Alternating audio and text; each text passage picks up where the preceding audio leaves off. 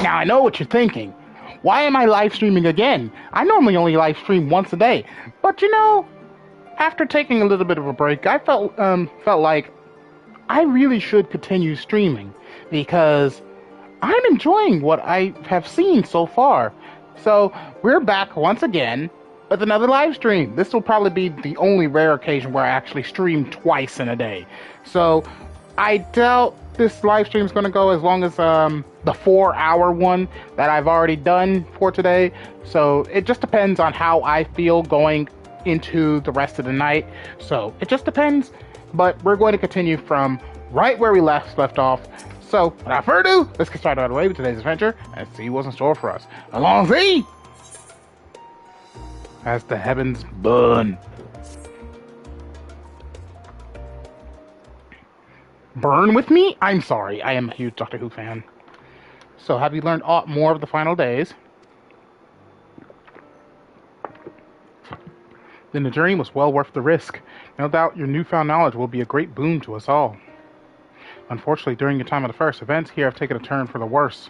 The Scions are running themselves ragged trying to contain the spread of blasphemies, but it's a losing battle. To try and ascertain the where and why of it, Alize and Alfino have been traveling all over. Of all the regions they've visited, Locus Amenos is one of the worst affected. Thancred, Estinian, and Graha took a detachment of allied soldiers there to offer aid and succor to those in need. But the province is vast. They only managed to visit a handful of coastal villages. It was an accomplishment worth celebrating still, but a drop in the bucket at best. In the meantime, your Stola and Master Matoya have been making a concerted effort to establish contact with Heidelin in the Ethereal Sea, but to no avail. As for Tataru and I, we've been keeping a close eye on the Forum. From what we gathered, they've been constructing a vessel to ferry people to the moon, an ambitious project that has likely been years, if not decades, in the making. However, since we've seen no sign of it thus far, I suspect it's still incomplete. You will also recall the proposal issued by Master Fulshino to the people of Radzatan. Following their discussion, Vricha declared his support for the plan and urged those who wish to evacuate to accept the Forum's invitation. So far, so good, but that's where things get a little strange. Apparently, the Forum caught wind of the lunar teleporter in the Tower of Babel and decided to use it to deliver people to the moon instead of their mysterious ship. Therefore, to secure a safe passage for the Hanish refugees to the tower, Alfino, Alize, Estinian, and Graha traveled to Garlemald not long ago. The trouble is, the capital was hardly the safest place to begin with, and now the final days have come to Garlemald.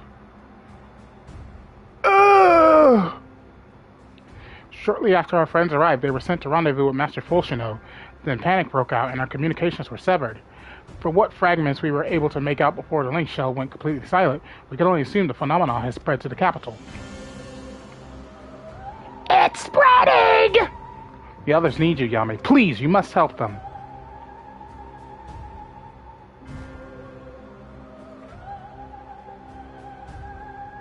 Having you there will make all the difference, I'm sure of it. Camp Broken Glass was their first port of call, so you'd best start there. Hopefully Lucia will know where they are. There's no telling what you'll be walking into, so you had best take every possible precaution.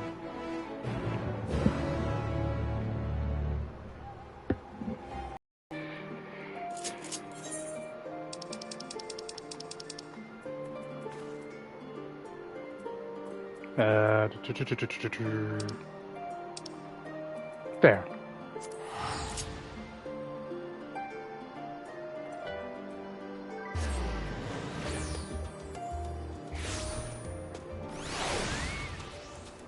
Oh god, it's an instance! Immediately! Right after a dungeon! A frickin' instance! Yami, and not a moment too soon, the skies over Garlemald are ablaze. But it's events on the ground that concern me. As you will have heard, your fellow Scions arrived ahead of you. We cut the customary greetings short after we received word from our troops on the Magna Glacius that the Forum's airship had landed. It was then that the heavens began to burn. I dispatched your friends at once to ensure the refugees come to no harm. I would have you join them immediately. Additional support is en route, but we will discuss them later. I trust you are ready to depart? Upon departing for the Magna Glacius, several cutscenes will play in yeah. You will be required to participate in battle. Yep, got it.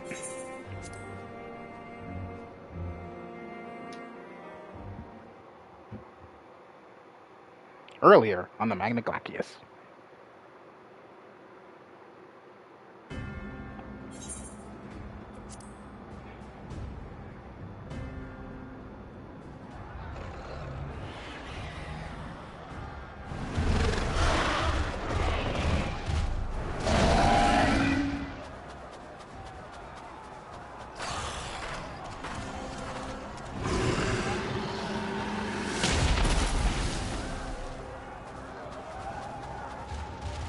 No. No. No. We were promised an escape. Not the same route we fled.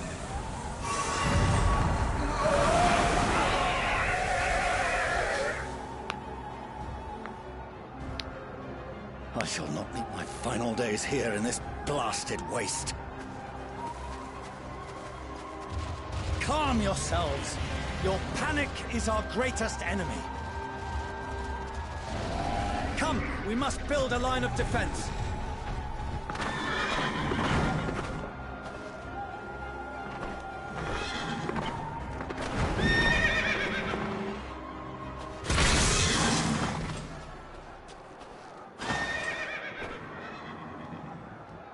How? Leave the fighting to us, Father. You must lead the people to safety.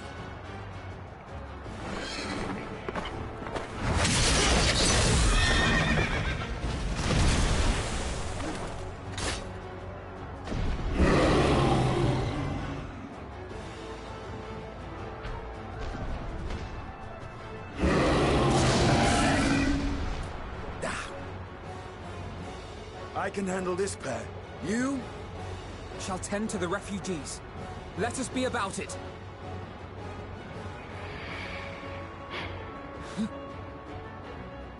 As you wish, my little lord.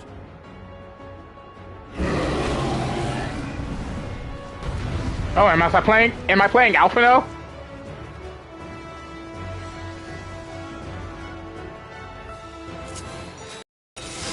Protect the refugees. All right.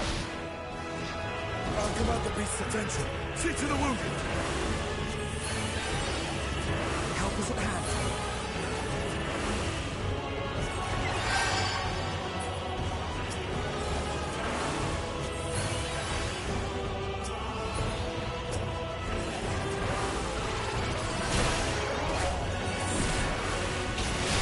Leave it to me.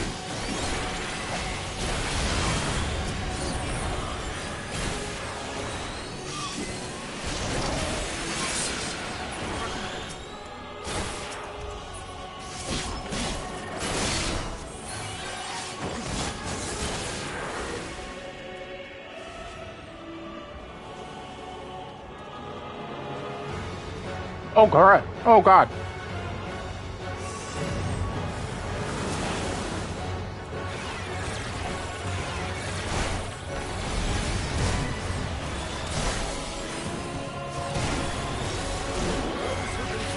Come with me.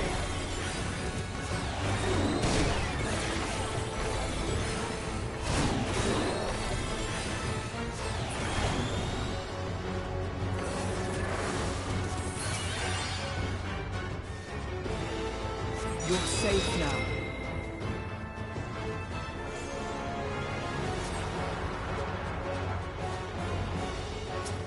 Easy now.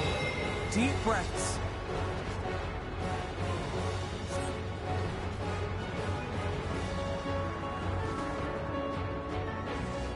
Worry not for the refugees, but for yourself.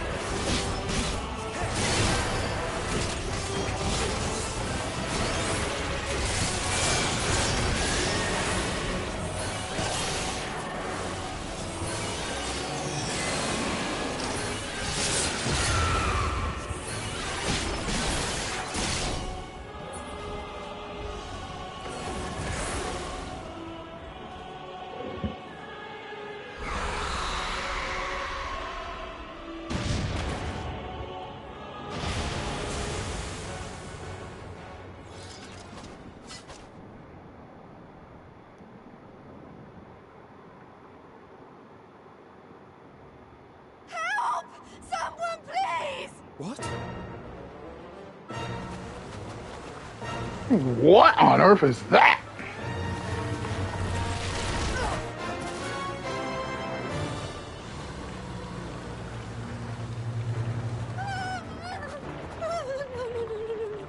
Don't. I don't want to die. Forward! Let not a single fiend escape!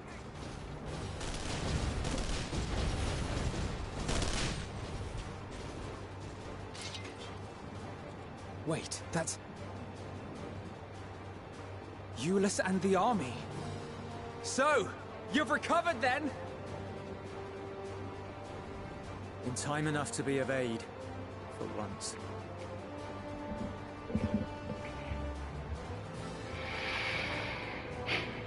We can speak of it more later. For now, we must fight! To repay your salvation in kind, or with better! For Garlemald has her pride!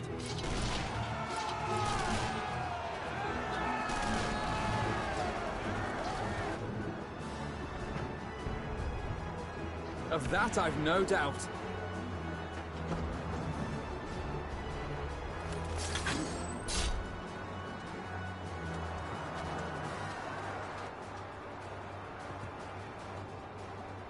Good gods. Of all possible saviors, the Imperial Army. Oh!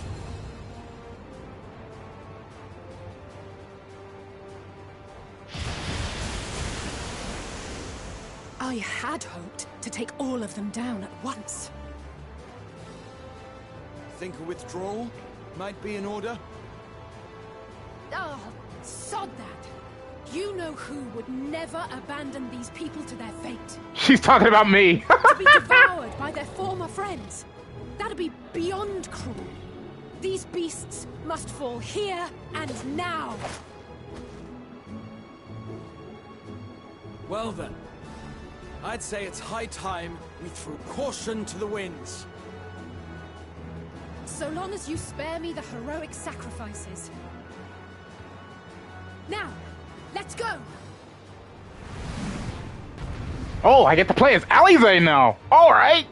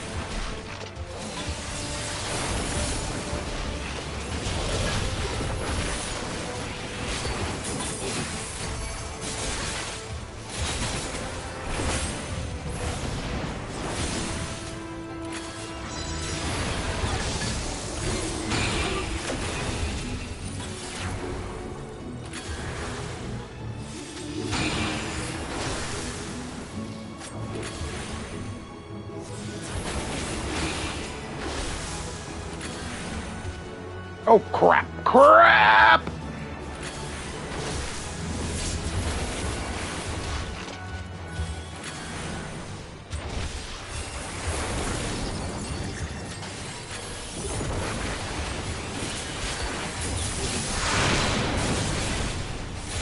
I'm not done yet.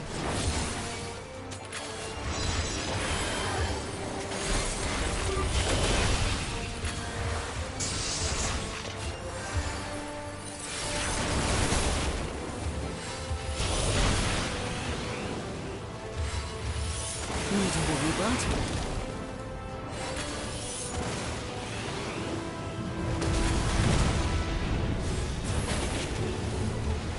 The air crackles with energy. Find cover!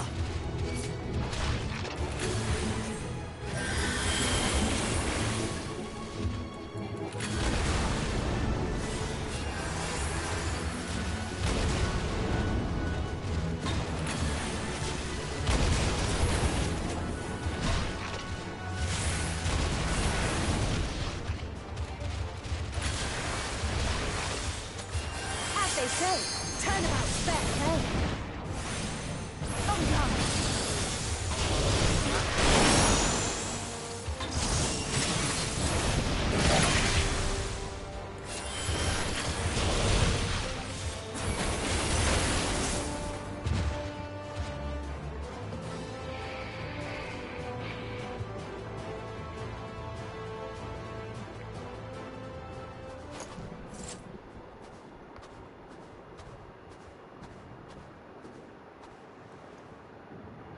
There's not the barest trace of ether. Maybe there really is no way to bring them back.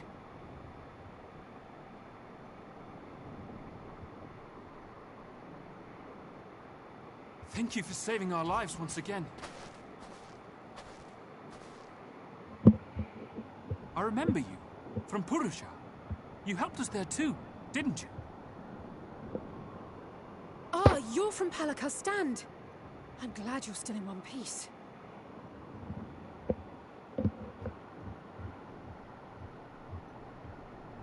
Or you will be, once I see to that injury of yours.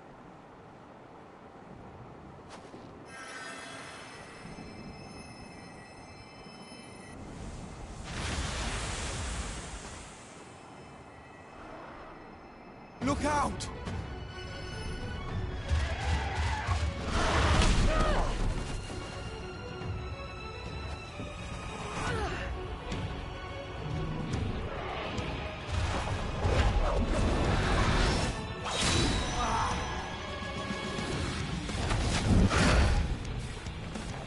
Get out of here! Quickly!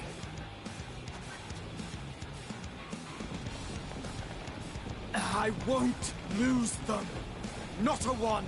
This will be a brighter future! I won't let a madman's apocalypse ruin everything we've fought to achieve!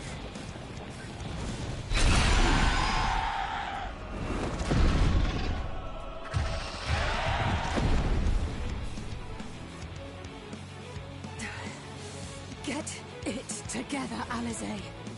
You're embarrassing yourself. And in front of father, no less. You might never measure up to our champion.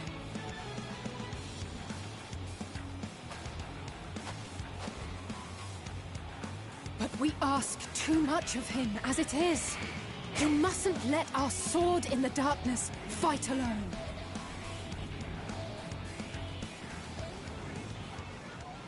You asked and you shall receive.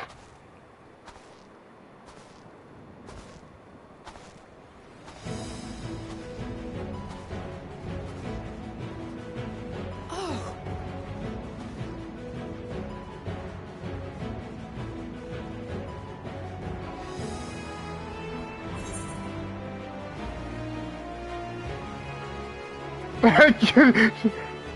You've done well in my absence.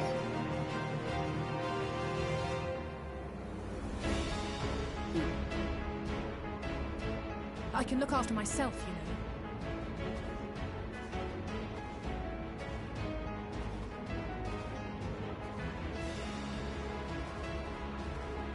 Everything's in order? I trust.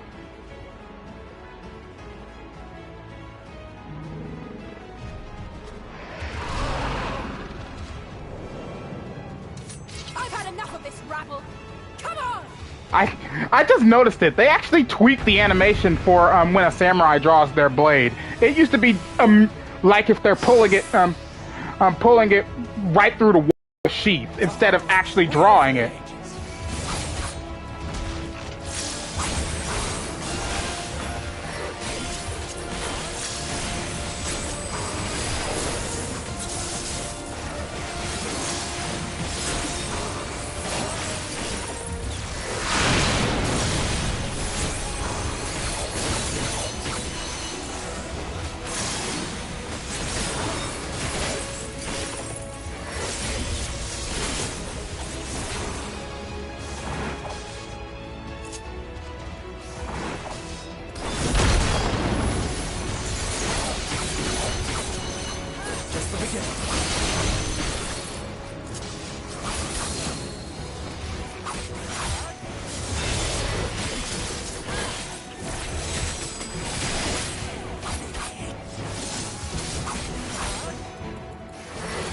Sit down!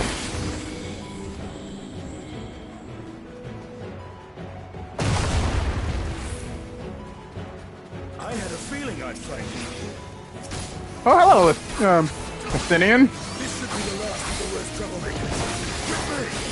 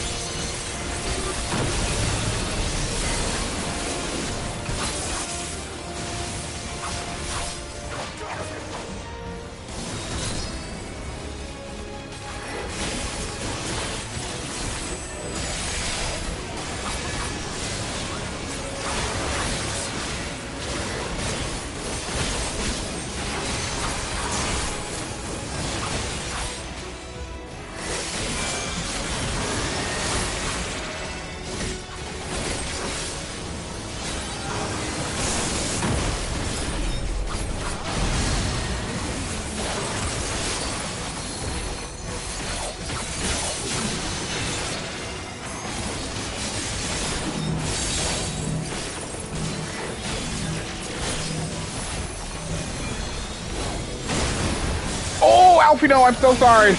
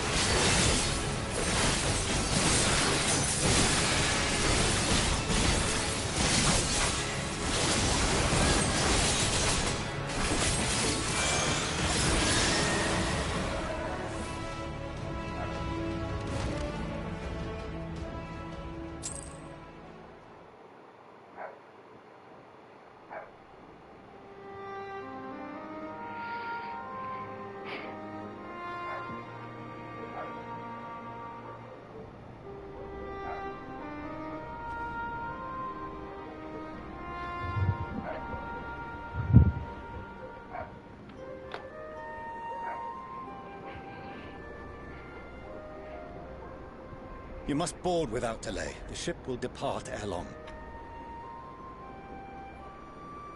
Your offer to host us in Sharlayan is most appreciated. But will the final days not soon fall upon it as well?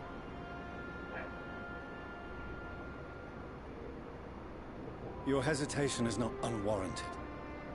The satrap entrusted me with your lives, yet I have failed your comrades. Nor are you wrong to fear that this corruption will continue to spread. I cannot promise you complete safety, even in my homeland.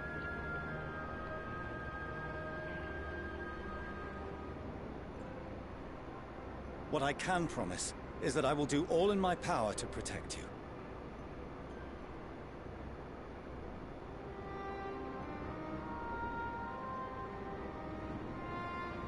That power is not inconsiderable. Even now, my countrymen are preparing the vessel that will deliver us to a sanctuary on the moon. Join us on our journey there, and beyond, to new horizons. Come to old Sharlayan. Please.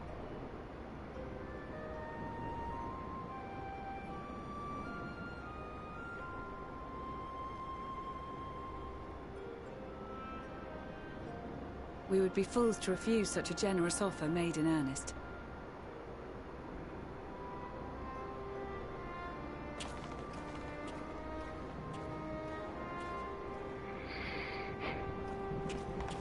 It seems they've a new destination. The people of Radzat-Han have known too much suffering. The march to Garlemald will only bring them more, short though it may be. I quite agree. Fortunately, they have you to look after them. Yes. Well.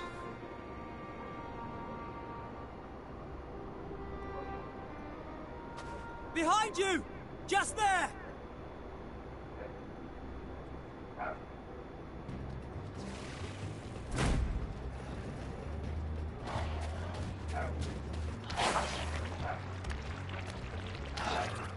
More of them.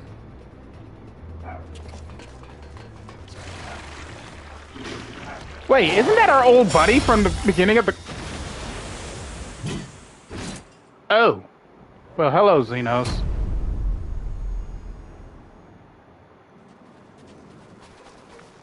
Xenos! Here!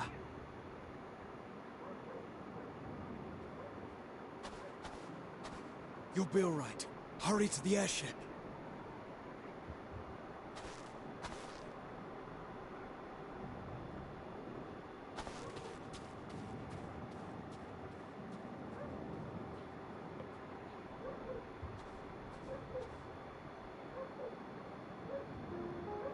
Why have you come? A heretofore unseen beast. 'Twas ripe for the slaying. Poor sport, alas. Unfit to temper my blade. Oh, for the love of... You cannot still be on about a rematch. That is, and has ever been, my sole concern.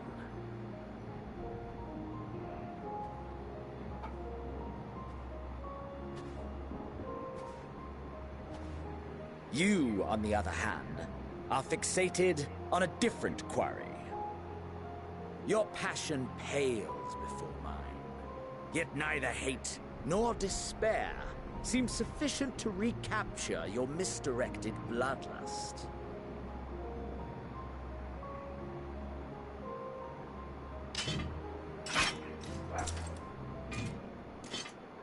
So, I hone my blade, and I wait.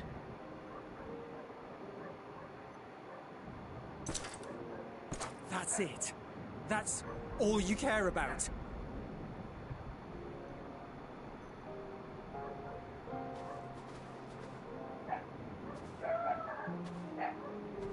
Garlemald is in ruins.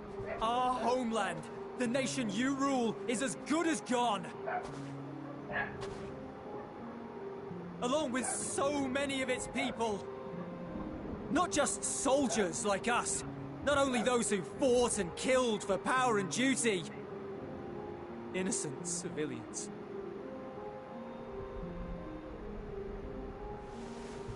Murdered by their own flesh and blood. Lost and confused as they breathed their last. While we who survived with our lives and minds intact were left to freeze to death. The Eorzeans tell me all this was your doing! You slaughtered your countrymen! You did! For what? For nothing, in the end. So much wasted effort. You bastard! For your own sake, Euless, you must control your anger. It will serve no one should it consume you and see you transformed.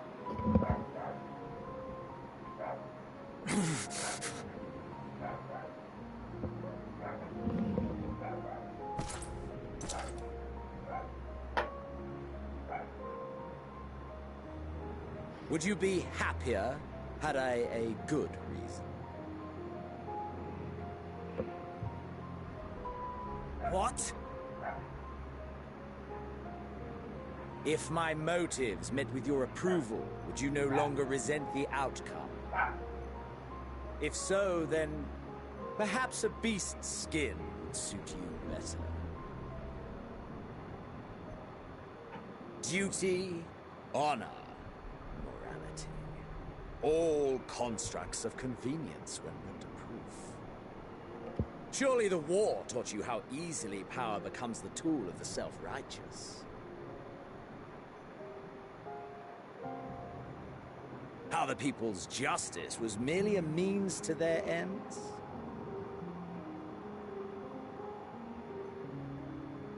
Yet you would ask me why. Ask any creature of this star and those above for answers, and they will tell you what suits their fancy. And they would be right to do so. What meaning there is to be found in the petty vicissitudes of your existence must be gleaned by you, and you alone.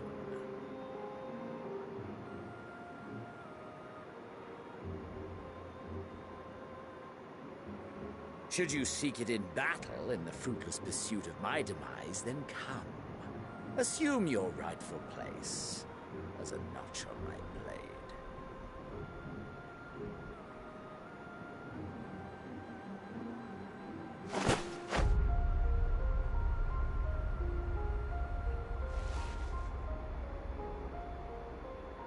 You are a blight on the Garlean race, and there would be no more satisfying way to expunge it than by beating you to death.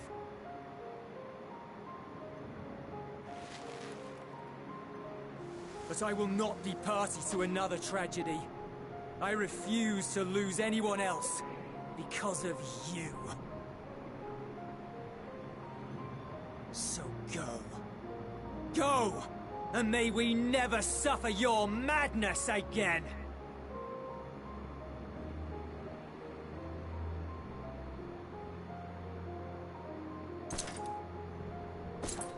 Xenos!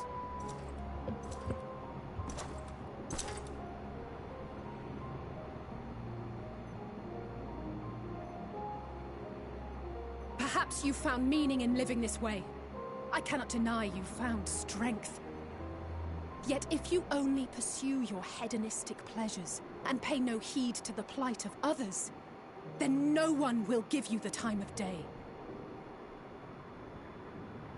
You will never get what you want, not even the battle you pine for so dearly.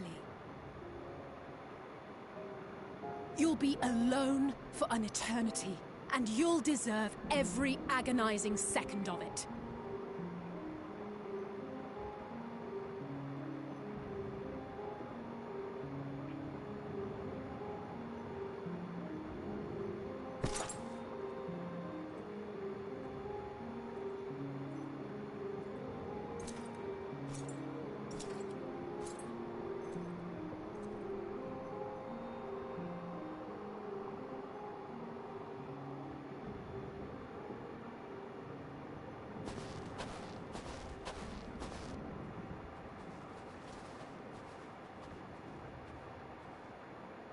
we're ready to depart.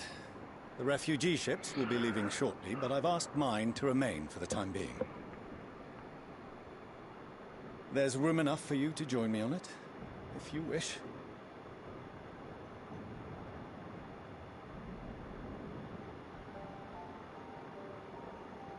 Do contain your surprise. I needn't agree with the Scion's methods or intentions to acknowledge that their deeds are deserving of gratitude. We appreciate the offer. But might I ask why you are delaying your departure? I presume it is not solely for our benefit. I must visit Garlemald ere we return to Sharlayan.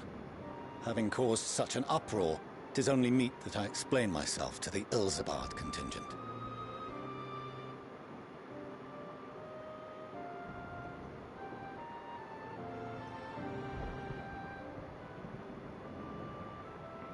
Allow us to accompany you then. We should be glad to facilitate, given our familiarity with all concerned. If you would like to join as well, Eulus, we can speak of recent events on the way.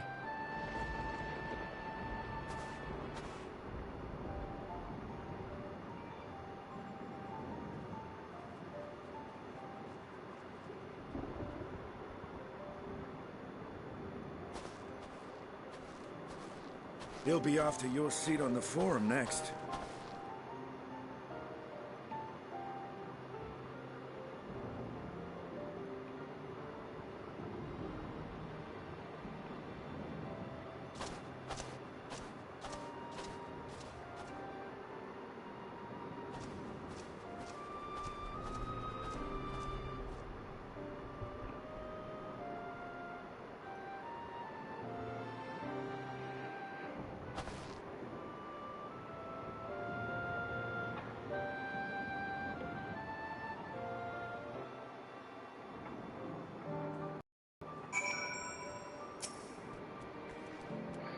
See Zeno standing there, so uncaring and unrepentant.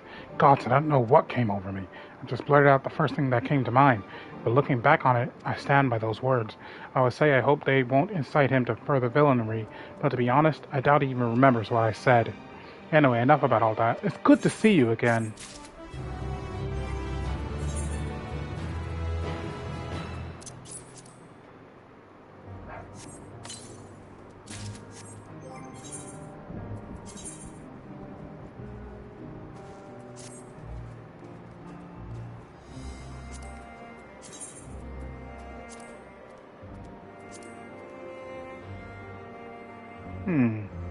Don't think I've seen this design used. It looks like a steampunk type of design to it.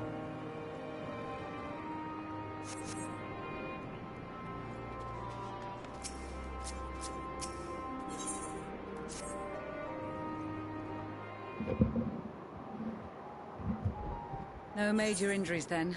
Good. I briefed the recovered soldiers and sent them on their way as quickly as I could, but nevertheless feared they would not make it in time.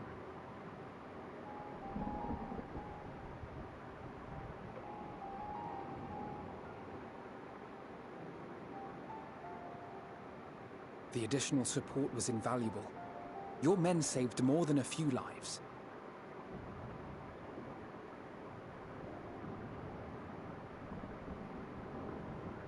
Though not all, I regret to say.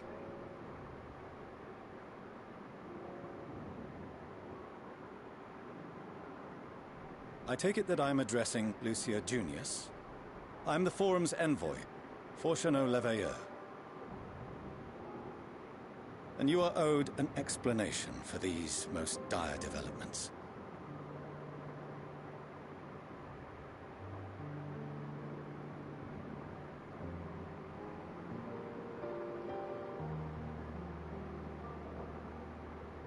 Another trial wrought by the final days.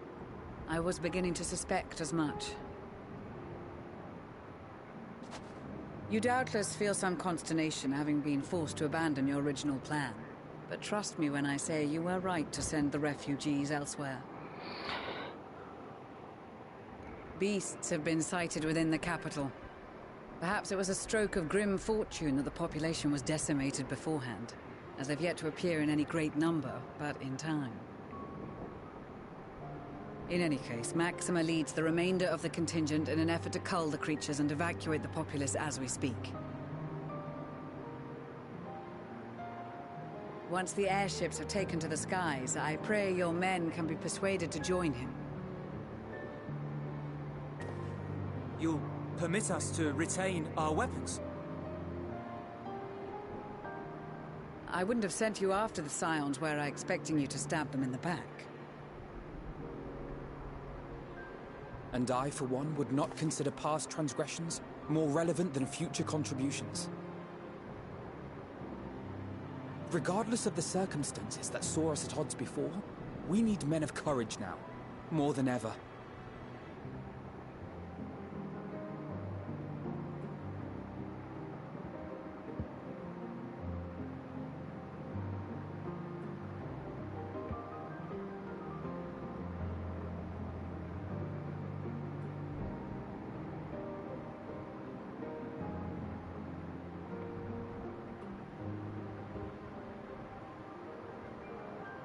We swore to defend Garlemald, and so we shall.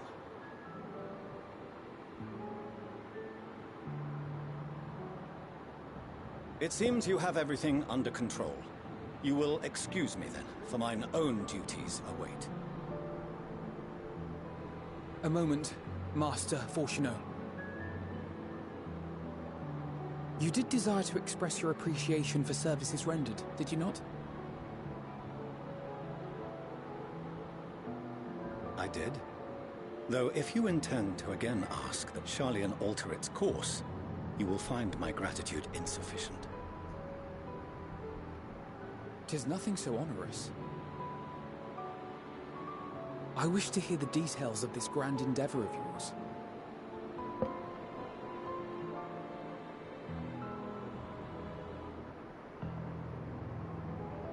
Do you swear to listen and to learn, and not to embark upon some scheme to impede us?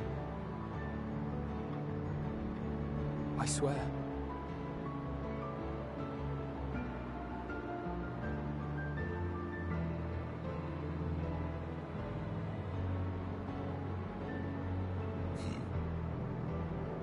Any other, I would doubt. But you, I trust to keep your word. For not once have you broken it. Very well. I will request that the Forum make you privy to our plans. You may await our summons at the Baldessian Annex, assuming the decision is in your favor. Does that suffice? It does. You have my thanks. Excellent. You can regale us with tales of your most recent sojourn to the First while we wait.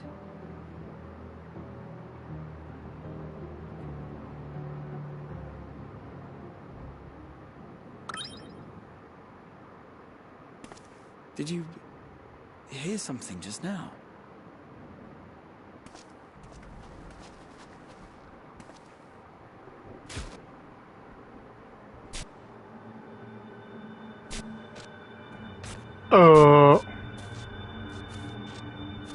What is a Loperit doing here? The eyes!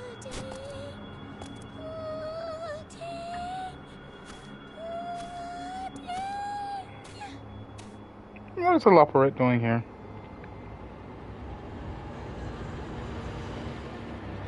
Where is this star's blasted pudding?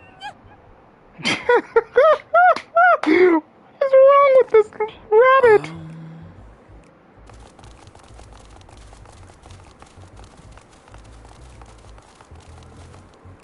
Oh, they're all here. Jesus. Dawn may banish. Oh, hello, Rajay. Night. And to this bitter clime bring warmth and comfort.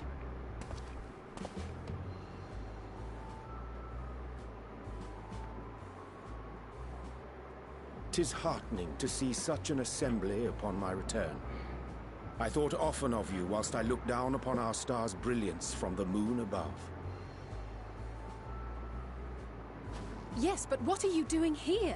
And dressed like that? Aren't you cold? Verily, I fear for my health should I proceed to expand on our purpose ere I procure more suitable garments.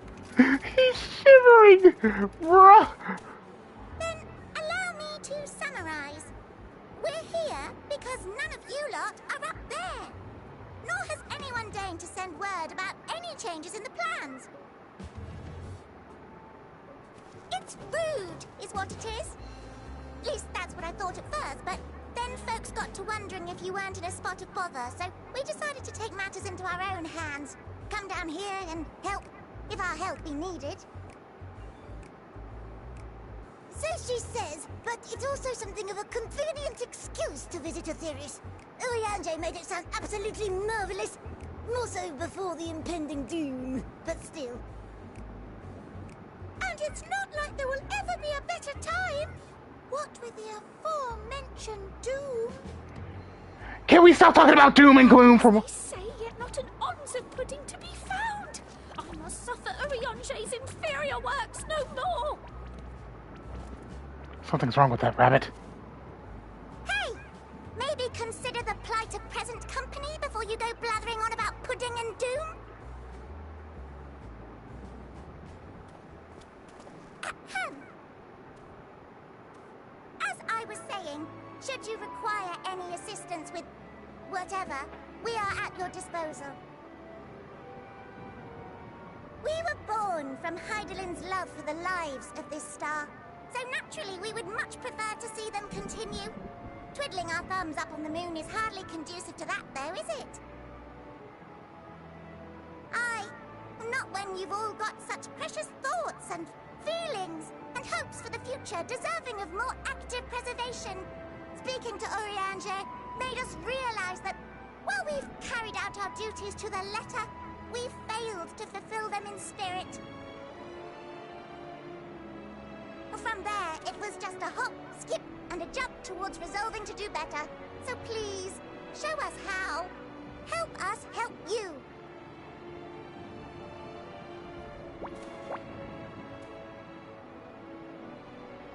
Forgive me, but are they... Thy distant collaborators, indeed. Hail, fellow, well met. You'd be a member of the Forum, would you? It's an honor and a pleasure to meet you at last. I'm Livingway, Heidelin's right paw. That last bit is very important. As am I, if I may humbly say so myself. Really? Bid you welcome to our star, Livingway. On behalf of the Forum, I thank you for traveling such a distance to meet us. As you have surmised, preparations for the Exodus have not proceeded as smoothly as we had hoped. I should be happy to personally escort you to our headquarters in Sharlayan, where you may advise us as you deem fit.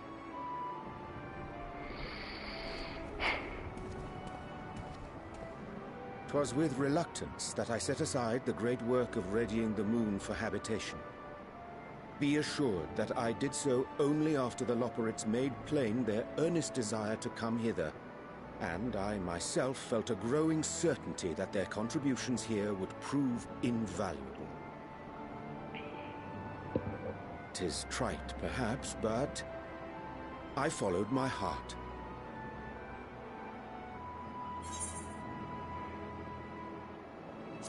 Good to have you back.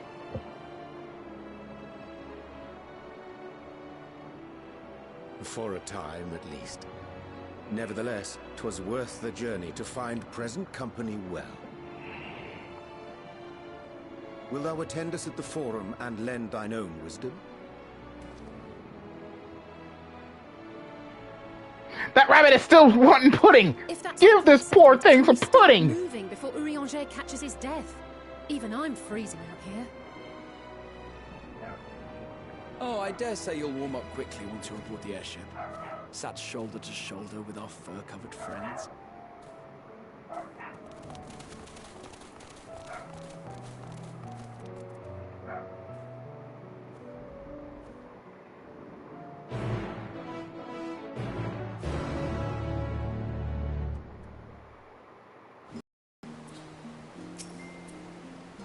I dare say Master Fulchino was as nonplussed as we to learn the identity of Heideland's lunar custodians.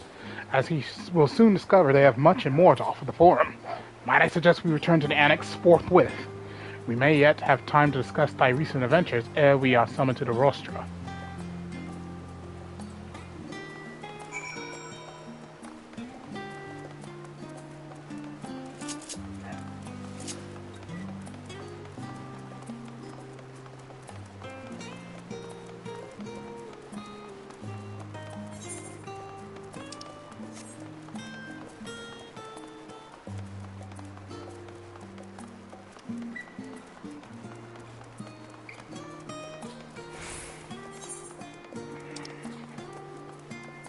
Wait, is that a side quest?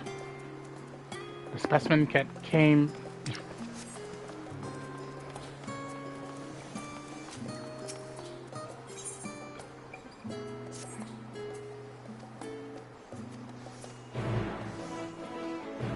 Oh, this is just dealing with the Huns.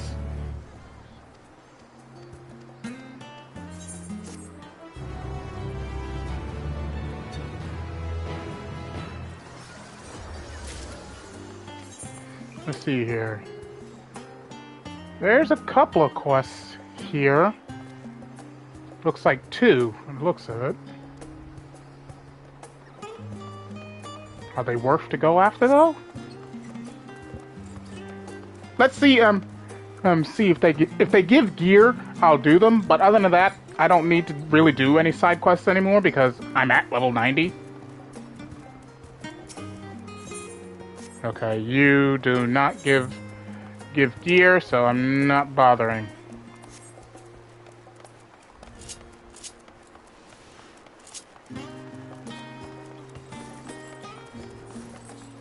Show off! Being able to double dash.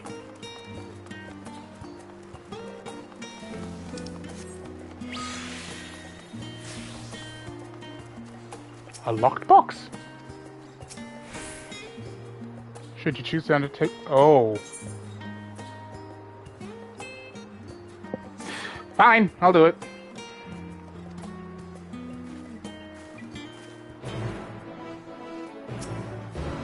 Unsigned. Dear Yami, there is a gift for you in the box if you can open it. To do so, you must acquire 3 keys. The keepers of which are somewhere in Charlotte. Solve following riddles to find them and do try to have fun. This is a game, after all. Towards wisdom aspiring, a keeper doth gaze. By young minds acquiring, and new trails blaze. If the mind is a muscle, and rest it doth grow. So that all embrace slumber, the better to know. By life ever flowing, a keeper doth wait. Clutching a prize is hunger to sate. Yet no prize is so coveted as one golden hued, the mention of which is never thought rude. Blessed by the nymphi, a keeper doth stand. Enthralled in a tale, a book in his hand. Yet evocative letters on parchment may be, 'tis words said and heard which impel destiny. Huh?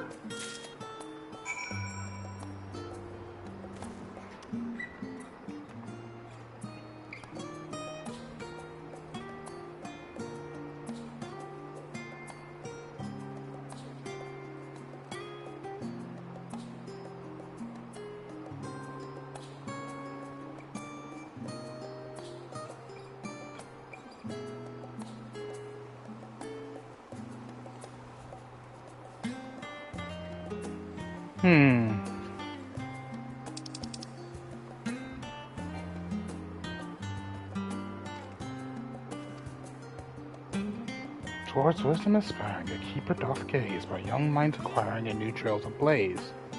Yet the mind is a muscle, and rest it doth grow, so let all embrace slumber, the better to know.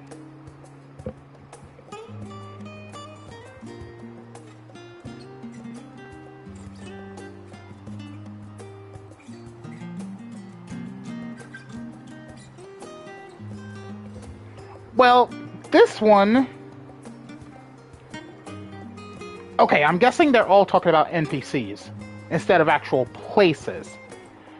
This one is mentioning slumber, so somewhere there's a sleeping student. Because they are also mentioning wisdom and young mind, so it has to be a student. So, where do I remember seeing the sleeping student? Okay, where do I remember seeing a sleeping student? open my map here. Sleeping student, sleeping student. Well, we have to come over here. So, let's make our way over to the actual, well, schoolhouse first. Because I think I recall seeing a sleeping student NPC somewhere out there. Unless these are new NPCs. NPCs that just got placed there.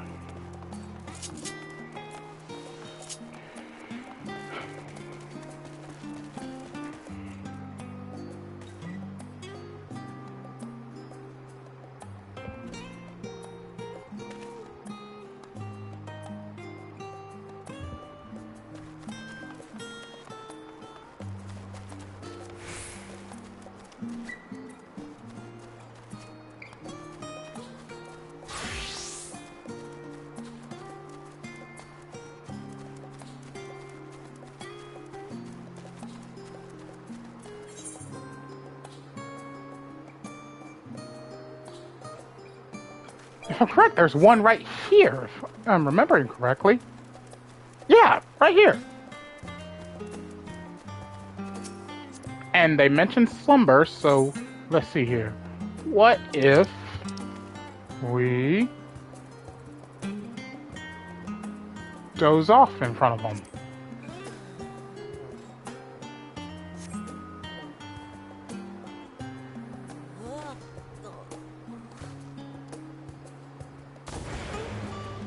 Aha! I've been waiting for you, Yami. Here, my master bade me give you this key. Go so far as to disguise himself as a woman. It shows how much he wanted to meet you in person. Anyway, I've played my part, so I'll return to my training. Enjoy the rest of the game.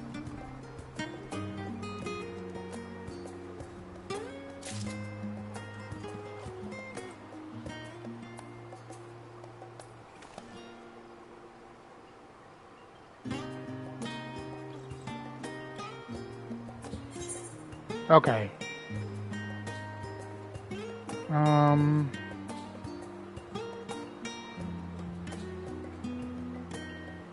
Fuck it. I'm just gonna look it up. That one I'm kinda, guessed. Okay, second one is over here. Golden acorn? Golden acorn? I don't get it.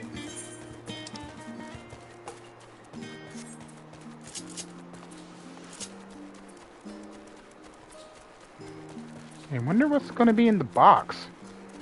I mean, it's a gift, so it's got to be something, something nice, because most side quests aren't crucial to the main story plot, unless they actually have cutscenes to them.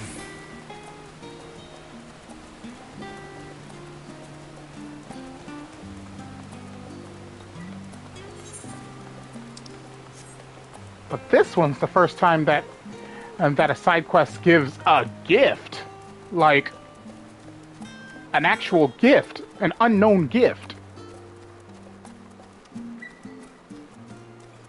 Now, why would it? It's a squirrel. Are you kidding? Oi!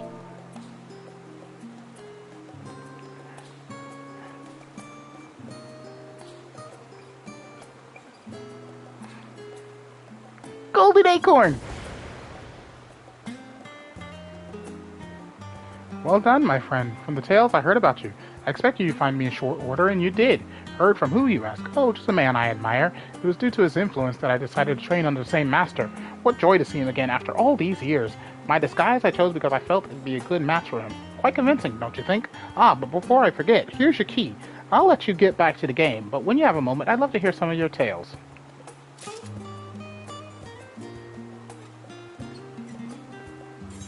And the last one is 11,585 right here.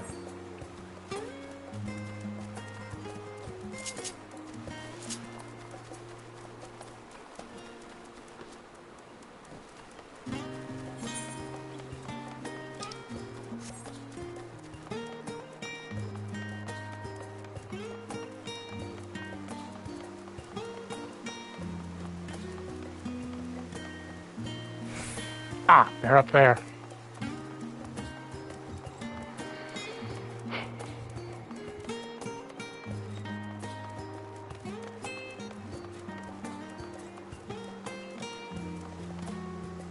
At least they should be up here.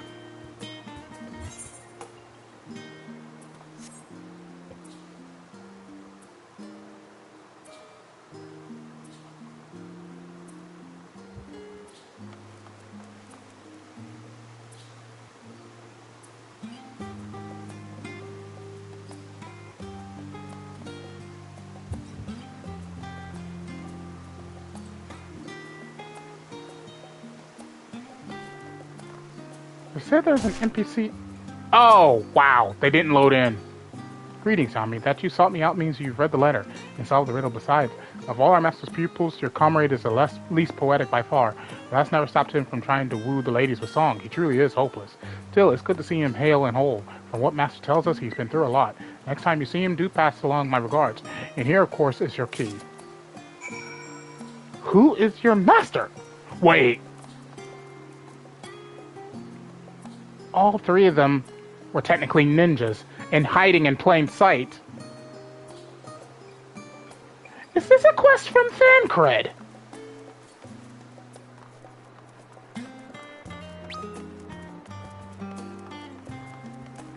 Hold up.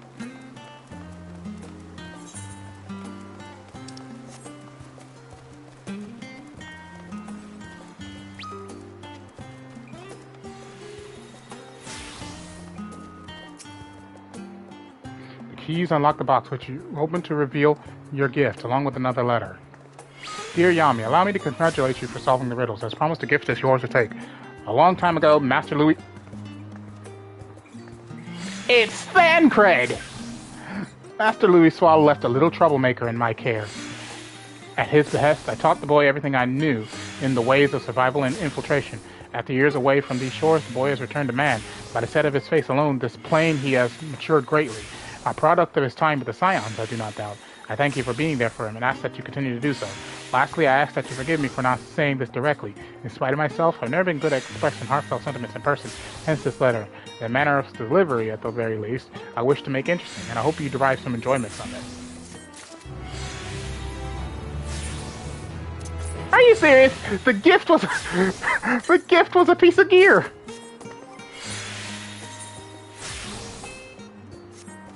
Well, that got my hopes up for nothing. Well, I got a piece of gear from it, but still.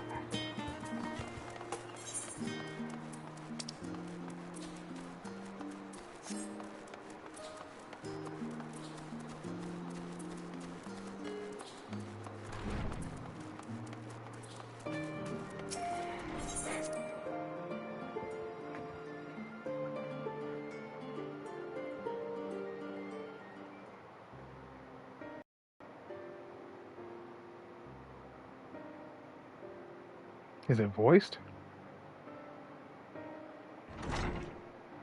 Probably.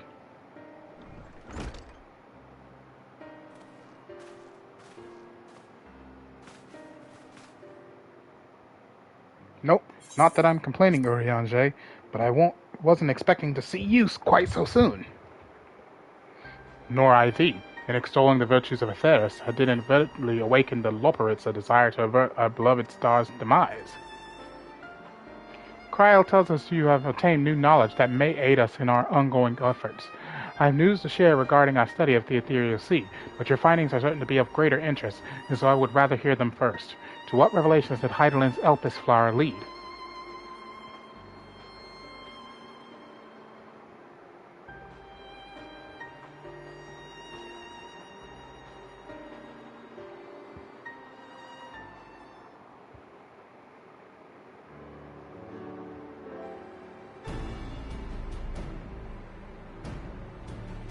And this dynamis is what drives the final days.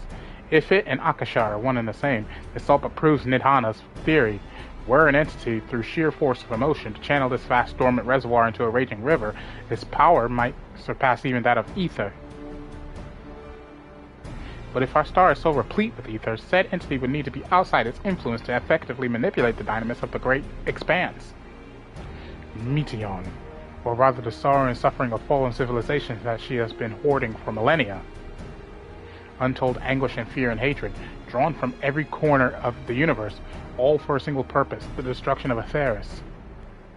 And our foe is no longer some unknowable calamity. We have but one aim, to defeat Meteion. You make it sound so simple, but you're not wrong. Vanquish Meteion and we deliver the world from the final days, but to even attempt it there are two conditions. First, we must determine our location. Before Meteion escapes, an enchantment was placed upon her by Fana, the woman who would become Hydaelyn. The implications of temporal magics are not entirely understood, and so we cannot assume that our Hydaelyn and Fana, Yumet and Olympus, are one and the same. Nevertheless, due to her intrinsic qualities as an all-powerful being, I'd wager that Hydaelyn possesses the knowledge we seek. Whether she would share that knowledge with us, however, remains to be seen. After all, she intends for us to flee Atheris, not to stay. Do you suppose she has abandoned her pursuit of Meteion? The Fana I know would never give up.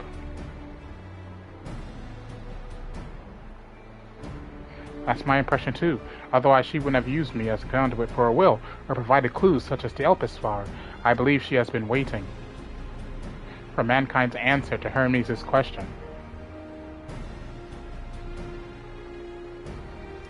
So what's the second condition? We must find a means to reach Meteion. Naturally, our chosen method would depend entirely upon wheresoever she has made her nest.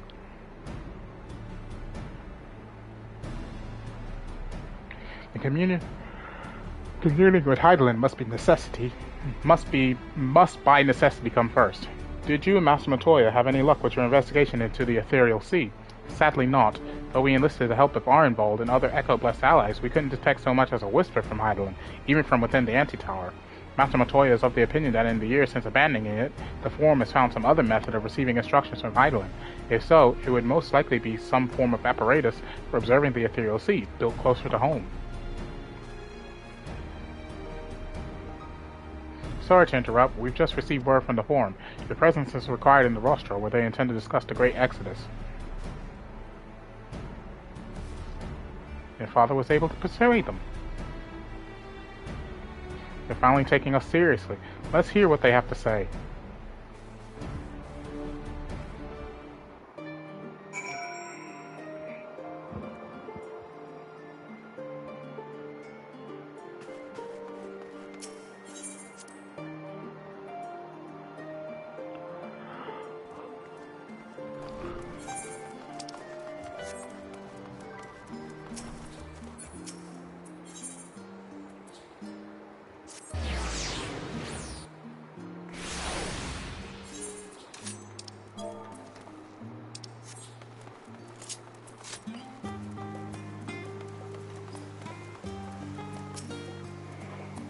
The Forum is in session, and as such, the rostro is closed to visitors.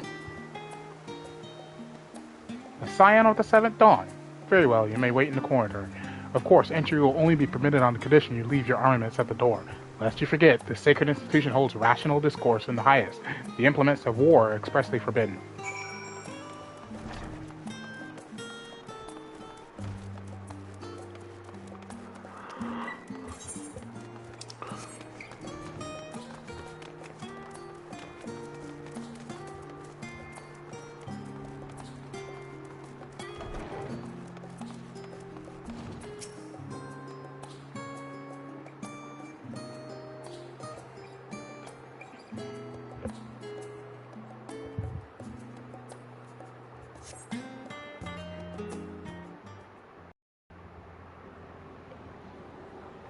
Now this cutscene is probably going to be voiced.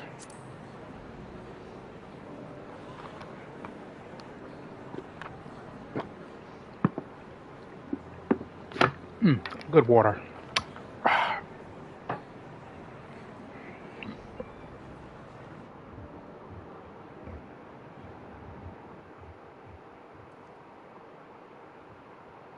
There is a matter I wish to raise with you before we enter. We are here to listen and to learn. But if the Forum's plans are more or less what I expect, then I should like to make a proposal that will serve our ends. By your leave, of course.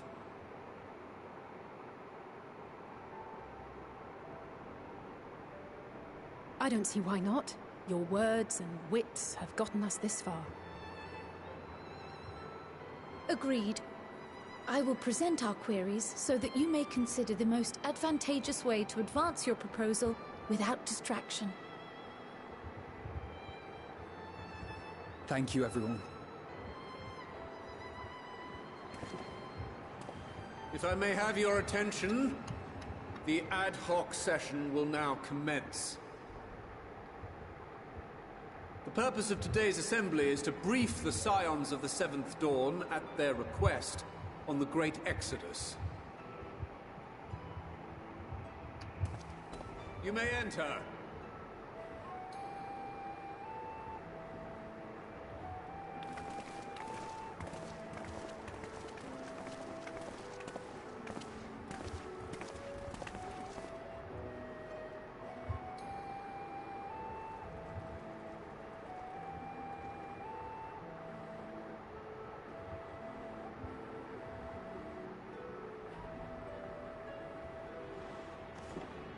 On behalf of the Forum, I commend your heroic actions on the Magna Glaciers.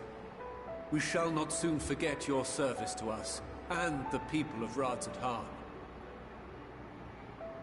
The Satrap, whom we have informed of the refugees' new arrangements, sings your praises as well. As an expression of our gratitude, we will endeavor to answer your questions as fully and openly as we are able. Then let us begin. First, it is the Forum's objective to ferry the life and knowledge of this star to the moon. Am I correct? You are.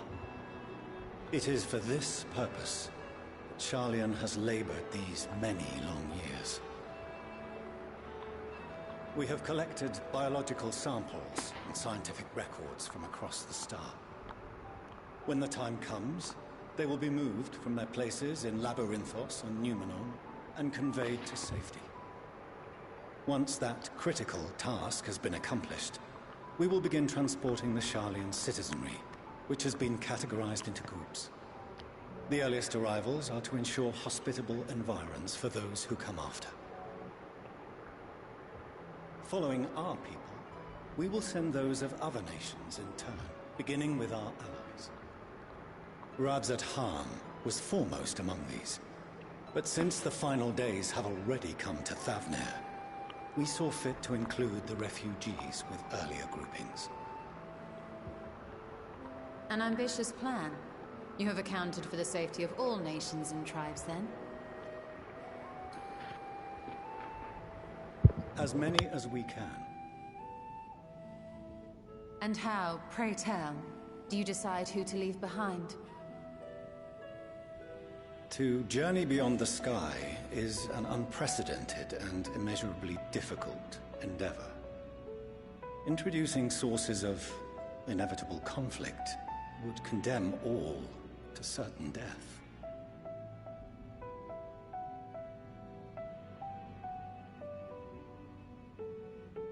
Questions as to the validity of that approach aside, are your plans proceeding apace? We're under the impression that your primary means of celestial transportation is incomplete.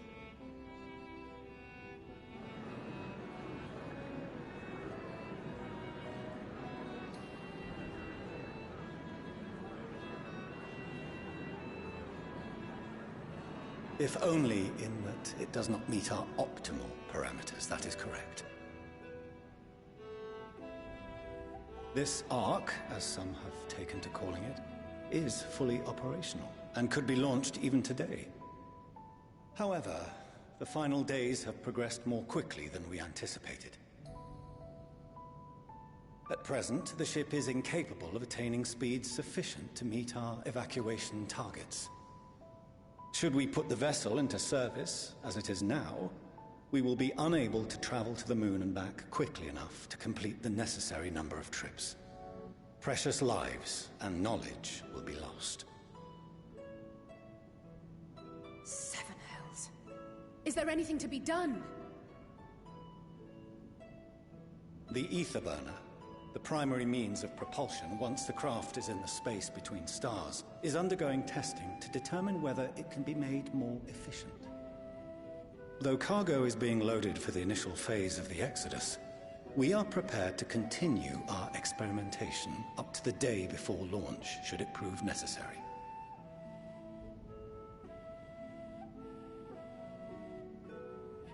What if the Scions were to solve your problem?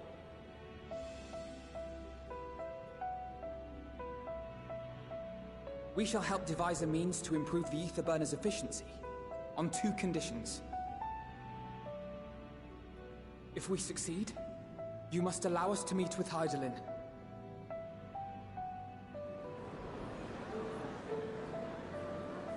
'Twas simple enough to deduce. You have a Concord, and so you would never have abandoned the anti-tower had you no other means of communication. One far more convenient, I suspect.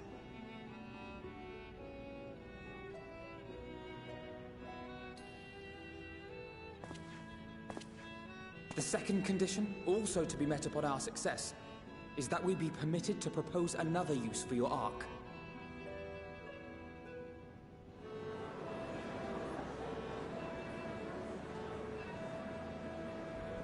We would be at liberty to refuse this proposal. Of course. If we cannot prove its merit to the 99 here, who are we to stake on it the lives of all peoples of this star?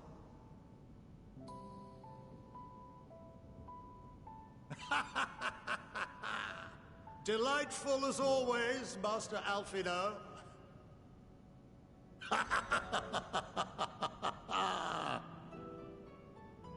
Oh, we couldn't have asked for a finer plan. Allow us to solve this complex engineering problem of which we were entirely unaware until moments ago. What could possibly go wrong? The satire writes itself.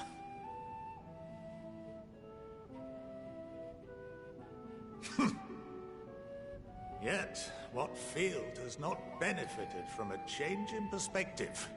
When we are at wit's end, what we need is not the same dry theories recited ad nauseam, but fresh inspiration.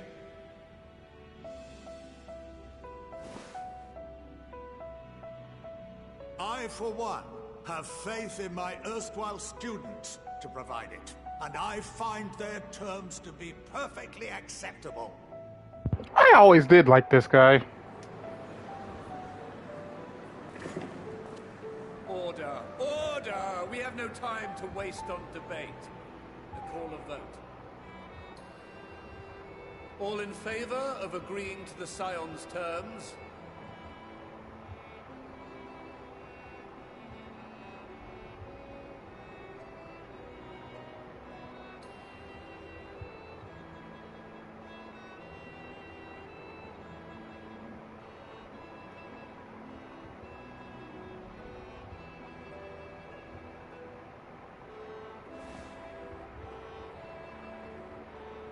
"71 in favor, 28 against. The ayes have it.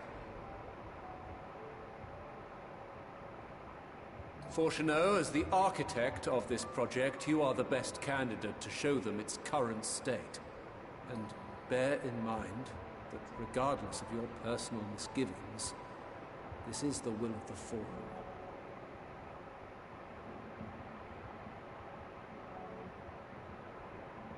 Very well.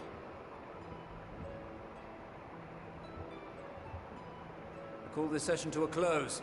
Return to your tasks with urgency. The final days wait for none.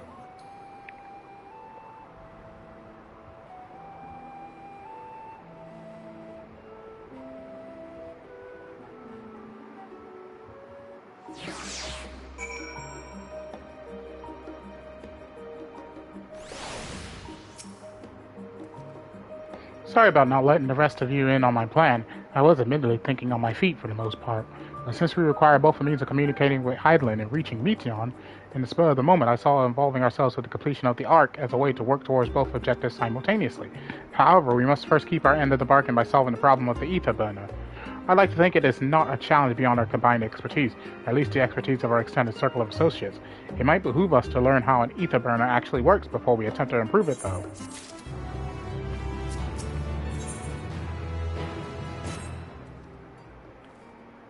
As instructed, I shall take you to see the ether burner.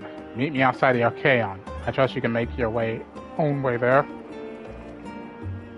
So the Ark is being built in Labyrinthos. Hardly surprising. Where else could they conceal such a massive undertaking?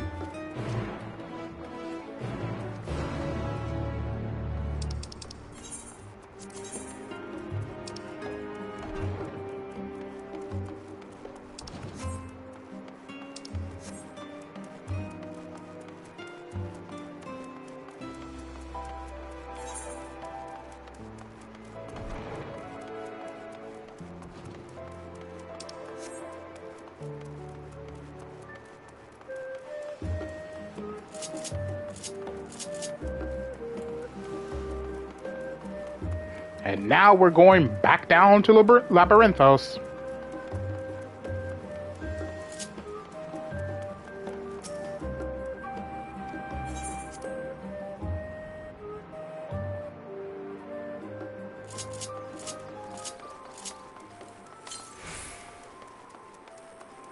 Southwest.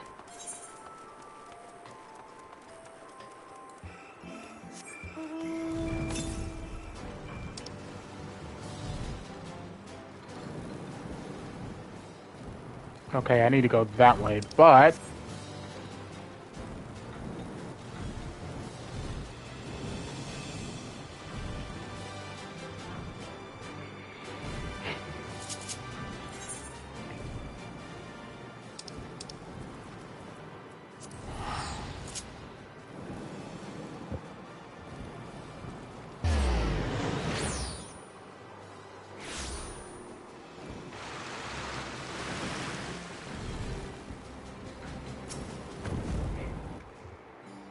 Our destination lies in the lower levels. The Forum in its wisdom has granted you access to the Archaon's lift. Step aside and have Ophiline take you to the medial circuit.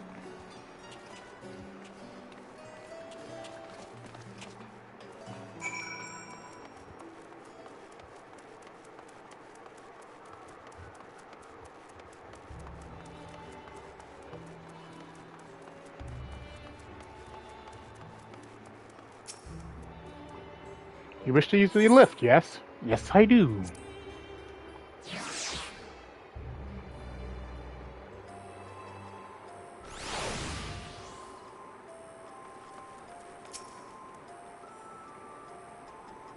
I have sent your associates ahead to Logisticum Alpha on the other side of Mario Agronomics.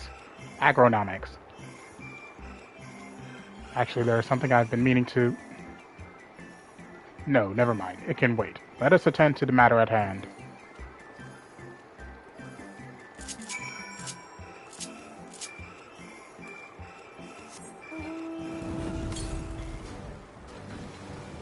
Directly to the west, huh?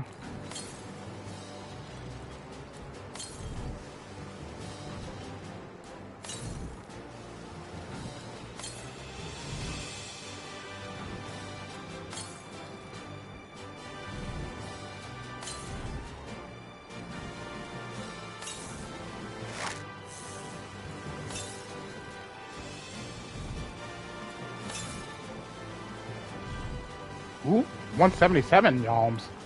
So I passed by it somehow.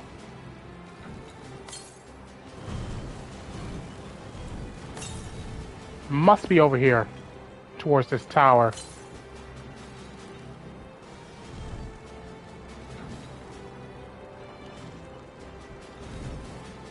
Yep.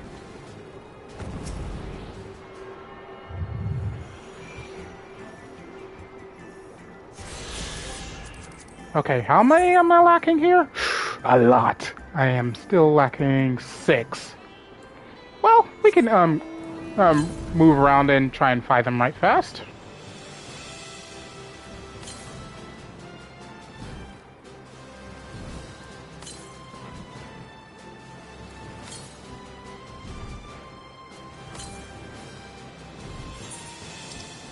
Oh, it's down there. Dang it! Everything's below me.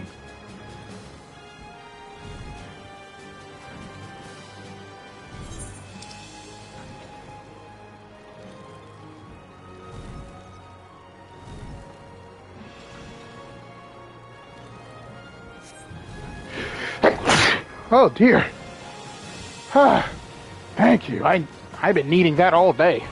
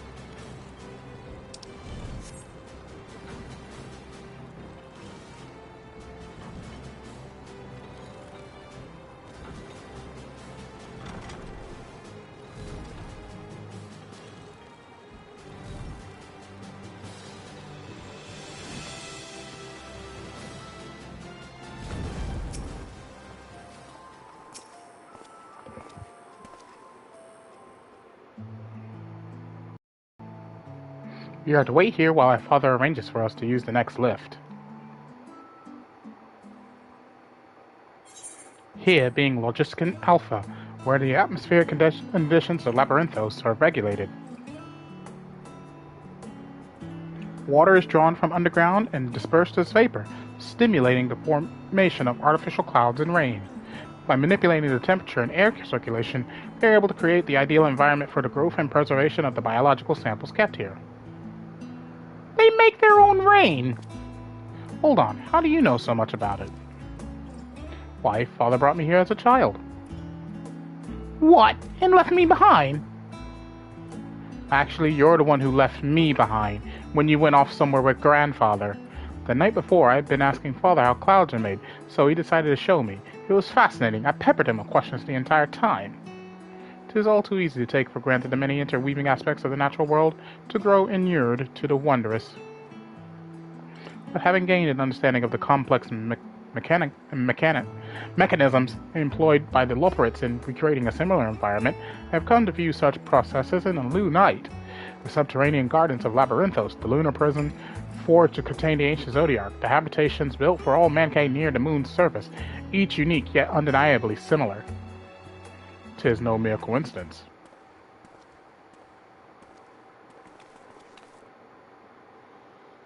Ever since Heidelin unfolded to us the grim fate that awaits the Theris, every essential resource we could spare has been delivered to Labyrinthos in preparation for the Great Exodus, but that is not all. It is also a testing ground for the technologies that will allow us to settle on distant stars. Though the Loperites have endeavored to make the moon inhabitable, that is not our final destination. Mankind must learn to propagate life where there is none, to thrive where all is barren. Alas, time is not on our side. I have arranged for you all to enter the central circuit. It is there that most of our preparations for the Great Exodus are carried out, the construction of the Ark among them. Though our plans have been made public, access remains highly restricted. You, however, will not be subject to said restrictions, and will have free reign to come and go as you please. Such was the will of the Forum, after all. We will prove ourselves worthy of their trust, your trust.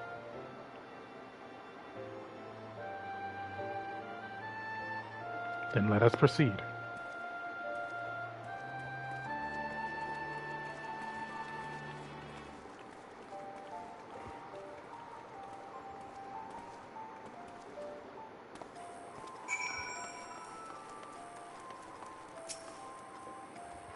By decree of the Forum, the Scions of the Seventh Dawn are permitted to enter the Central Circuit.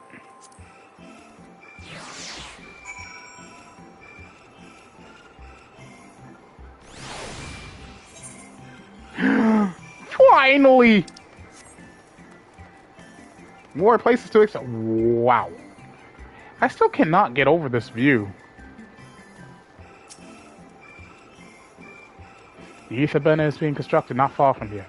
Overseeing the work is Kokoi Dankoi, after whom the forge is named. Once the necessary introductions have been made, I shall leave you with him to discuss the particulars. This way.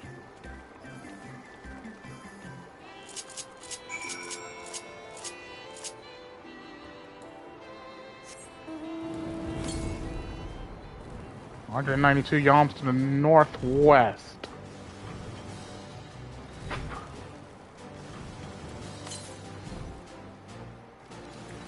42 yalms northwest, 121 northwest, 104 yalms northwest, 71 yalms northwest. I should be able to see it from here, right? 52 yalms. Yeah, I should definitely be able to see. It's right there.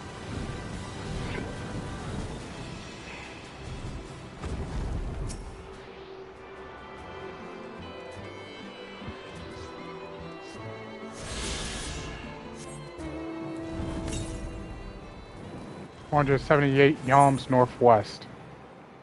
So, looks like I'm heading towards this way?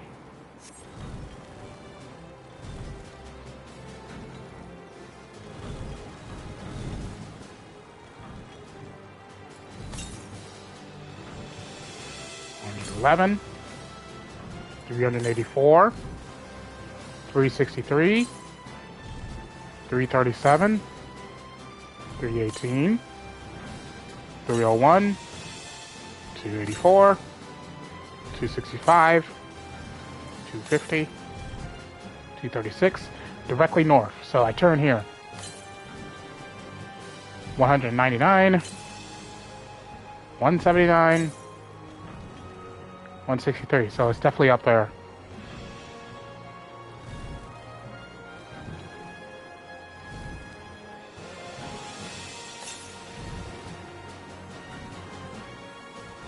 $191, 151.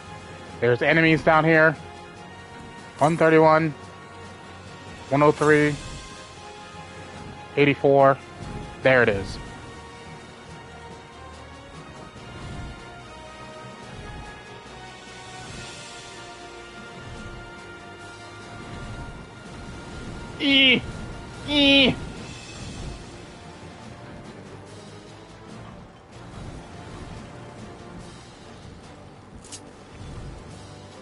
This enemy would be facing in my direction.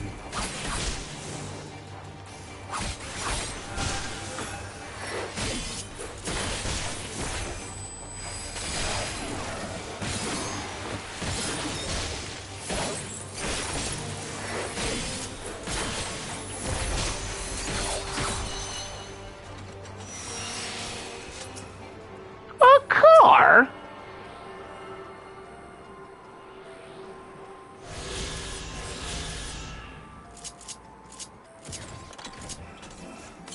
Bye! Turn northwest. So I'm still going west. Alright. How many is that? 4 left.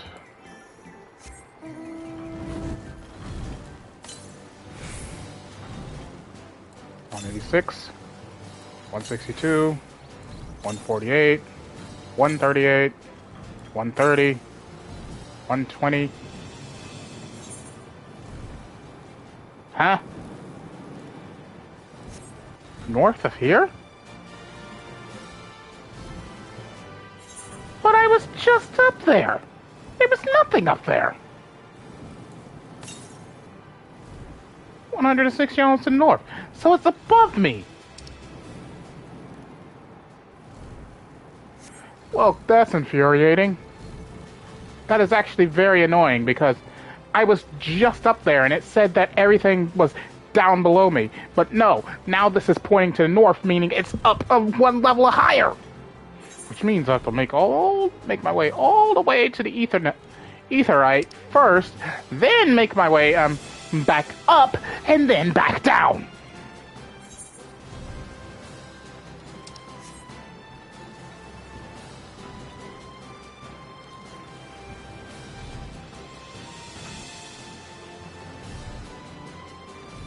I swear, ether currents. This is literally the one feature I could care less about in this game.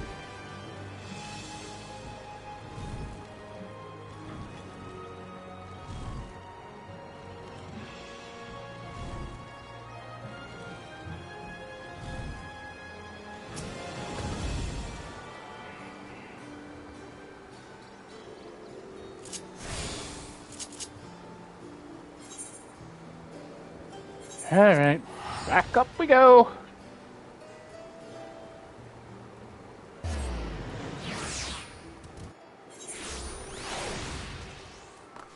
And now through the lift, because it's on the second level. You could hear the annoyance in my voice.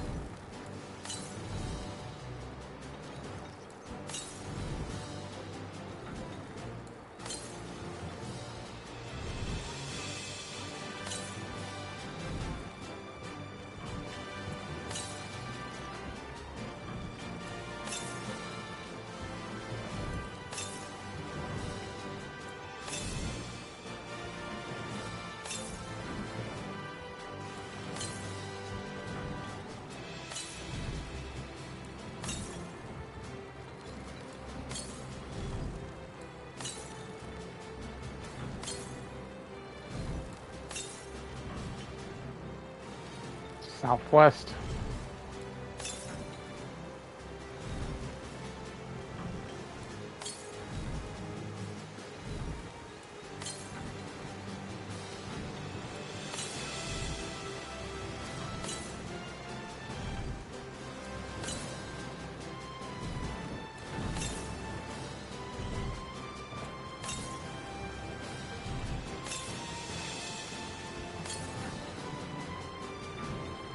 Seriously, listen here.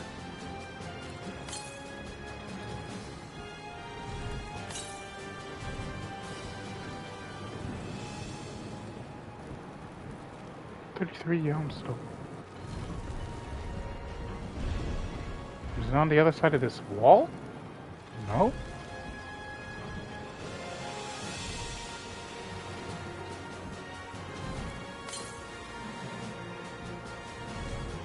$25 to the... Is this building accessible? No. How about this one? No. 38 yalms to the west.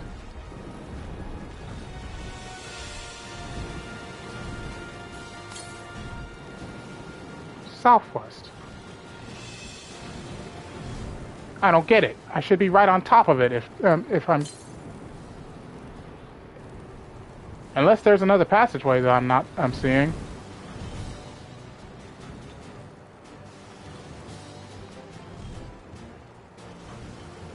Nope, that's not a door.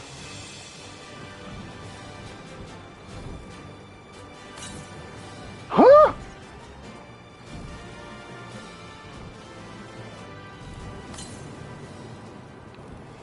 $35 yalms to the west. Which is this way.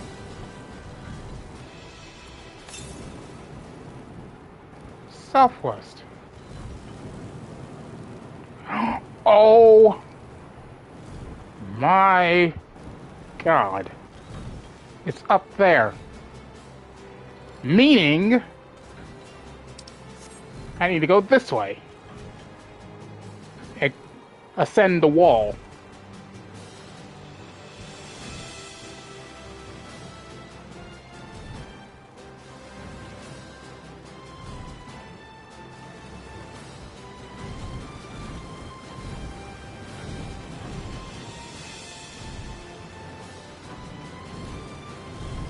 this would have been literally the last place I would have looked.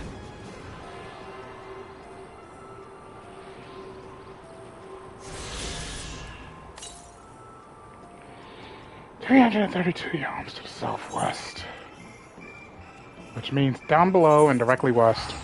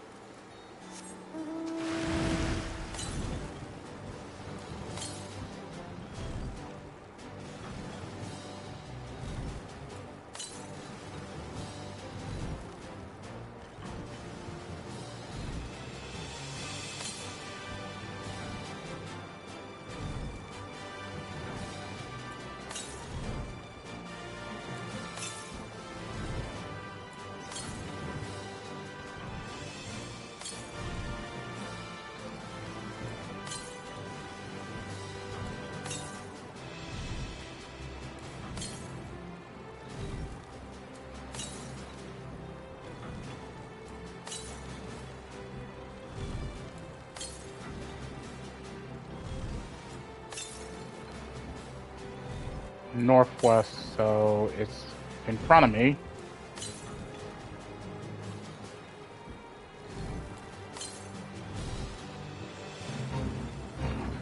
Nope. That's a fate.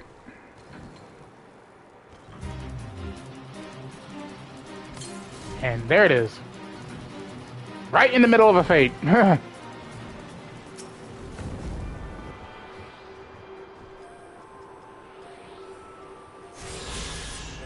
And that should be the last one. I'm missing 2. How am I missing 2? 783 yalms to the south. Oh, joy. It's down there, isn't it?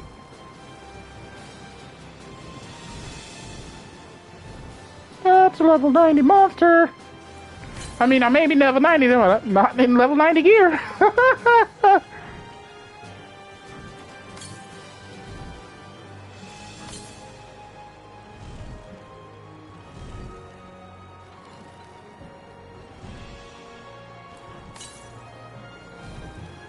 My guess is in that, down below in that one living quarters area, because it's completely encircled by a barrier, meaning we have to go even lower to get to it.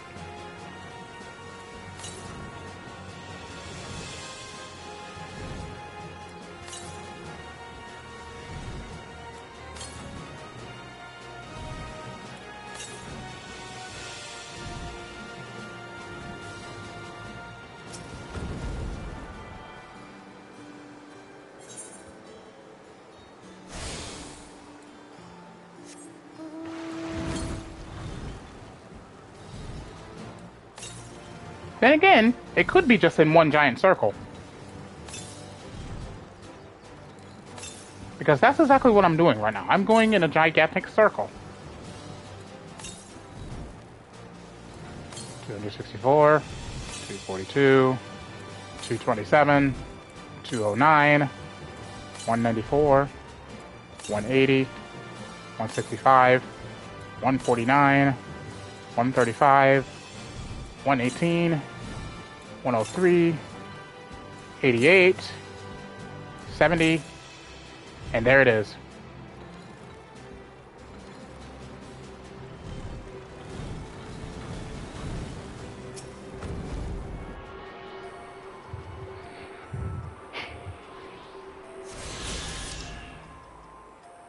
And now I've come to the realization that literally the only place that I'll have no access to is this spot right here. So if I'm correct and all the ether currents is in one giant circle, 421 Ts. Yep, one giant circle.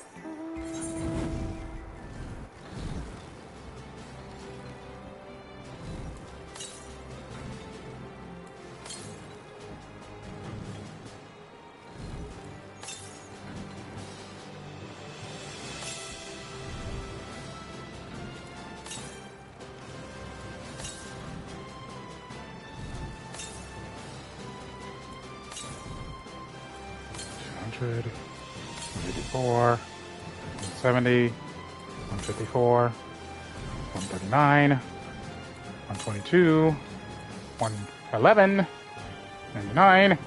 Should be able to see it from here. And I don't.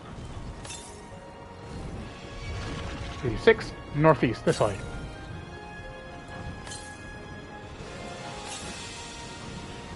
Oh, I am going the wrong way.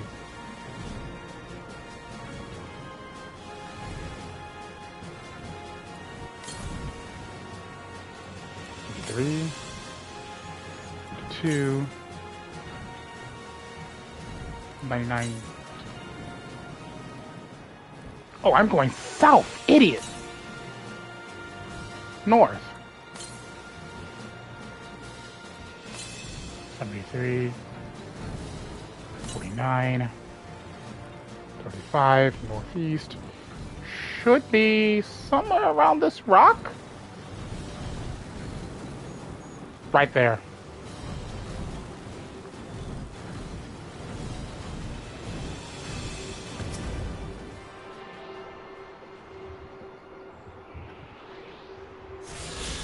And that's all the ether currents. And now I am come over here because my objective is actually over here. See? It all worked out in the end.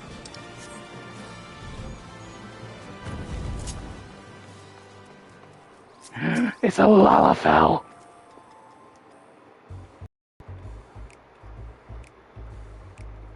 Ooh, the sound. Could swap them out. No, been there, done that. Down near lost me eyebrows. He sounds like Sid from. We'd be well on our way to paradise. Visionaries Coco. patting themselves on the backs for their grand accomplishments if you'd only think. I like his voice actor. Yes, that does sound rather lovely. Yeah! I mean, masterful, you know, what a pleasant surprise. We're not blasting off already, are we? The schedule remains unchanged. Which is why the Forum has elected to accept assistance in resolving the ether burner conundrum.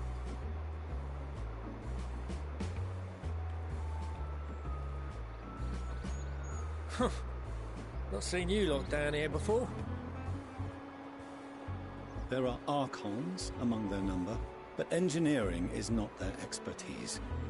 Nevertheless, the Forum concedes the slim possibility that they may have insights to offer.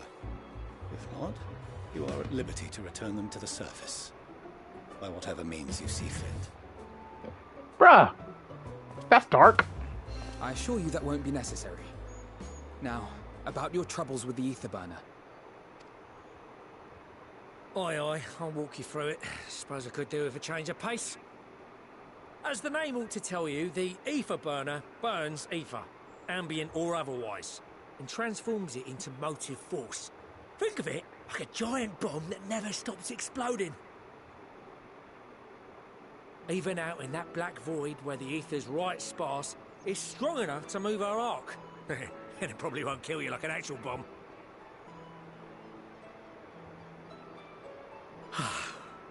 But it ain't perfect. According to my calculations, to travel to the moon and back fast enough for the Forum's liking, the conversion rate needs to be 6% more efficient. A measly 6%, you say? But if I could have squeezed even another 0.6 out of it, don't you think I'd have built it that way in the first place? Hast thou consulted with the Loperites? Yes, they too are conducting their own research, for lack of a ready answer. The moon's propulsion systems are considerable, naturally, yet they are commensurately massive. It is no easy feat to convert their technology into an efficient means of propulsion for a teeny tiny toy boat, as they say, and as I most certainly do not. Yes, exactly! Damn it all, I asked for refined adamantite and they send me uppity rabbits with inscrutable, ancient, incompatible technology! You're trying to drive me mad! Do you speak of Allegan refined adamantite, perchance? You know of it? Only in the most general terms, I'm afraid. 'Twas an alloy of Allagan make, but the secrets of its production were closely guarded. As I recall, the record stated it was vital to Dalamud's construction and launch. Aye, that's the stuff. No material more conductive far as I know. Slotting some ends like blowing up a dam and watching the river of ether come rushing through. Ain't a living soul that knows how to make it, though. We were fortunate enough to salvage some for the ether burner, just a wee bit, mind, from a chunk of Dalamud that came hurtling into the Northern Empty during the calamity. With more, well, that extra 6% efficiency would be child's play. It's a crying shame that we've no other sources. Surely the many shards of Dalamud scattered throughout Eorzea would suffice. Why not get the refined adamantite from them? Oh, we tried, believe you me. But only a few specialised pieces would have had any in them to begin with.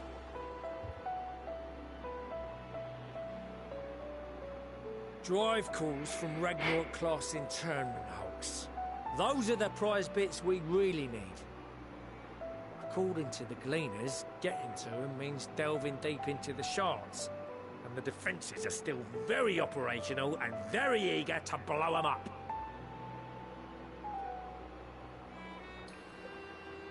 It's rough going in there, even for the cream. Not sure they'd make it out alive. Weren't we near that part of the Ragnarok when we went to destroy Bahamut?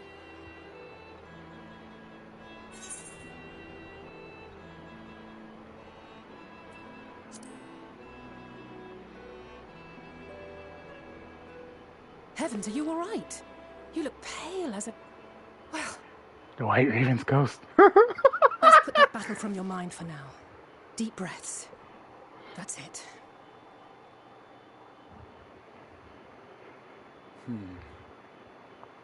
There are multiple internment hulks in Eorzea alone, so handling this ourselves may not be the most efficient option.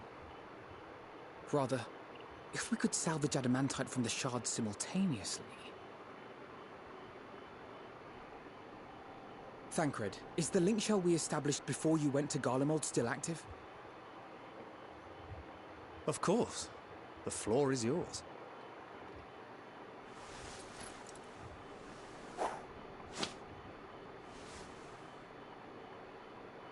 What's all this? Gathering firewood, so to speak. We alone can accomplish little, but joined by others, we may yet build a bonfire to carry us heavensward. This is Alphino. The Scions have need of you.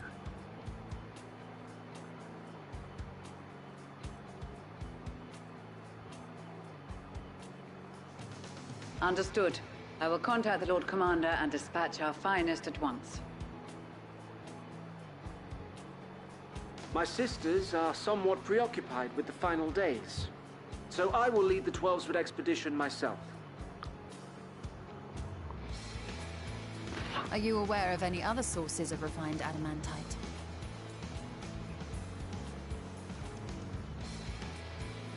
Logically, such an invaluable alloy would have been utilized solely where absolutely necessary, in components intended to conduct or collect surpassing amounts of ether. Any extant instrumentation or devices would have likely found their way into the hands of etherologists, or enthusiasts.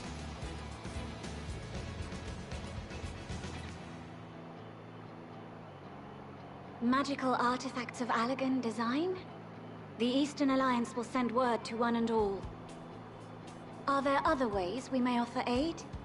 No shards of the Lesser Moon scar our soil, but our stake in this cause is no less for it. Is there anything in Othard that might be of use to you? What did you say? Oh, you got friends in far places, lad. Anyway, if you're offering, I wouldn't say no to one of those Far Eastern sacred relics. Some of them can hold enough ether to summon a whole damn tribe of them. Combine a source like that with the ether burner, and 3, 2, 1, kaboom! I gather you heard his explosive enthusiasm. Might you secure us a suitable relic? It shall be done. I know little of machines, but I promise we will do our utmost to gather the materials you need to finish your starship. I am glad for the work, in truth. Better to busy oneself than wait and fret over disasters foretold. Then why are we all still standing about yapping? There's plunder for the taking. And I'm a born plunderer. I'll be an old Charlian before you know it. Start mixing the grog. I'm certain that can be arranged. Thank you all, and do be careful. Just like that. Aye, just like that. Our refined adamantite is on its way. Now let us consider our next steps, shall we? There's yet much to be done.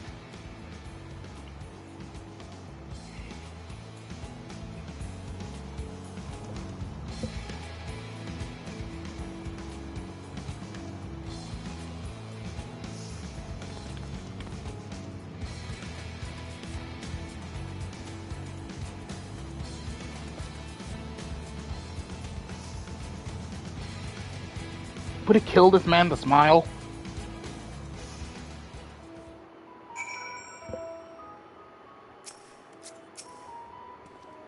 It's times like these we're reminded of how famous or infamous Alphino has become. Who would have thought he could achieve so much with a single link pearl conversation? As we're expecting rather a lot of visitors in the near future, I'd best return to the surface and inform the relevant parties. I also have a contact of my own that might be worth a try. Oh, and who might that be? That's for me to know and you to find out. And on that note, I leave matters here in your capable hands. Best of luck.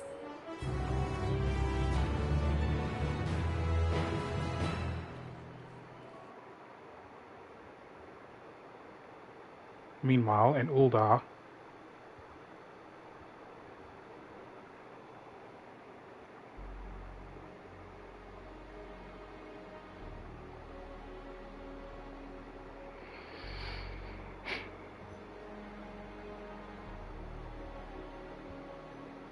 our course of action is clear. We must harvest refined adamantite from the shards of Dalamud and procure arcane relics of Allagan make. Summon the best and brightest of our immortal flames and form an expeditionary party at once. Call upon the Sultan Sworn and brass blades for support as you must. Papashan, send word to the guilds. We will require the expertise of master artisans if we are to have any hope of identifying and recovering these elusive materials. Viergeist, we have need of your stone torches. They are to assist the immortal flames in scouring the ruins and to help secure the surrounding areas. I trust I can count on your support. As commander of the Stone Torches, my son Zimberk will personally see it done.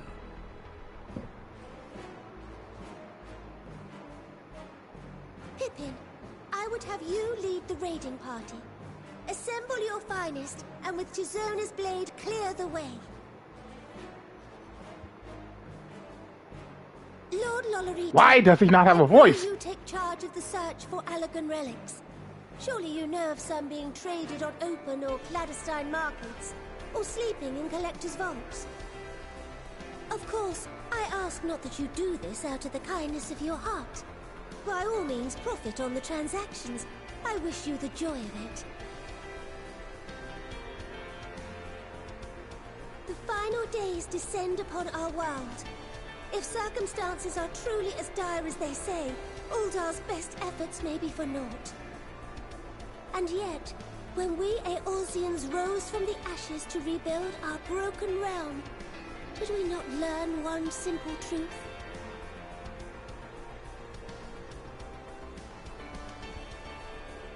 That which which seems all but impossible to overcome alone may yet be possible if we stand together. It was the Scions who united us then, and it is the Scions who call upon us now. Ul'dah will answer that call. We will summon our courage and join the fight for our world's future. You know your duties. I, Nanamo Ul'Namo, 17th in the line of Ul, bid you good luck and Godspeed.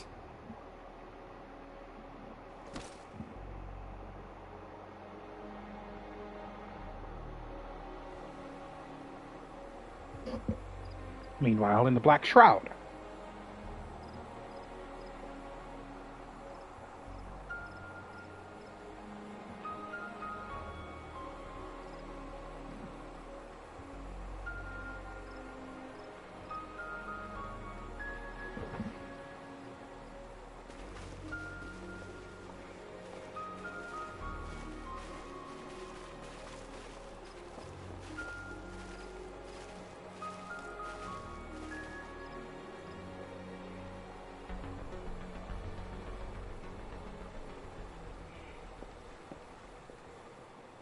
We fielded a goodly number, but our ranks are heavy with healers, and an abundance of restorative magics will be of little help in destroying Dalamud's defenses.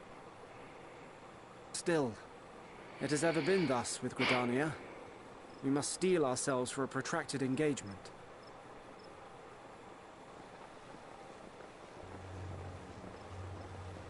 In that case, might I suggest taking us along?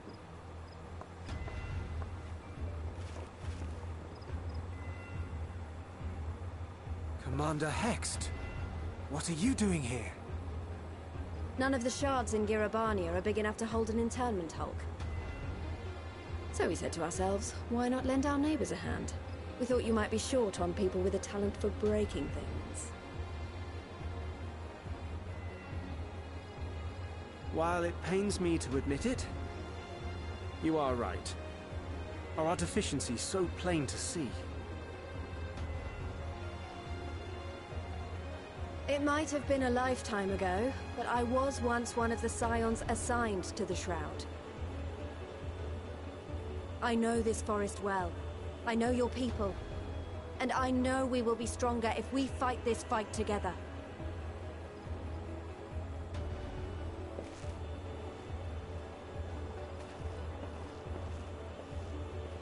Then I will impose upon you with a clear conscience. Come. Let us speak of how to integrate our forces.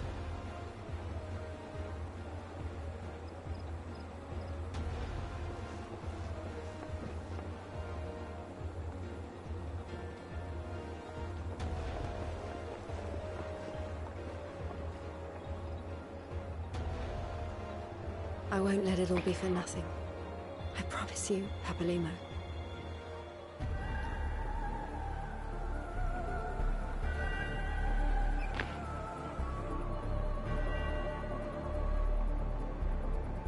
Meanwhile, in Cursus, they're going through the line.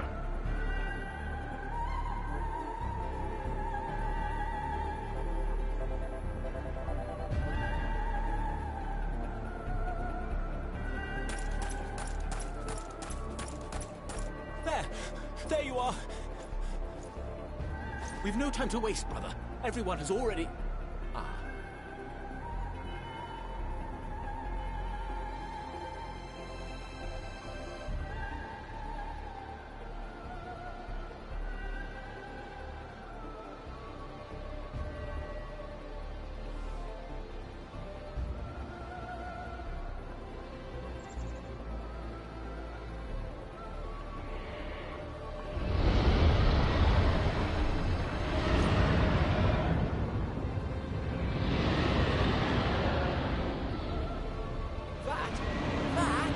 A roar!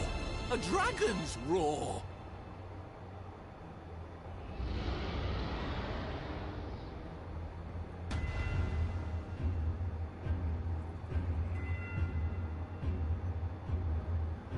Making our way to Doma now.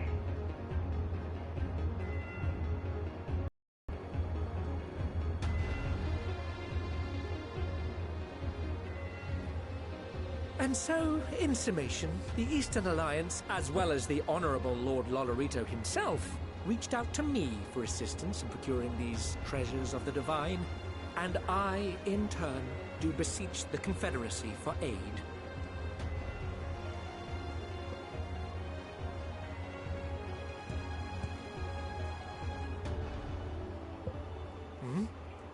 Is that our old shelf back, friend? Hancock?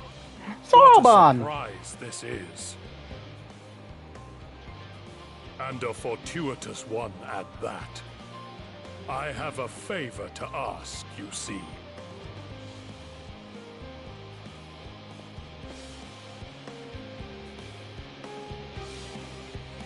Is that Orochi? Jesus. Everyone is coming in.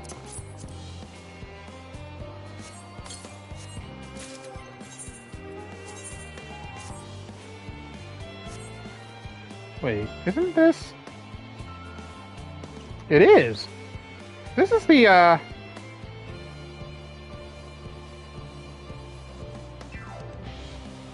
This is the, I done forgot what it's called. It's the gear set that I was wanting back in Shadowbringers, but I was unable to afford it. But I need a bathroom break.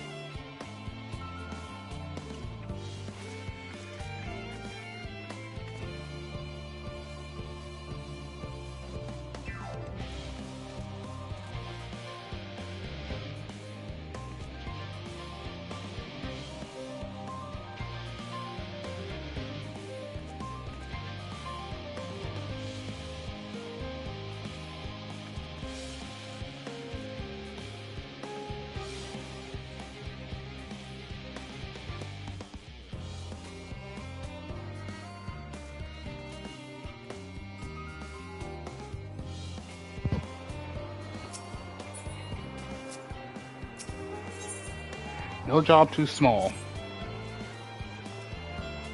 Though our friends are searching for refined adamantite and sacred relics, we will only know if they met your requirements once they have arrived. In the meantime, is there aught else we might do to be of service? Ha! You're already done more than enough! I was about to say, though, I could use someone who knows a thing or two about Allegan technology. You there, the lad with the red eyes and matching hair. You seem to know more than the average scholar. If only Master Coco knew how right he was. While he and Graha established a rapport, why don't we help with preparation for the Great Exodus? Indeed, this would mean going above and beyond the terms of our arrangement, but I propose this not to curry favor. As confident as I am that we will succeed, we must be ready for every eventuality. This would also be an opportunity to familiarize ourselves with the logistics of traversing the Great Expanse, and if nothing else, it beats twiddling our thumbs while we wait for the adamantite.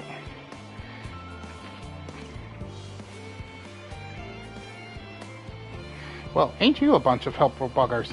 If you've a mind to lend a hand, I know where you ought to go. Charlie and Hamlet is lousy with researchers and scholarly types, busying themselves preparing for the Exodus. Fa! That lot need all the help they can get.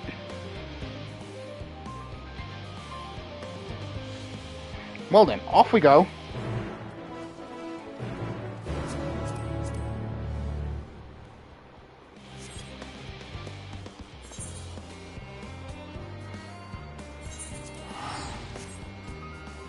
a second I thought that this person next to me was from an old free company I used to be a member of before the leaders had a bit of a spaz attack and literally kicked out everyone in the entire free company for who knows what. That was my first time ever being in it was the first free company I ever joined, and it was the first time I've gotten kicked out of something like that. I almost had a panic attack myself because I thought I had lost my chocobo because I didn't know how to retrieve it. Until I did figure it out, and I was like, whatever, they do that, that's their choice. I'm not going to get upset over it. From what I can tell, a lot of people actually live down here. I don't know how much help we can offer, but I dare say they'll benefit from some of that fresh inspiration Scholar Monteshane mentioned. Let's start by asking around, ideally without getting in anyone's way. Let's meet about the Aetheryte once our work is done.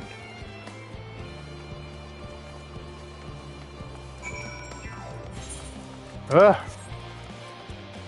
I got another sneeze coming. It's literally in the back of my nose. I can feel it in my left nostril. That's literally where I feel it the most.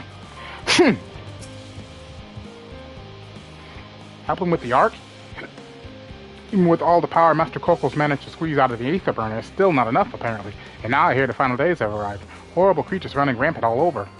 If only we'd begun the exodus sooner. People are dying, and there'll be no end to it if we don't fulfill our duties.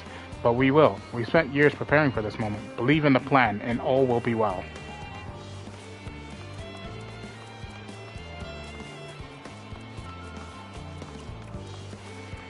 And of course, we gotta pick up side quests. Any that's got gear. Oh, hello. Are you one of the new helpers? Working on the Aether Burner? Oh dear, I hear things have come to a standstill on that front. Even so, I choose that over my current duties. Checking and loading samples day in, day out is tiring, thankless work. Still, no one will be crossed if I misplace a few legumes or what have you. The Forum's got enough on their plate as it is, what with deciding who gets to board the Ark and win. A lot of powerful people have opinions about that. The heart goes out to Master Fulshino and the others. Hardly get a moment's rest, I expect. Do they even have time to sleep?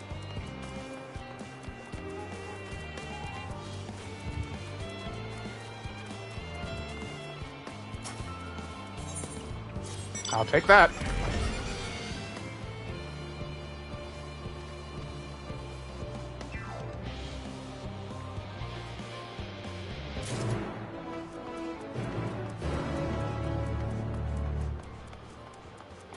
And this one's important because it has a blue exclamation mark.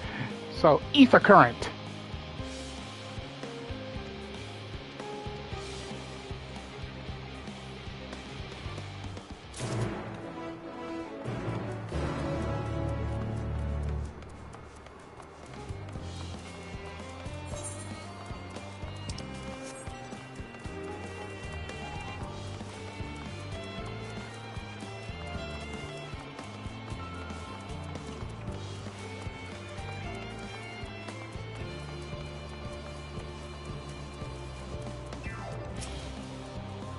Offering to help, that's very kind, but I should be able to organize the rest of the documents by myself.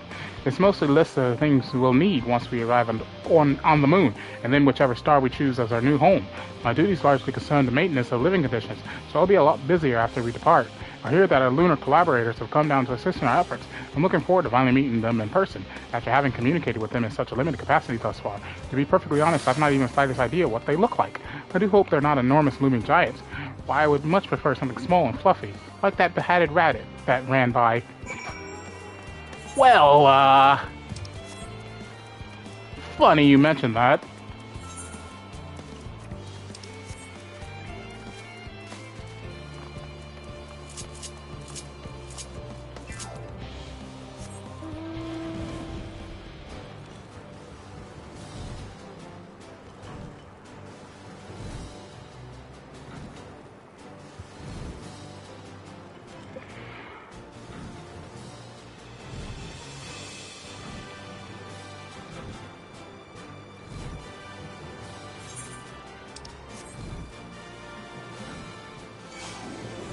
No!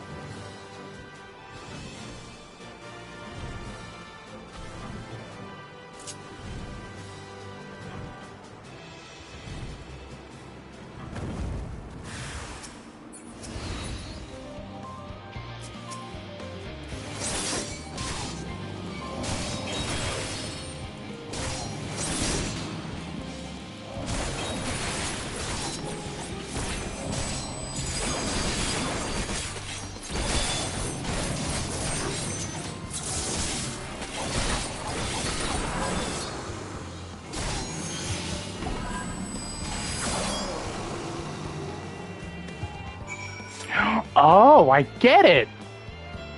I think it's tied to Ikishoten.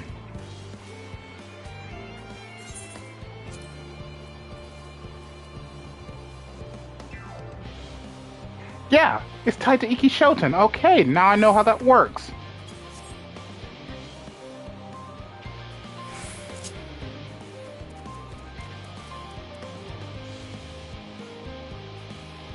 You know what? Let me go ahead and put this right here. That way I have it when I need it. Don't need it on my on my hotbar.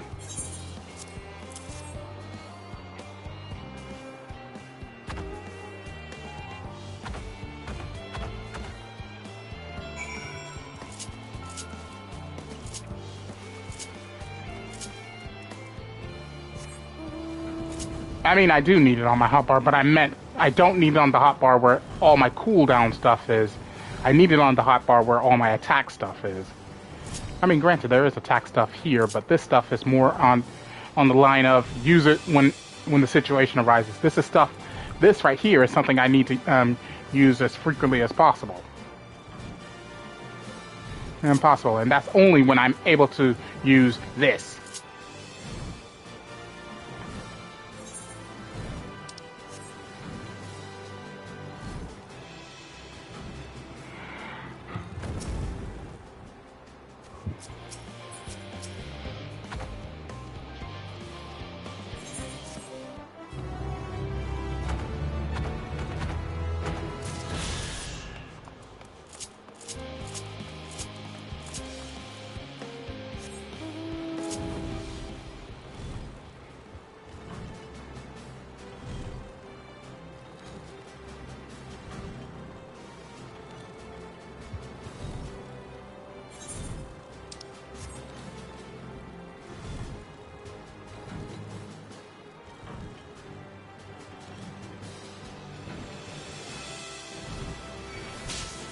No!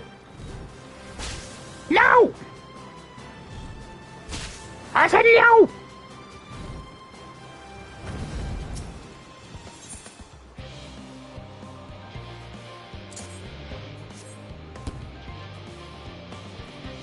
What the? It was a Mandragora.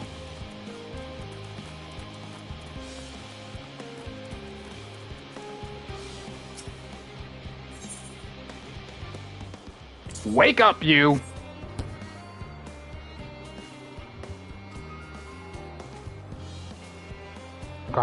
Garlic is so affronted by your pestering, it has fled. It does not appear to be the culprit you are after.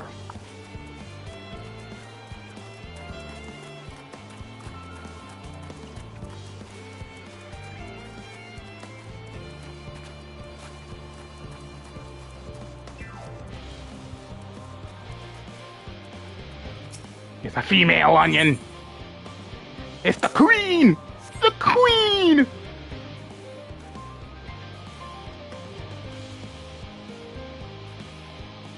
Physical queen up and flees in a flustered state, leaving behind apples. It appeared that this knavish Mandragora was behind the fruit napping. The queen! The queen! She's gone!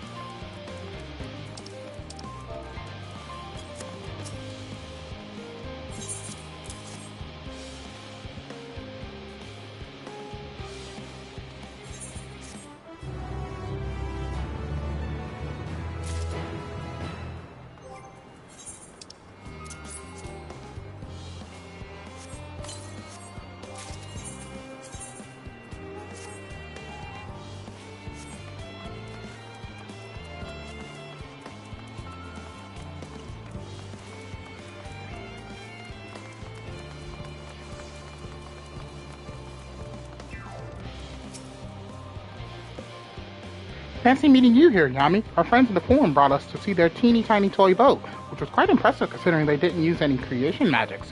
What we're really interested in is in the Theros itself, but we now find ourselves in a sort of funny underground miniaturized version of it. We were hoping the forum would give us a guided tour, but it appears they're rather preoccupied. Honestly, all that time to prepare and they're still not ready. I suppose we'll just have to show ourselves around, or at least that's what we were planning to do until we chanced upon Oriange and your good self. Since you're both dawdling about engaging in idle chit-chat, perhaps you could show us a few points of interest. Won't that be fun?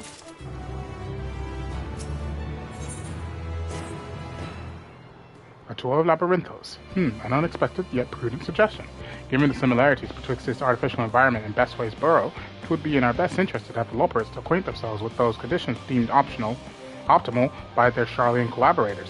I fear, however, that continued reliance upon my limited knowledge would risk narrowing rather than brothering their perspectives.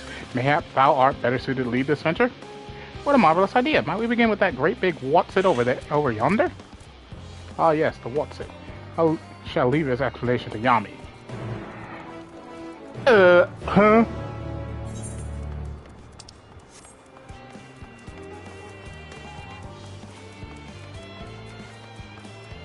Oriange, what are you trying to put me into, man?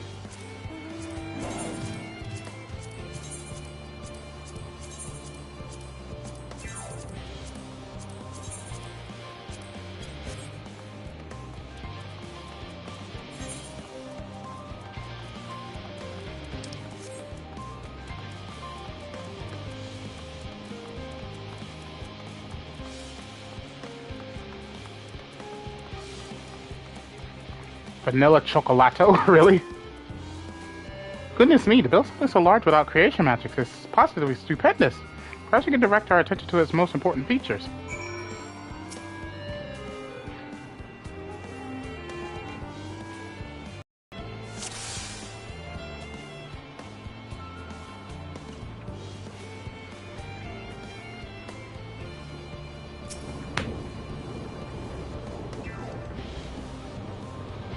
Is that water I hear from inside that great big tube? It must be because of those cogs and that gigantic wheel at the top. Oh, I see. That's how they draw up the water. There's probably some sort of spiral-shaped mechanism inside it, too.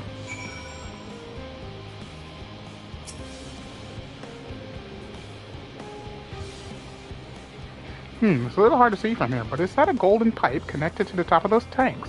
And I can see through that window another pipe at the bottom. Ah, this must be for purifying water drawn up from below.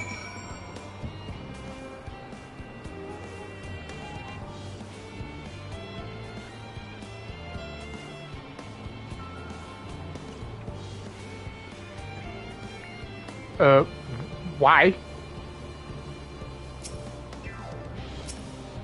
Why are you here?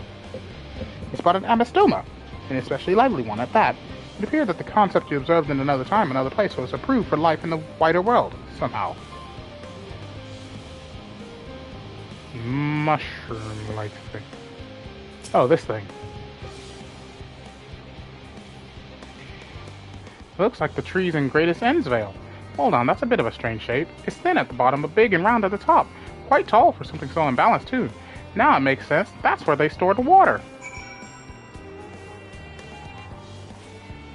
So it's a water reservoir.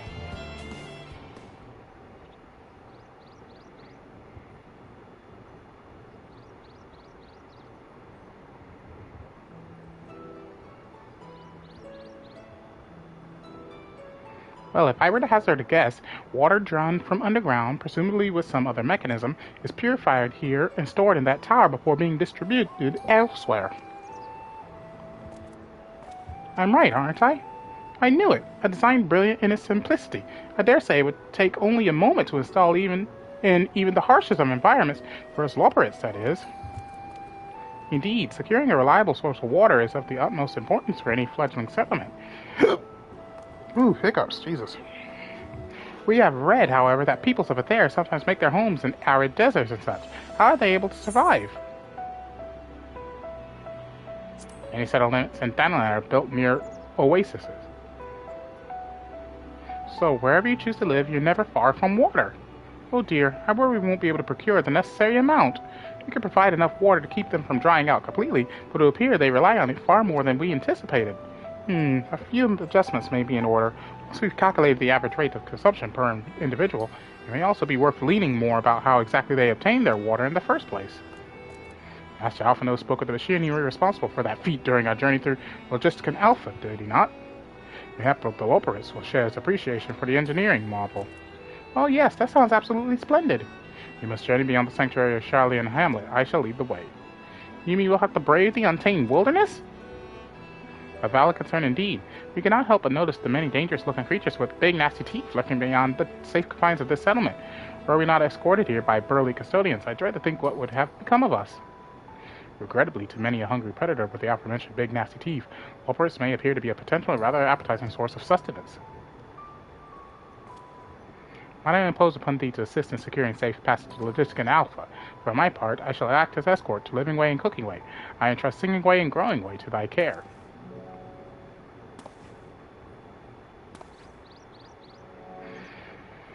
A more valiant protector they could not wish for.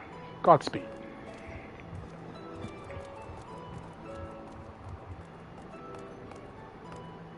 If it's all the same to you, I'd rather not be eaten by some horrid beastie. Come along, Growing Way, to the water extraction, what's it?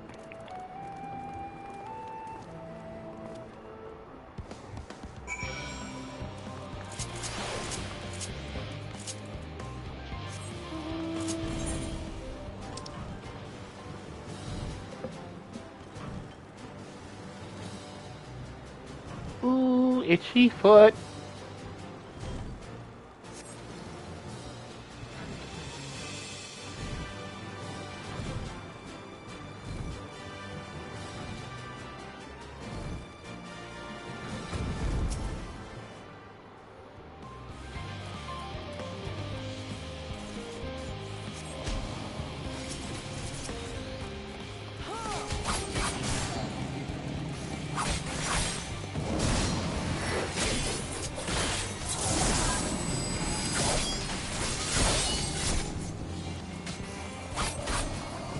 Jesus, that does a lot of damage.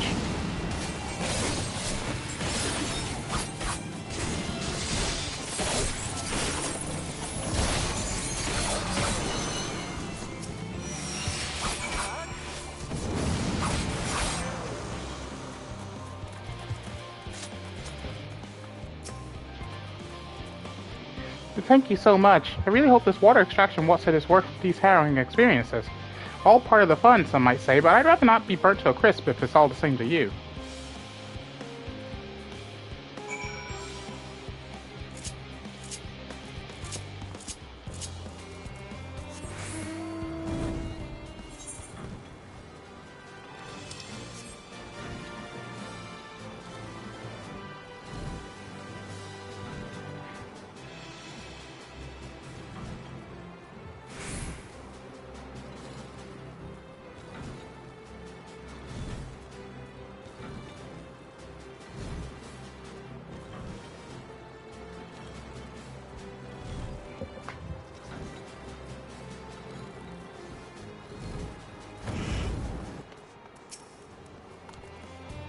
My friends, I bid you welcome to the Logisticon Alpha. Our destination doth lie at the lift's top. Pray follow me.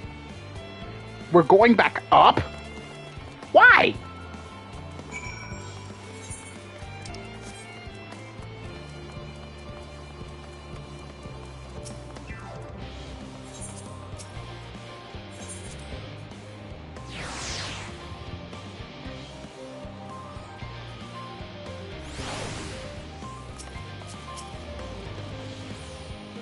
Marvelous, simply marvelous. So this is where the magic, or science rather, takes place. The perfect environment to sustain life artificially created. The knowledge we'll gain here will be essential when we start looking for new stars for your kind to inhabit. Apparently most of them don't even have air for you to breathe. You're all very lucky that Atheris just so happens to provide everything you need to thrive. But it might turn out the way they are because of the available resources, I wonder. Either way, it's nothing short of miraculous, and I cannot wait to see more of it. Legs.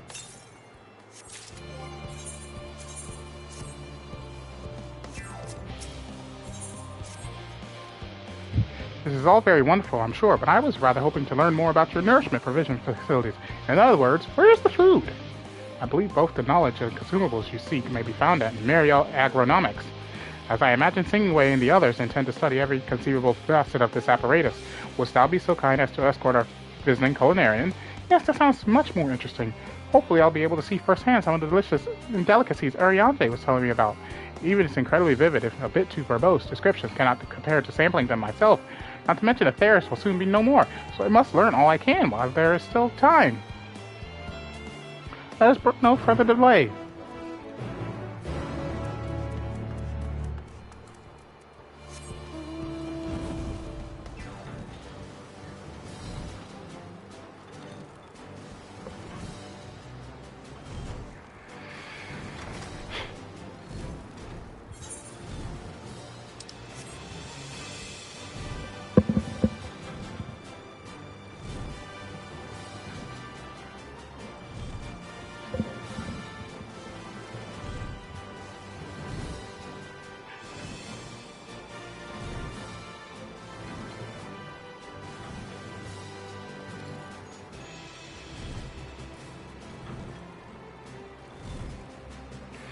It's so small!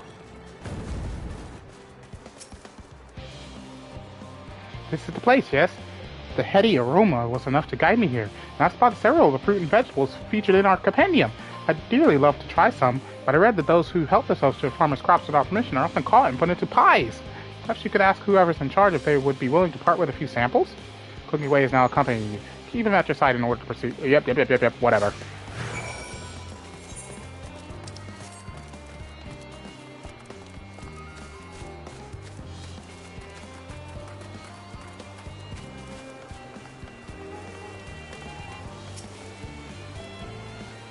What a fine mess this is. Ah, it's you, the one who climbed down the mine shaft. I'd show you around if I could, but I'm rushed off my feet preparing for the Exodus. And I'm not the only one. We've all got to find ways to do what we do, and down here up there. First on the moon, then on whichever star the form decides will become our new home. It's all so sudden, so unreal. Don't you want to go to the moon? Well, it's better than waiting for the final days to claim us. But no matter how carefully it's all planned, we'll never be able to take every variety of flora and fauna with us. Even the ones we can take may not survive in their new environment. So many species doomed to extinction. Sorry, that's not what you came to talk about, is it? Nothing quite so dire, I assure you. We merely wish to sample a little of your produce, if we may. By all means, help yourselves. Much appreciated, my good fellow. So, where to begin?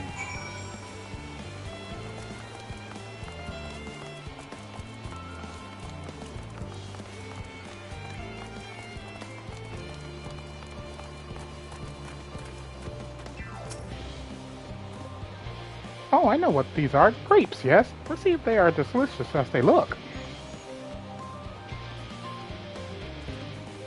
So sweet, so sour. The taste is much like a ripe philosopher's carrot, and yet the texture is entirely different. The contrast between the outer skin and the fruit within is much peculiar, though far from unpleasant. Yes, I think I'll try another. Well, that's certainly giving me food for thought, though in a far less visceral manner than any philosopher's carrot. But tell me, what is your opinion of grapes?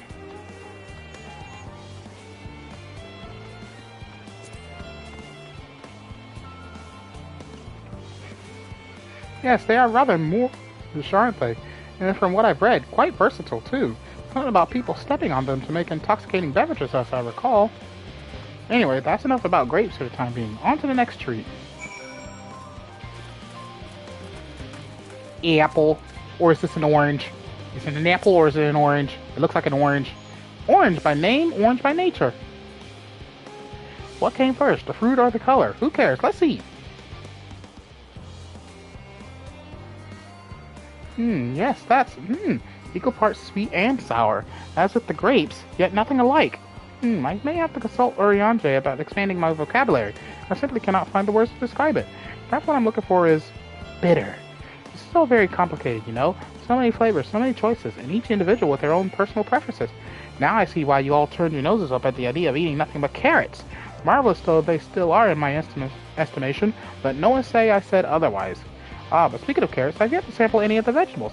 Let's see what's in that field over there.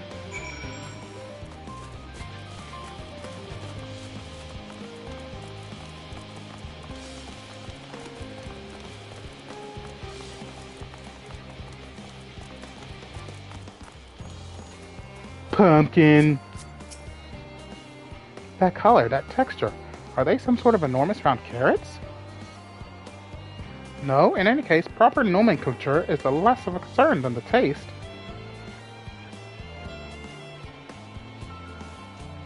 Ugh, it's so hard and flavorless. I may as well be chewing a piece of wood. That all but confirms it. These are nothing more than misbegotten failures masquerading as goodly carrots. Stop, stop, stop! Can't you see these are pumpkins? And no one with any sense would try eating them raw. You're supposed to cook them first. Do you not find it an awful bother? Far from it. Cooking is a joy unto itself, and what's more, it broadens the range of ingredients that we may safely eat. But above all else, cooking allows us to draw out the full potential of our produce. Pumpkin stew has been one of my favorite dishes for as long as I can remember. Perhaps even these hard blocks of plant matter can become as delicious as the orange I sampled. I wonder though, if there's anything even more delicious, how about that yellow fruit over yonder? Yellow fruit? Uh-oh, it's a lemon! Lemon!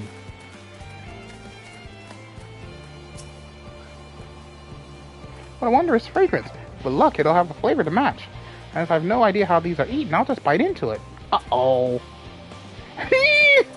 My tongue! Is this poison? A lemon? You mean it's supposed to taste like this? How can something so similar to an orange be so revolting? It may be some time before my palate recovers from this ordeal. As such, I had best call an end to this round of sampling. Let's say our farewells and return to the others.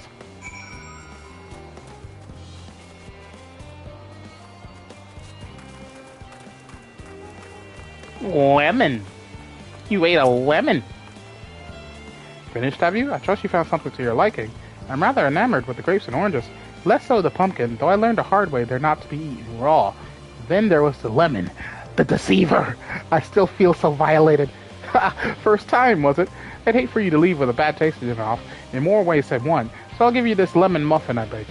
If this doesn't change your opinion, nothing will. More lemon? Have I not suffered enough? Nevertheless, it would be remiss of me to spurn this opportunity to, bit of sick came up there. Learn more of your inscrutable ways. Very well. Lemon muffin, do your worst.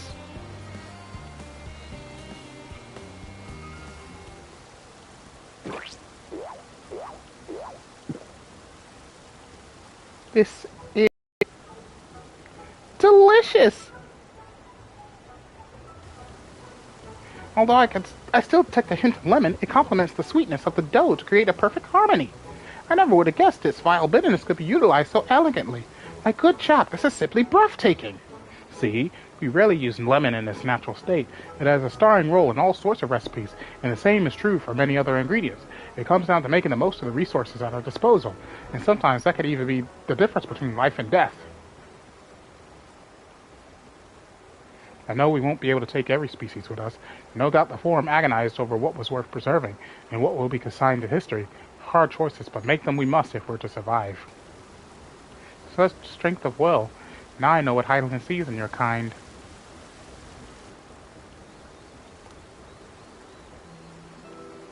Mankind, the Loporrits, who were both born from the accumulated knowledge of the ancients. They learned all there is to learn about the nature of sentient life and the fates of the stars themselves.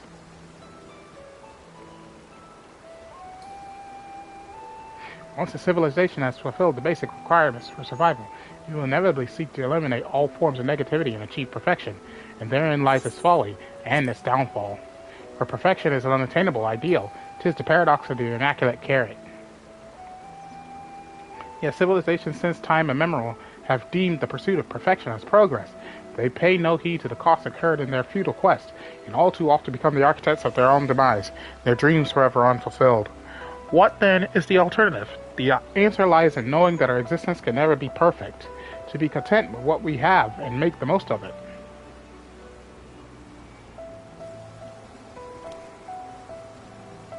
When life gives you lemons, make lemon muffins.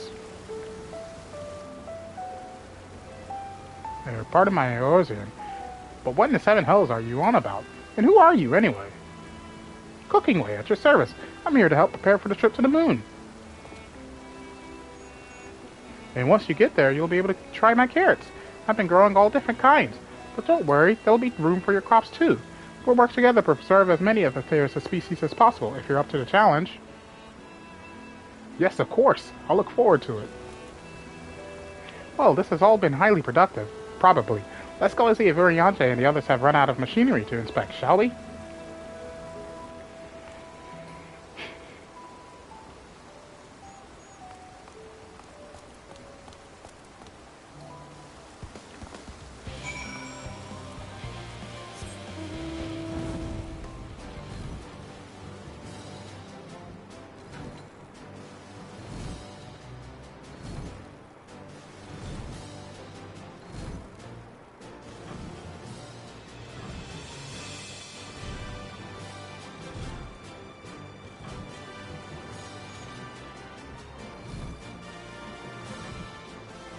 Falafel! And tiny chocobo. Very tiny.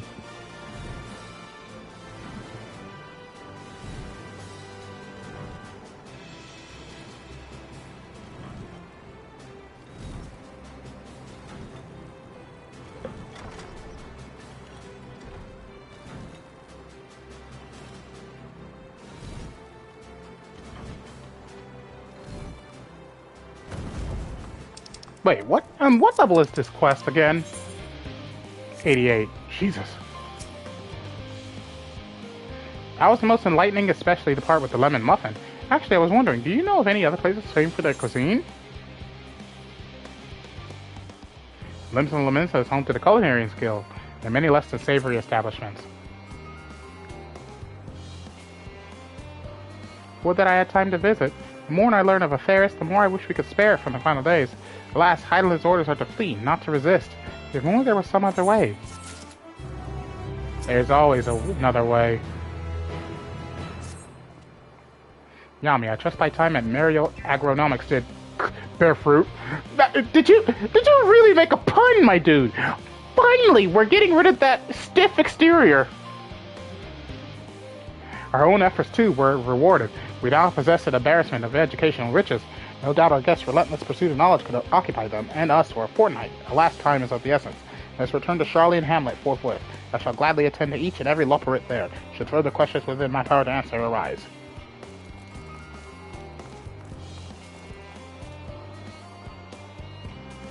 Aww.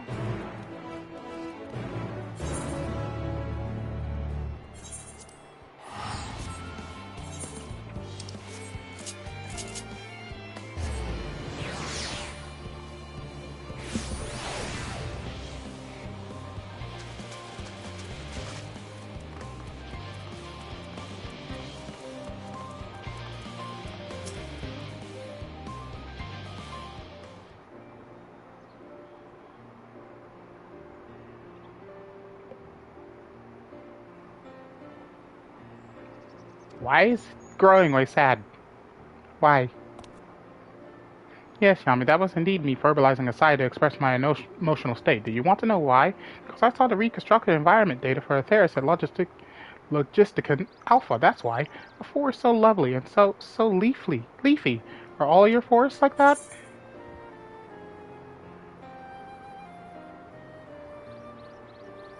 The Black Shroud is quite leafy indeed, and a place of utmost tranquility. Oh, right, he's the tree gardener. Gasp! Gasp, I say! With a star so wonderful, it comes as no surprise that you're reluctant to leave it behind. I was a fool to think otherwise, to assume that the moon was something worth being proud of. How ridiculous we must seem to you, trying so hard yet achieving so little. Not at all. Thy works are no less worthy for their uniqueness. I thought I heard tiny voices. Tancred!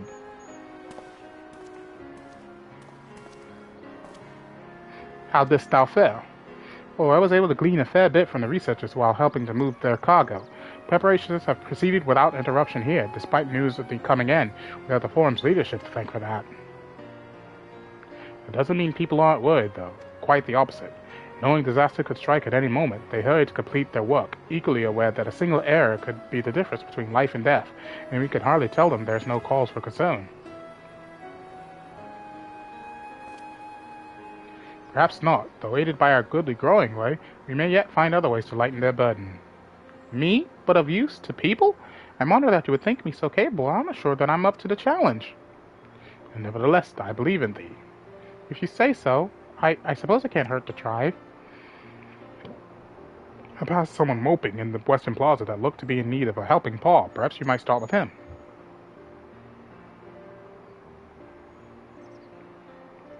It's as good a place as any. Come.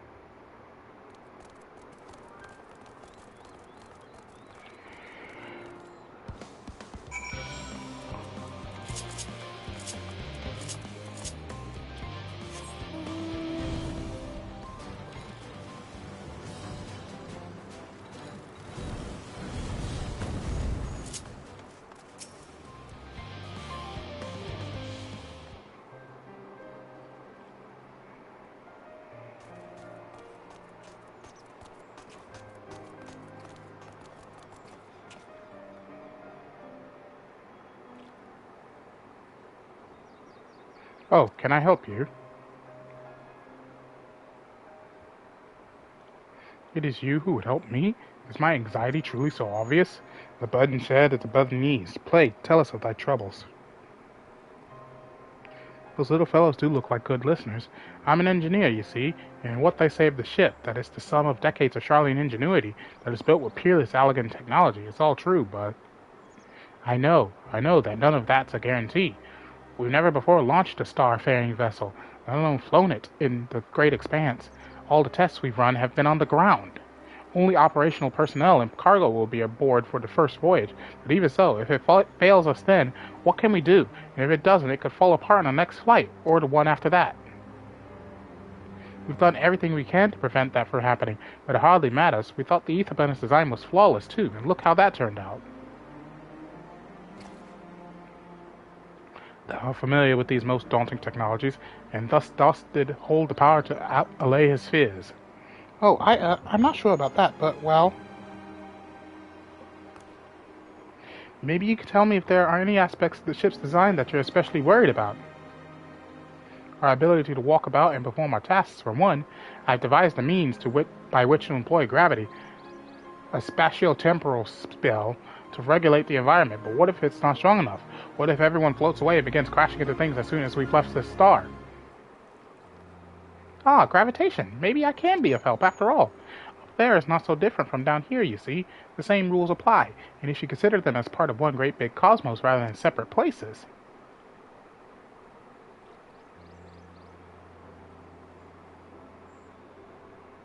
I suspect both parties shall find comfort in this conversation. Yet if Thancred's tale be true, still Shut up, phone!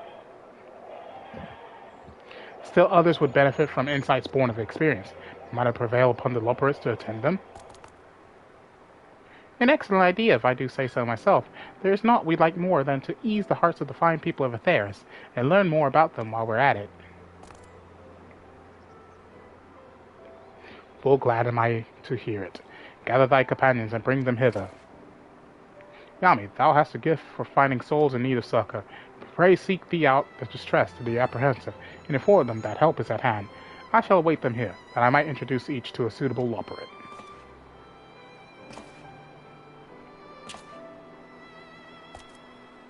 Oh, I do so look forward to that. A place for every Loperit and every Loperit in their place.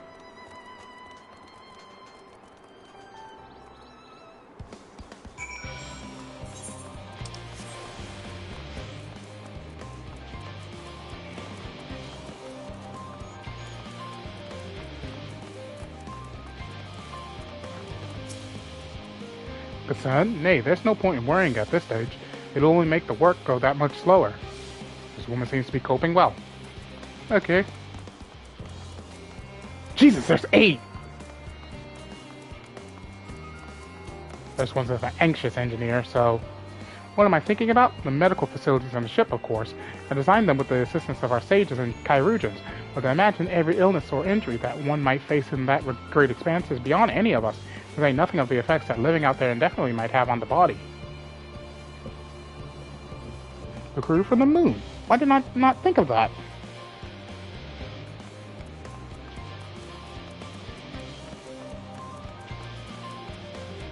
Capricious researcher.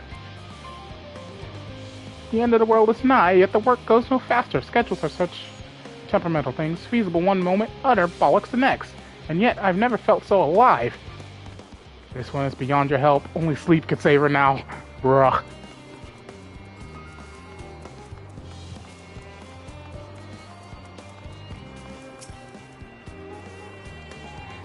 Yes, you idiot. Have you seen an envelope lying about?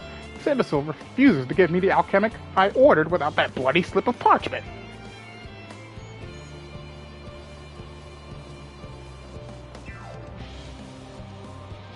Unless your friends have a spell to make me remember where I dropped my damned envelope, I doubt they'll be more help than you. And you've wasted enough of my time already. Rude!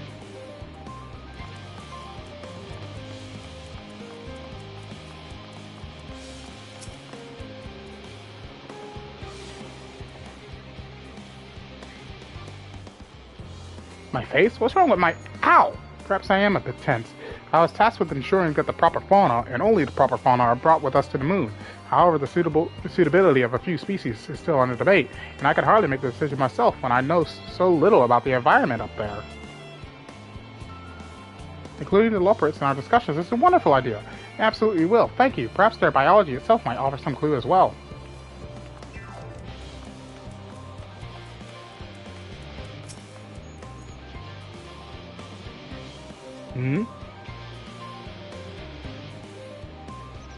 Consult our collaborators. I suppose that would be more effective than sitting here brooding. I'm attempting to calculate how much cargo we could consolidate into fewer trips, should the ether burner make our original estimates unfeasible. But there are simply too many variables. I feel as if my brow will turn inside out. But perhaps our lunar associates will have more insight into how much weight constitutes too much weight for our purposes. Thank you for letting me know.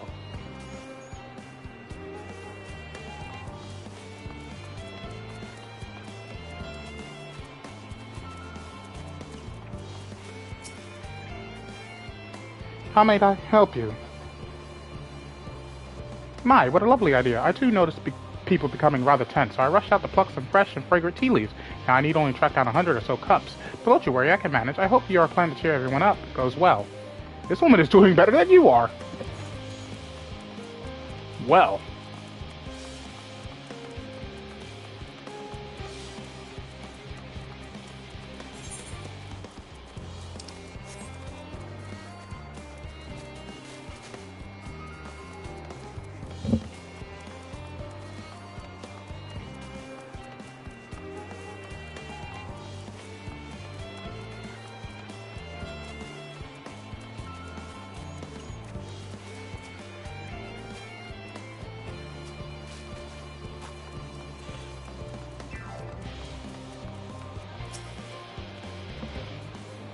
Worries. No, I believe I'm fine, thank you. I've been confiding in my colleagues and it's helped a lot. Can't recommend it enough.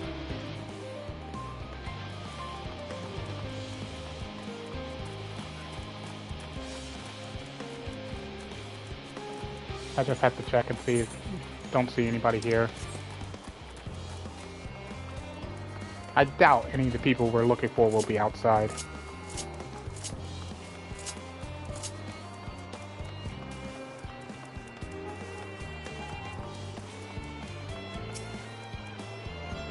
Have you heard anything of what's on the moon? I have no doubt that we can make it up there, but the searching for a new star part of the plan sounds awfully vague to me. I asked the forum, but they will only tell us that our collaborators have everything under control. Forgive me, but I don't feel particularly safe wandering through the sea of stars on gods know what made by God know who.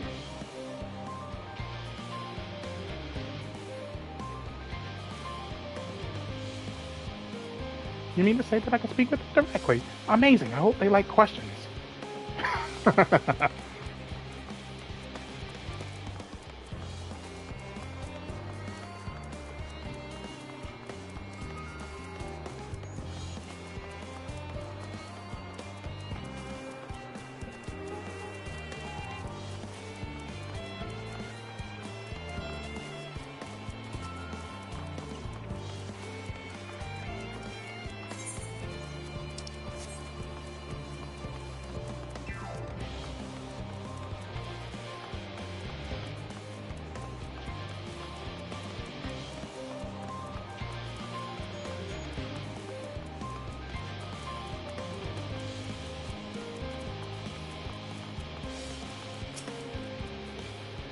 Bunches of weeds in the ground, 56 bunches of wheats.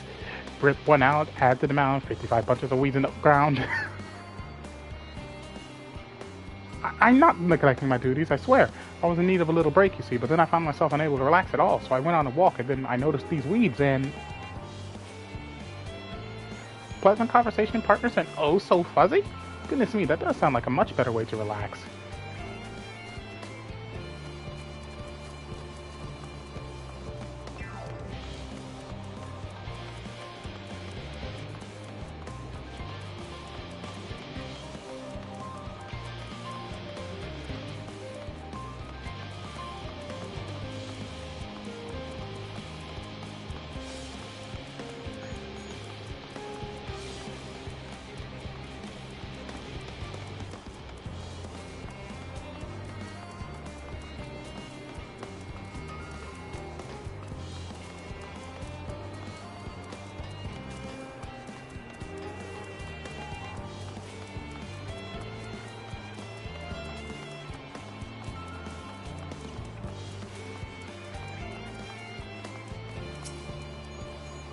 Blasted assistants? Where have they gone off to at a time like this? Beg pardon, but I have not the time for idle chit-chat. I need to reconfirm that ether levels are consistent throughout the vessel's machinery, and it seems I shall have to do this single-handedly. I swear, when I find those assistants of mine. The Lopers are willing to help? Why didn't you say so? At least they won't moan about how they checked 2,000 times already and haven't slept in weeks. Lazy sods. Well...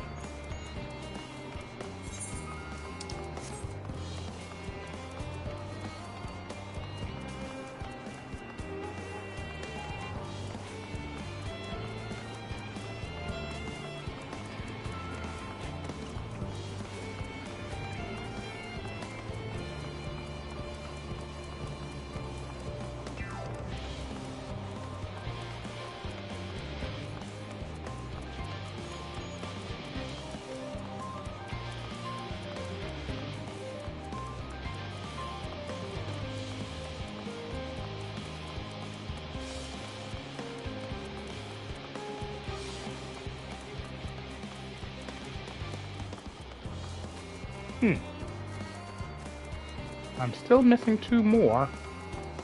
Are they really outside? Because I've done searched the entire area.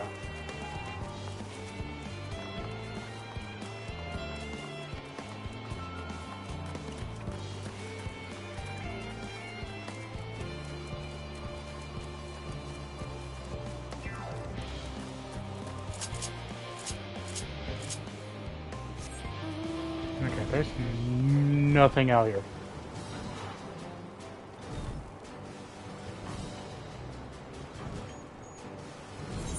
Now, unless this building can actually be entered,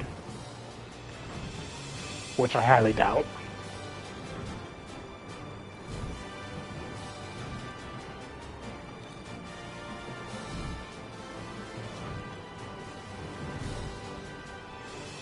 Just as I thought, can't be entered.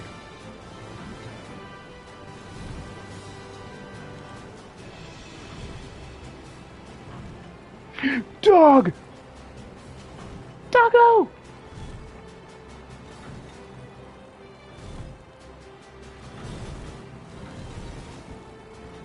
Oh, here's one. By the gods, my chest is tight. Am I dying? Is this what dying feels like? Oh, do pardon me, I didn't see you there. There's no cause for concern, I assure you. No cause for concern, even though we may need to depart at any moment. And if the hull I designed buckles under the strain, the entire vessel may explode on launch, claiming countless lives and dooming all mankind. But it's highly unlikely. Yes, highly unlikely. Highly. Dude. Breathe. Our visitors could help me triple check for structural flaws, you say? Why, that would be wonderful. I'm breathing more easily already.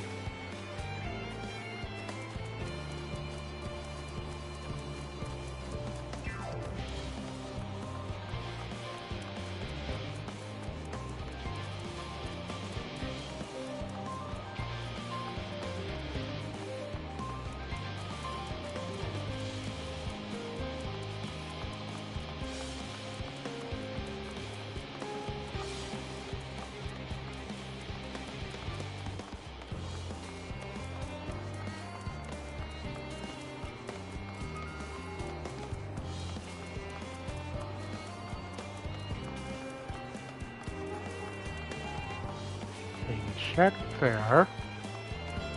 There was nothing up there.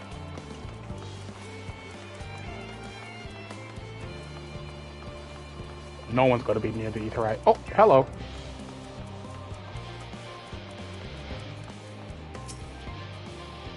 Is anything bothering me? Well, I've been loading cargo for bells now, so my back feels like a void sense played it as a piano.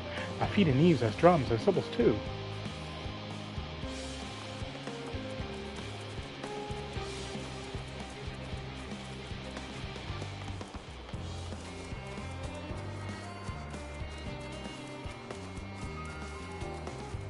Whoop, can't go that way.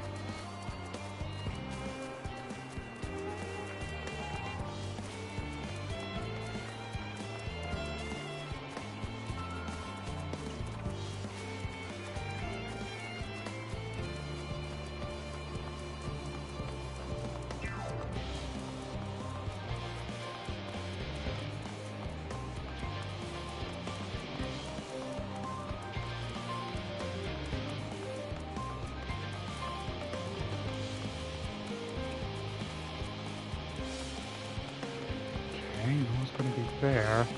We've already checked that spot. No one's over there.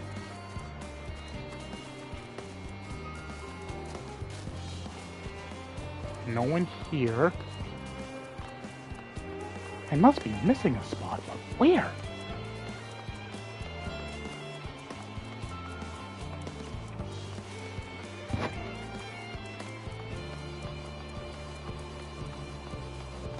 Oh, right there, Jesus.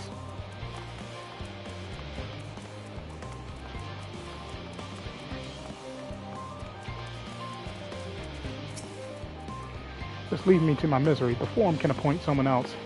I apologize. I simply don't know what to do.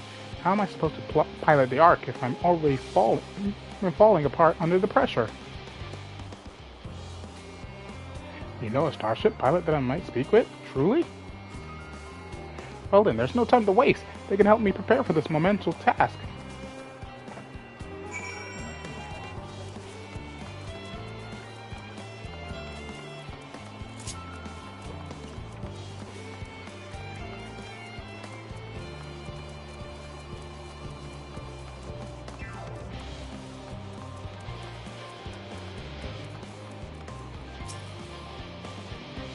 Behold, Yami, through thine efforts, word hath spread throughout Labyrinthos, barely to a far greater number than we anticipated. Living Way doth gather more loporits as we speak. I shall assign each in accordance with their skill, and new bonds of friendship might be forged. Should greater matters require not thine attentions, watch over them, I prithee. What?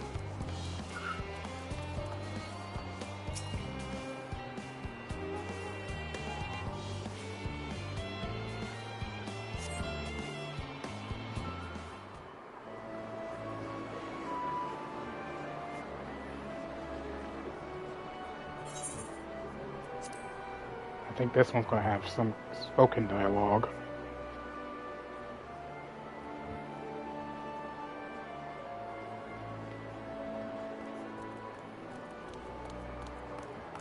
Phew! Oh, finally some rest! Why, I haven't spoken so much in, well, in forever. Lively, isn't it? The town is abuzz. Everyone eager to meet with our friends from the moon.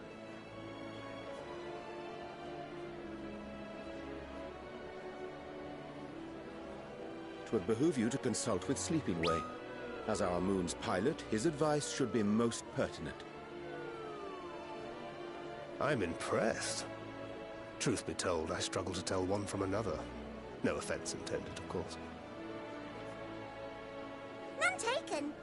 After you and your friends left Mare Elementorum, we spent no small amount of time with your Urianger. Oh, the conversations we had. He told us all about Aetheris, answered our every question, no matter how trifling or trivial. Look! Every page filled to the margins with knowledge. When I first arrived, I was struck by how little I knew. It was daunting. But then I realized that, were it not for Urianger and his teachings, we'd still be stuck on the moon, gazing at your world and wondering what we've been missing.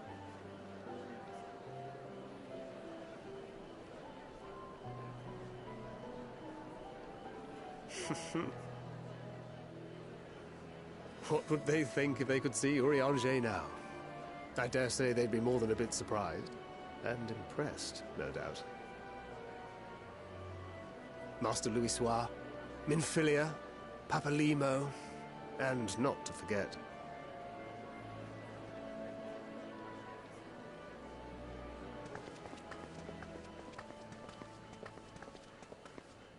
Oh there. Heard there was a visiting expert who we might bother with a few questions. I take it you'd be the one.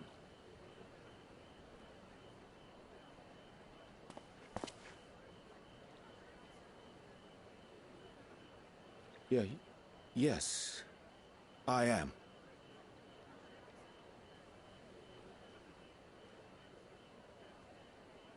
Wilson and Blovida, Sharlayan's foremost researchers in the field of teleportation magic, and Moonbreeder's parents.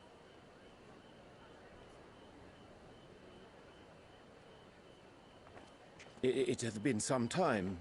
'Tis good to see you in good health. Likewise, old friend. Blovida and I were most honored to answer the call. Never expected this reunion, though, did we, dear?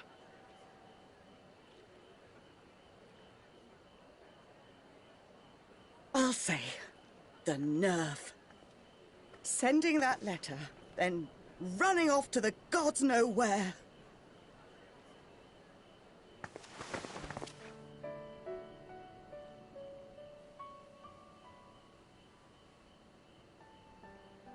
Do you have any idea how worried we were?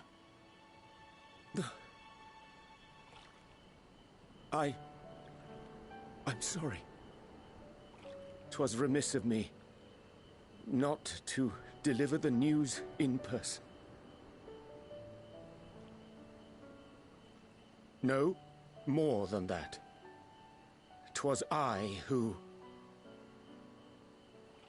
Our daughter was disillusioned after Master Louisoix left her behind. The day the Scions called upon her was the happiest I'd seen her in years.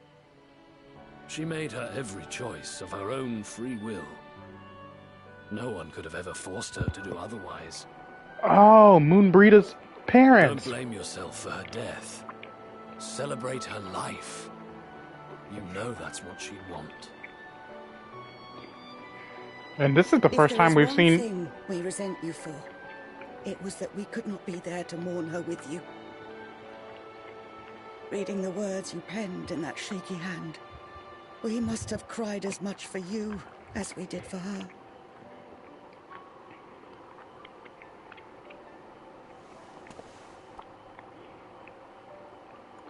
I'm sorry. I truly, truly am. I knew not what to say. Knew not how to express my feelings. The poems and platitudes of wiser men, musings on sadness and loss, studied and memorized, and meaningless in the moment. Silly boy. We are all powerless before such grief.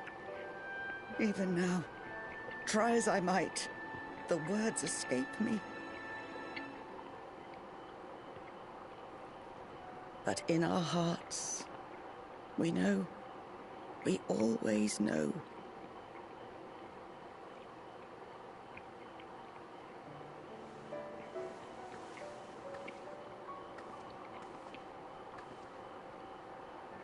I remember when you were young, how the lads teased you for choosing the company of books over others. Our moon didn't take kindly to that. Be nice to Urianger, she'd shout, and give them a walloping. No matter how many times we scolded her. So we offered a suggestion. Rather than starting fights, why don't you be the bridge between Urianger and the others? She had to mull it over for a while, arms crossed, brow furrowed in intense thought. But from that day on, she never let you be alone. She'd drag you outside to play, pepper you with endless questions, read the same books you read, all to try and understand you that much better. I'm sure it was annoying and exhausting at the time, but she only ever had the best of intentions. And look at you now, at the center of the crowd. The reason there even is a crowd, having brought these people together. You've no idea how proud we are. To see the boy, our daughter, trusted and believed in more than anyone, grow into the man she always knew he could be. I can see her in you too. Feel her. She walks with you wheresoever you go. So thank you, Urianger, for being who you are.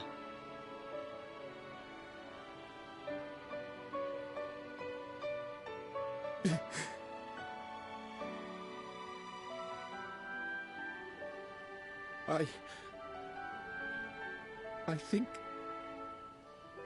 I can feel her too.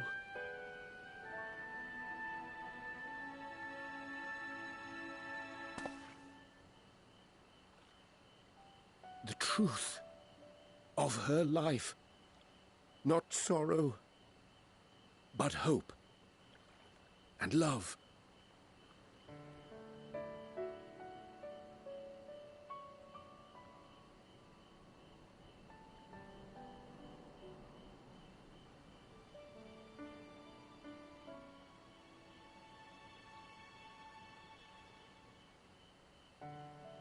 This moon breeder.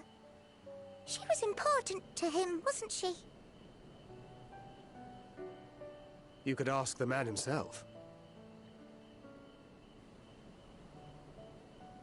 Oh, no. But watching this exchange reminds me how much I've yet to learn about your world. And its people. You can live here your entire life and hardly learn a thing. And that's why it's too soon for this to end.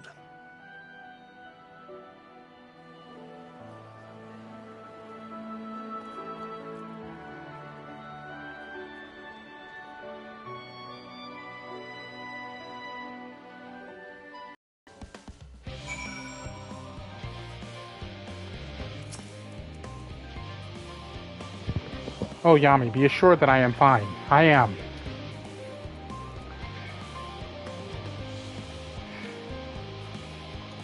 Well, glad to see them too, after so very long. Gladder still that it was in your company. As difficult as it was to accept their kindness, it would have been far harder had I faced them alone.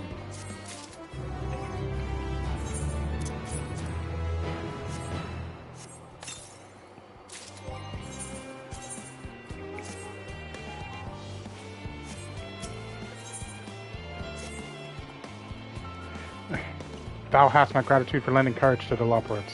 Not disposed to rest on their laurels, several of our guests have elected to accompany my countrymen to their stations. Some few may still come hither seeking counsel, and so shall I remain to aid them as need be. If thou art needed elsewhere, do not let me detain thee. As a matter of fact, I was hoping you might check on Alize. After I saw she was struggling carrying an enormous pile of boxes out the west gate. I could go myself, but we both know whose help she's less likely to scorn. Not to mention that, much to my misfortune, I can think of several other things I ought to be doing. Until later.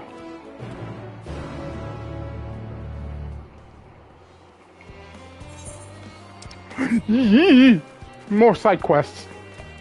Jesus.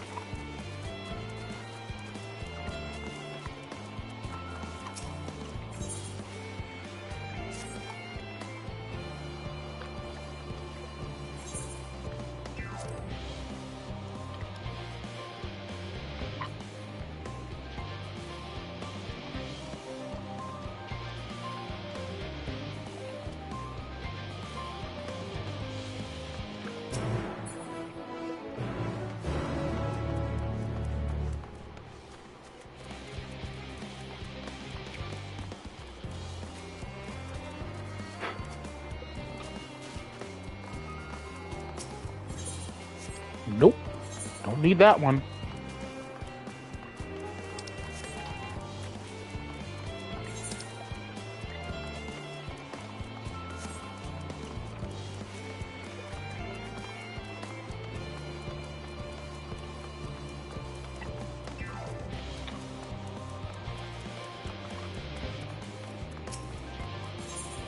Don't need that one.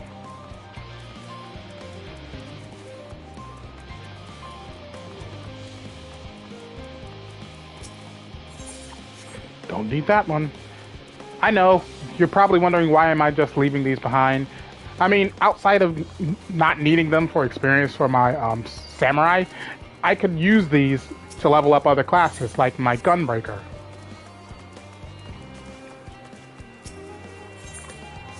Nope. Rain!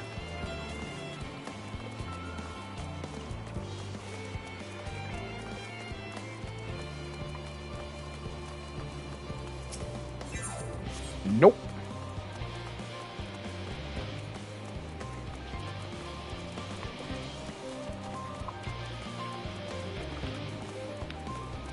I do need this one. Because this one has an ether current connected to it.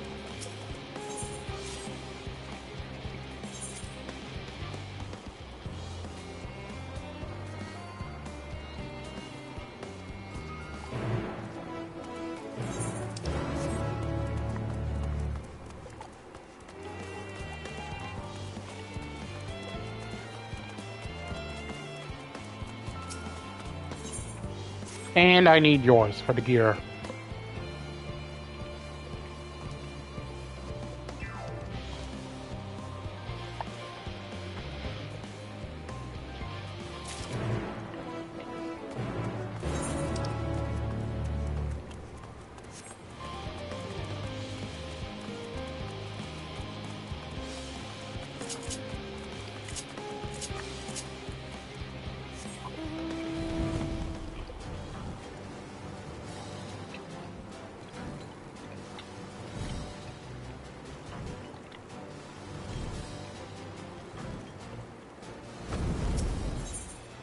Nope.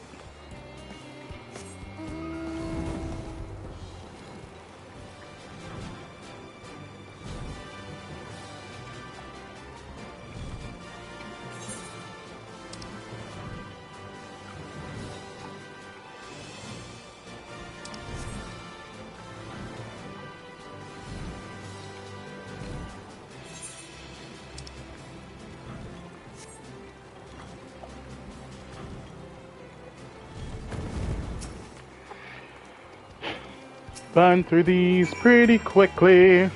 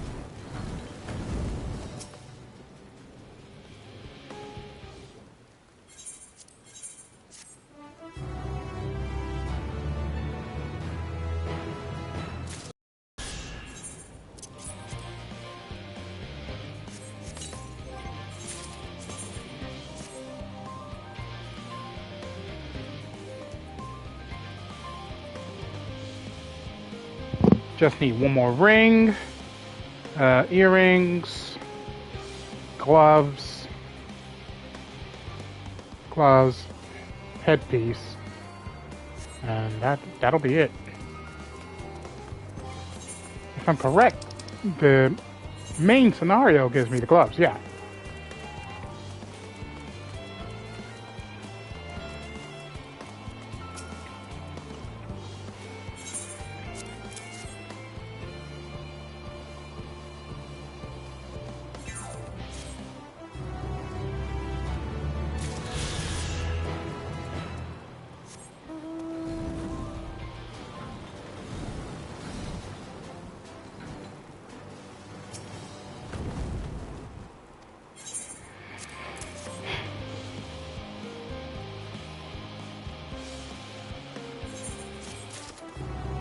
And there's the earrings. Now no, that's the other ring. So I need just the earrings, gloves, and headpiece now.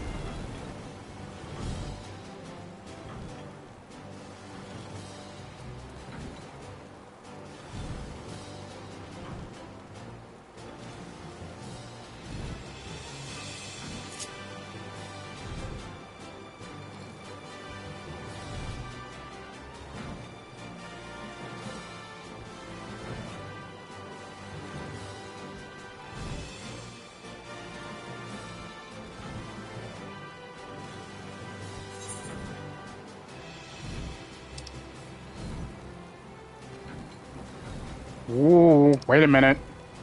I didn't check that quest.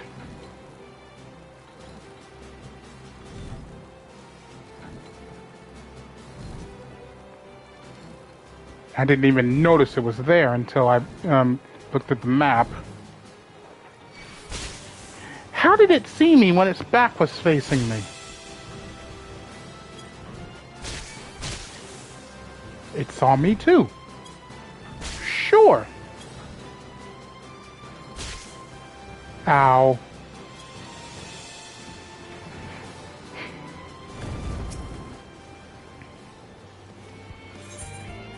Okay, no guidance. I hate these quests. I always have to look up the answer.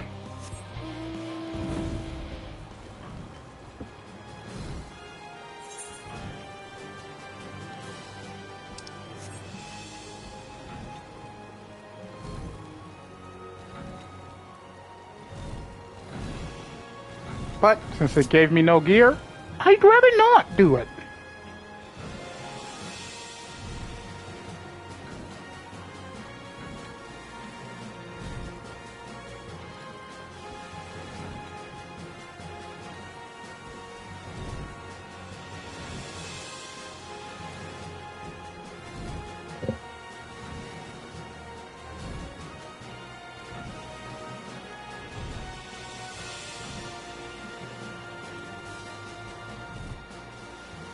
Hello, Alize.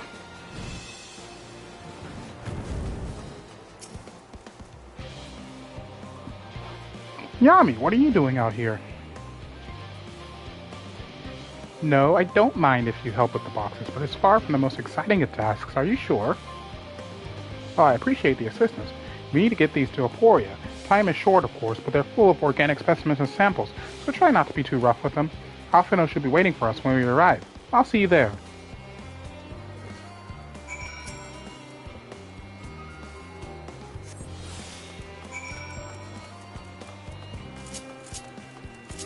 Ick! I can't run. Ick!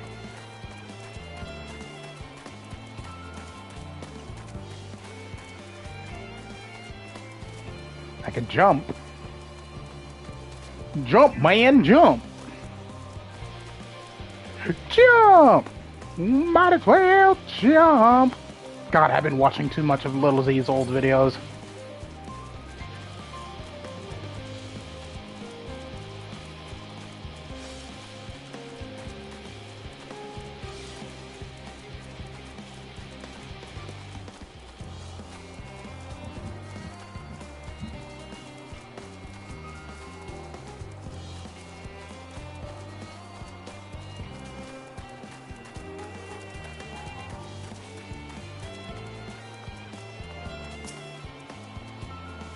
Oh, you're helping with the crates. Wonderful. You can put that there with the others.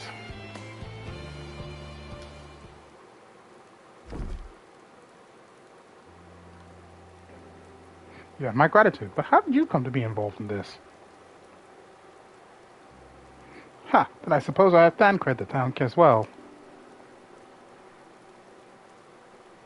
If you're wondering why we were tasked with bringing these boxes to Aporia to begin with, so was I. It turns out that this is a base of operations of sorts. Those with final say as to what is implied in the ship's manifest can be found here. Father included, I suspect.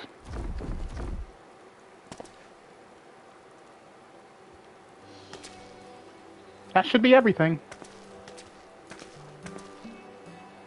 You carried all of that at once. Are you trying to injure yourself? Oh hush, they're lighter than they look, and not everyone has your delicate arms. I suppose we should let someone know that we finished. Theopolden is in the courtyard. We can report to him.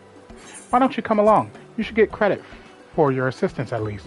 Considering where we are, we might even learn something interesting.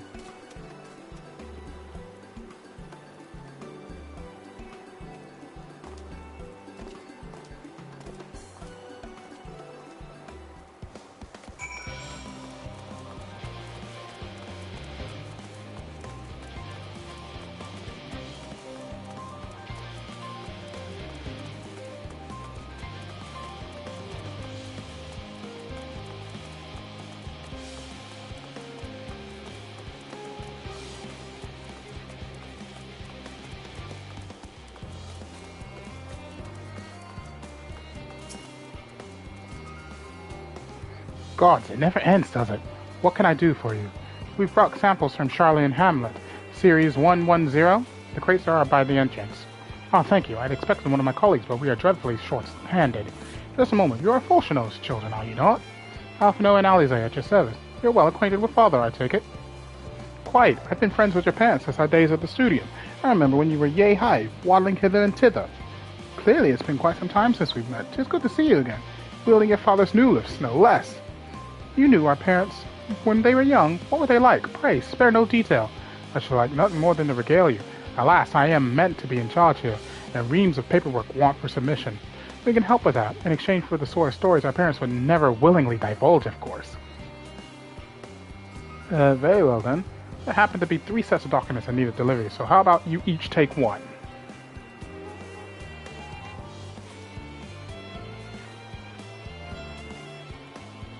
Wait right there.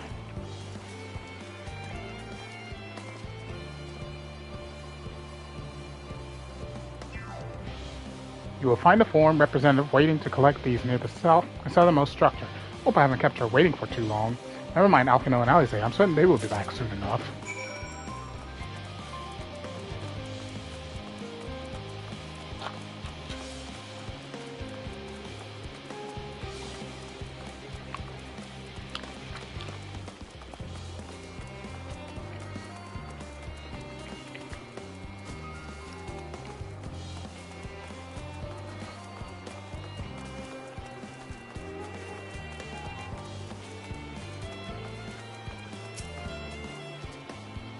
Are you not one of the Scions for this ever dawn? I thought you were meant to be working on the ether burner.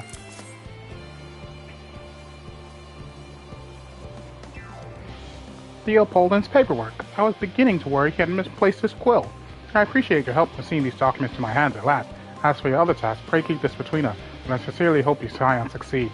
The Exodus is, without a doubt, the most monumental undertaking in the history of the Forum, and so we must be circumspect in all respects. Risk is a privilege we cannot afford ourselves. At its heart, however, Charlian has ever been a nation of the curious. It would be a tragedy indeed if we were the ones to stymie your pursuit of truth.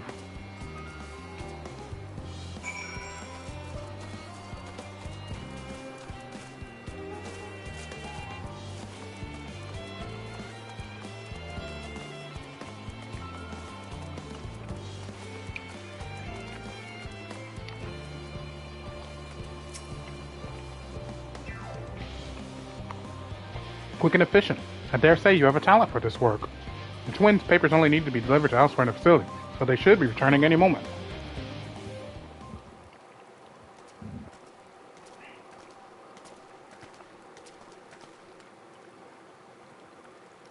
We return, with not a scrap of paperwork remaining on our persons, you will note. You both have my thanks, and my apologies for sending you on an errand far below your ambitions. Why, even as a babe, you struggled out of your swaddling clothes, and... That is quite enough of that, thank you.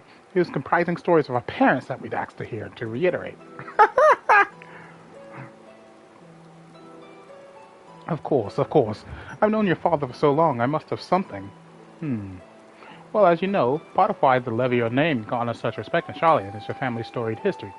You two can trace your ancestry directly to those who came aboard Nooncref's Hope, a lineage few can claim.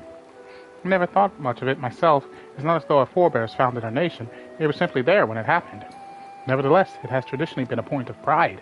This is why Nooncref's pronunciation, renounce the ways of war, and pursue enlightenment through knowledge and reason, has ever been our family's creed. Until your grandfather's time, Archon Louisois looked not to Nooncref's words, but his deeds. He asserted in defiance of his peers that choosing to save the great and the small from the rising tides was a true mark of our founder's virtue. Perhaps it was his expertise, his knowledge of ancient prophecy and the fall of civilizations, that led to him to conclude that to eschew conflict at every turn was to consign mankind to his doom. There will ever be conflict, and calamity will follow. Thus, to ignore the plight of those one might conceivably save is not wisdom, it is indolence. You remember his words well. Indeed, Archon Louisois lived by that personal creed, and used every means at his disposal to bring succor to those in need, Charlian or no. No one loved and admired your grandfather more than his son. Yet Fulshino could not reconcile Louisois' deeds with the philosophy of their forebears and his peers, a philosophy in which he believed so fervently, yet made a pariah of his father. Fulshino agonized over this contradiction for much of his life. Gods, father. A son may carry his father's blood, but his choices are his own to bear. Is it not always thus? Gods know Fortuno is a cranky old goat, so I'm sure you butt heads often enough. And even so, you must know that you are constantly in his thoughts, every moment of every day, and that is not an exaggeration in the slightest. You should have seen him when you were born. Barely recognizable he was, with a kind of dumbfounded grin I had not seen since he first took a fancy to your mother. He was practically skipping when he told me the news. Take my word for it, he loves you to an embarrassing degree. But he is also frustratingly single-minded. Once he's decided that a given action is for the best, he will stay the course no matter who or what opposes him. A profoundly annoying habit when you're on the other end of it, as I'm sure you will agree.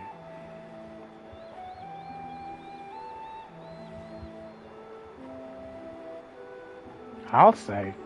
Thank you for your insight. When next we meet our parents, I shall mention that we spoke. Try not to get me into too much trouble now. I need the forum on my side. Speaking of which, I ought to be getting back to work. I have to make sure those specimens you brought make it to their proper places, or the cranky old goat will have my hide. We can speak again later.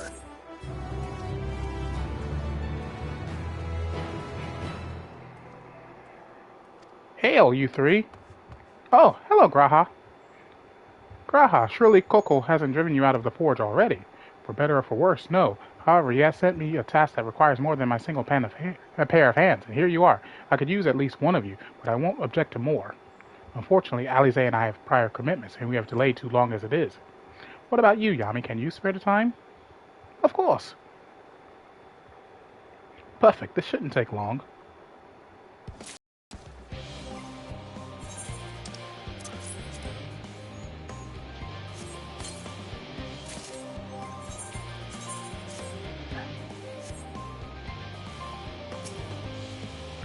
Wrong person.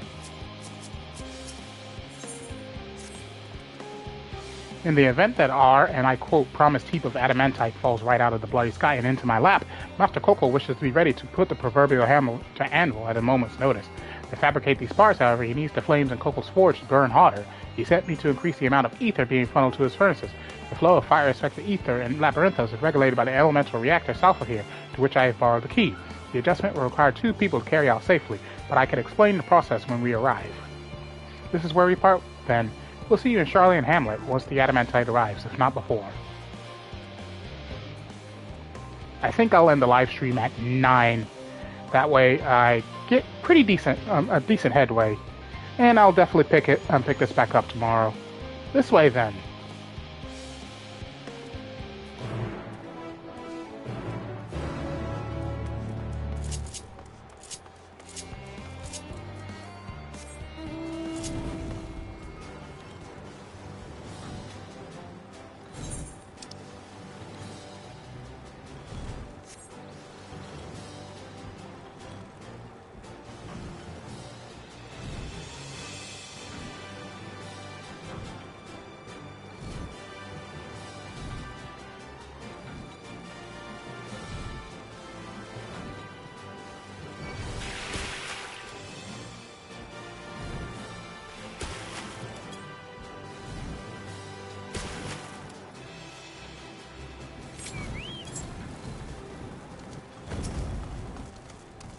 The reactor is housed within this facility. I'll be the one to go inside and adjust the fire ether output.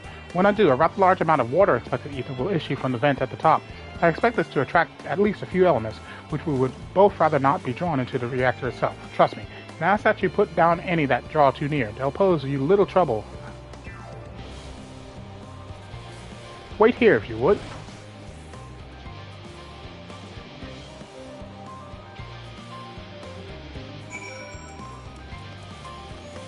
Hey, a gunbreaker.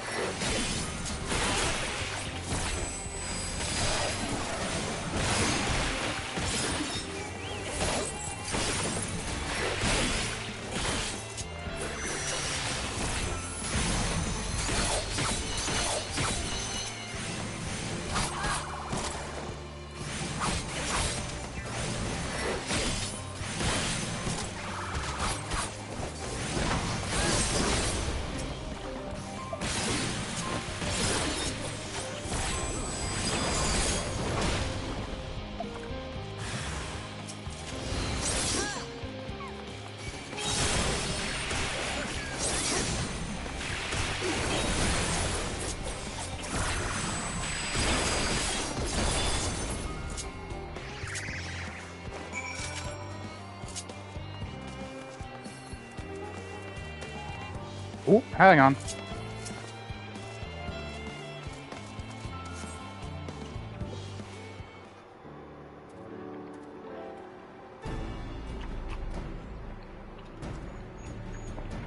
Did everything go smoothly out here? I thought as much. No major complications to speak of inside either. And the water ether appears to be venting properly. I expect Coco will have seen a difference in his forge flame by the time I return. Since I have you, there was another matter I thought to discuss with you. Nothing terribly important, merely something I've been considering. Part of this I shared with everyone, yet you and only you have been to Opus. As we have established, refined adamantite is a product of Allied, of the Empire's twilight years, in fact. It is a material which saw much use as part of the Allagan's efforts to extend beyond the bounds of this world, Dalamud, of course, being the most prominent.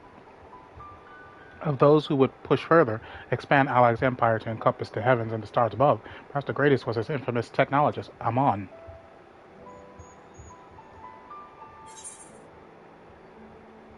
Amon wanted to travel the Sea of Stars?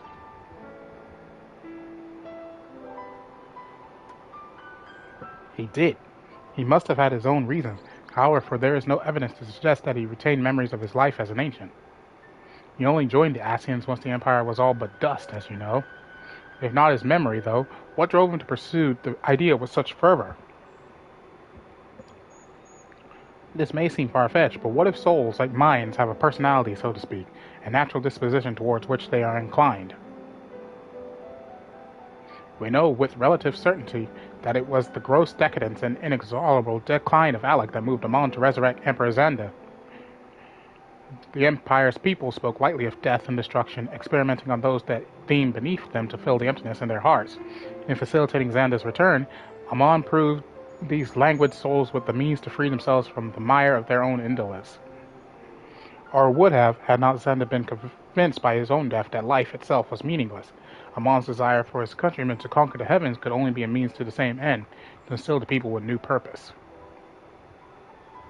Like Hermes before him, Amon was appalled by how those around him lived, but could never bring himself to believe that those lives were devoid of meaning, and both of them sought that meaning, that hope, in the distant stars. Such is my theory, anyway. Ultimately, it is the consequence of their actions which matter. Their motives are of no moment, and yet, to reach those stars on wings of adamantite, to travel to the ends of creation and beyond, the promise of hope everlasting, that much I do understand. But enough musing for now. Why don't we see how Coco is getting on?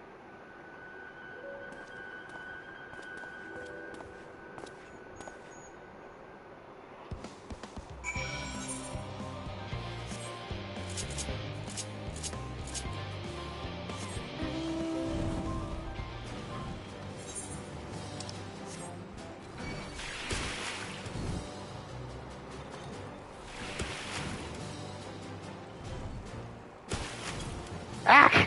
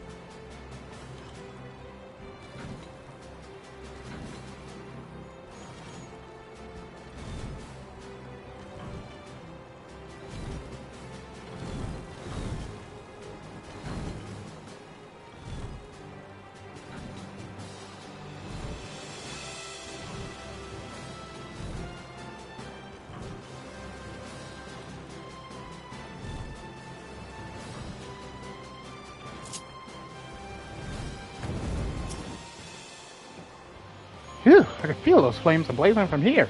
Glad you found someone capable, Graha, but there's not much left for you lot to do, unless you could conjure up that refined adamantite any faster.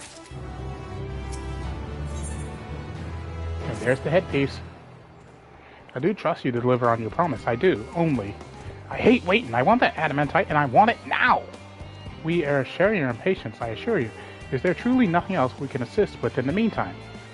I wish. is sitting about unbearable. Pity the forum frowns on recreational explosions.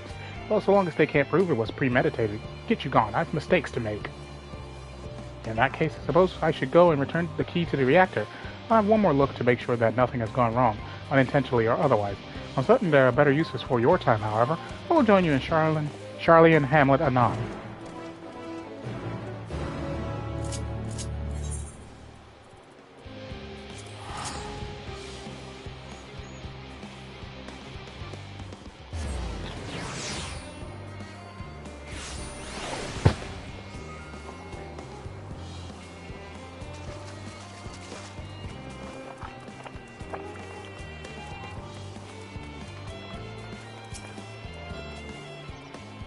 If you wait here, your companions are bound to turn up sooner or later.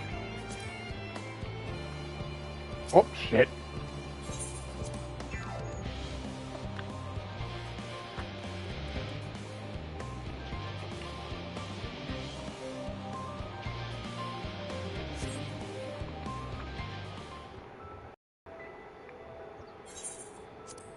This one's probably voiced. Which means I can take a break and eat my food. We finished what we could. Delivered supplies, tracked down escaped animals. Trivial tasks as they may be.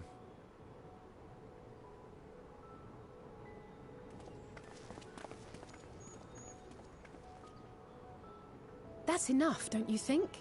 If there was anything more important still undone, that would be a problem in itself. The vessel is essentially ready for departure. All that remains is to load the final batch of supplies and see everyone on board. Once we've readied the ether burner, that is. Ah, had a feeling we might find you all here.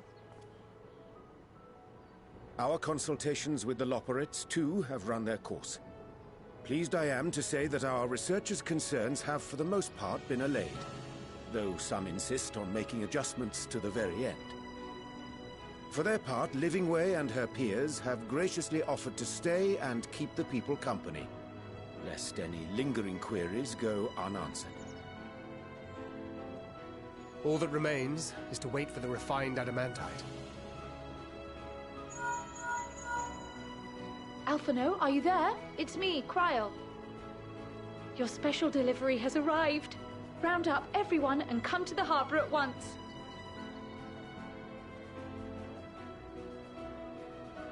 Speak of the devil. Let us go at once.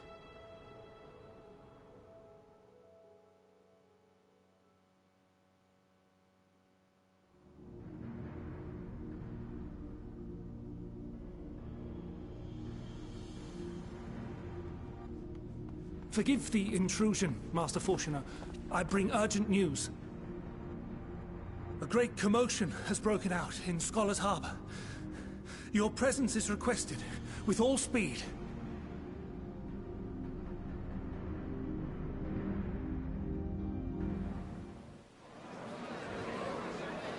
Now, where might this delivery be?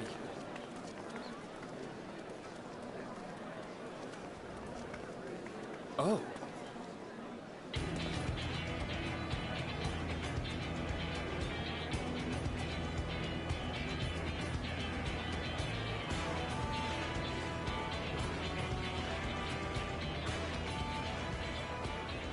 Oh, wow! I'm sure it's very important, but we cannot accept these without the proper permits. By the 12! Surely, these can't all be... And more is coming!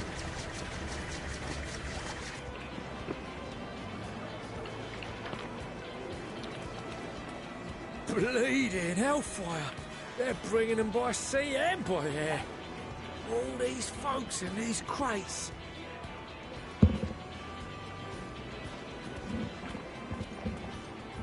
And more on the way. I've got your adamantite right here. A bigger haul than any of these sorry bastards brought, and that's no lie.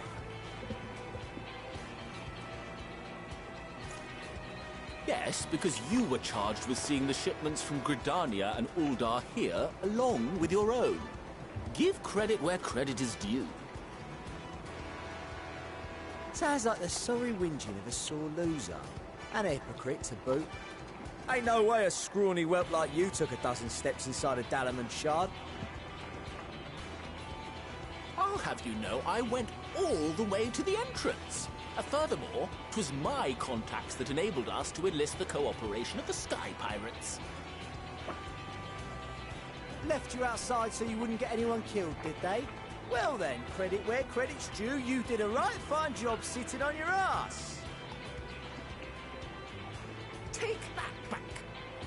Make me. I will not stoop to your level.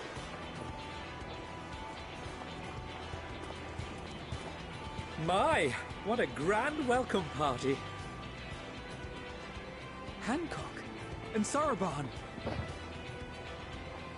We come bearing relics both sacred and elegant, as well as a few other gifts that may be of help, to be presented with best wishes from the Eastern Alliance.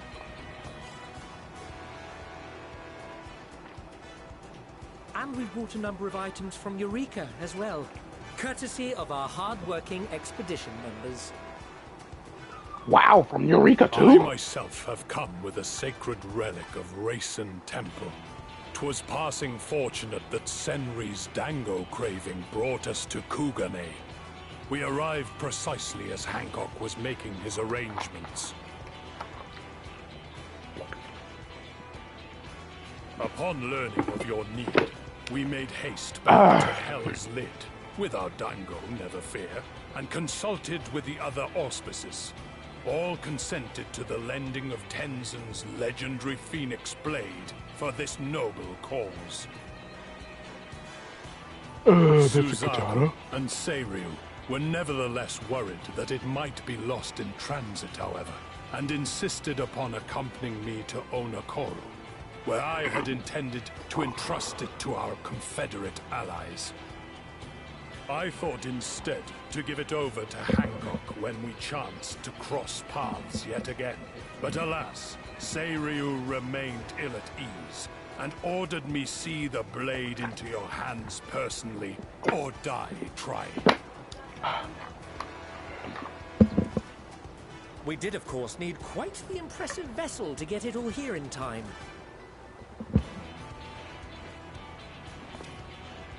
Fortunately, our majestic associates have been more than helpful. 'Tis an honor to join the Warrior of Light on another adventure, they tell me. Nearly everyone that we've helped is here. That is all wonderful to hear, but what of the extraordinary cost? I shudder to think of the ransom we must pay for such a bounty. Fret not for your coin purse, young Alphino. Lord Lolorito looks ever towards the profits of the future, and thus the East Aldenar Trading Company went to some lengths to reduce the financial liability. And since the Scions funded the entire venture, not a gill need be rendered up in compensation. Everything is already yours. We funded the venture? When? Don't let him fool you. This coin keeper knows a thing or two about spending. Tataru! When it comes to capital investiture, a sprinkling of gil here and there will not do. You need enough savings to make waves when it really counts, which is why frugality is paramount.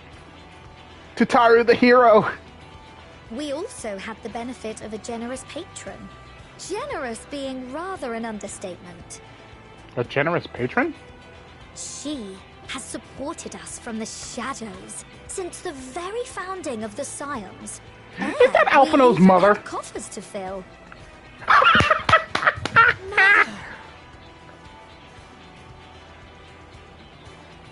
Amelians. I remain, of course, an entirely neutral party.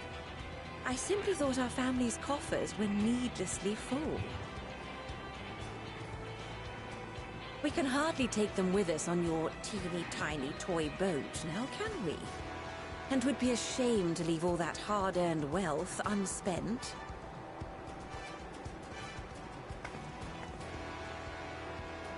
Waste not.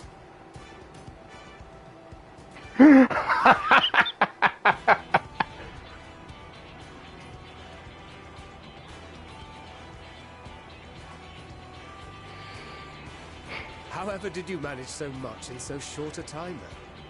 We expected word to reach only a fraction of our allies.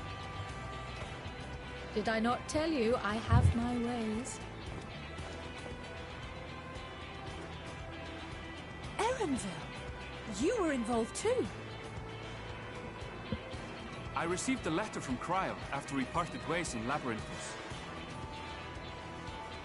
She explained what the Scions were trying to accomplish, and why you might soon require the services of the Gleaners, spread across the world as we are. I pray you do not interpret this as a betrayal of Charlie. I accept that the Forum's aim in pushing us to our limits was to preserve what knowledge we have, and I bear you no ill will for it. Yet, in collecting that knowledge, what I came to appreciate most about our star is that there remains so much we do not know. That is why I chose to help the Scions, to combat the obliteration of those countless, undiscovered wonders. I held no illusions that they would be less demanding taskmasters. Though, rest assured, if I had, I would have been sorely disappointed.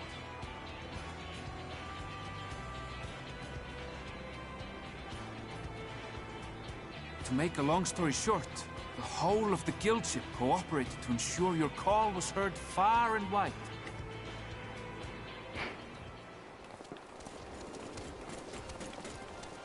Sid!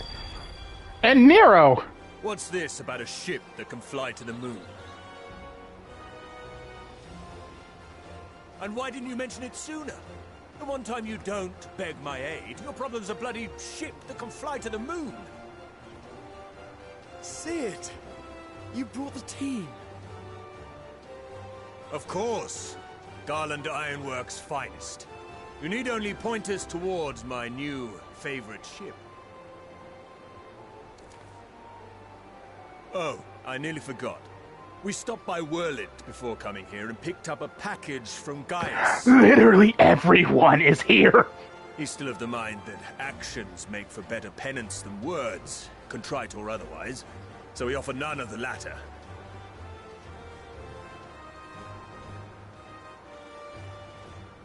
What he sent is an Allegan relic Valen's used in his weapons experiments. Has a fair bit of refined adamantite in it, too.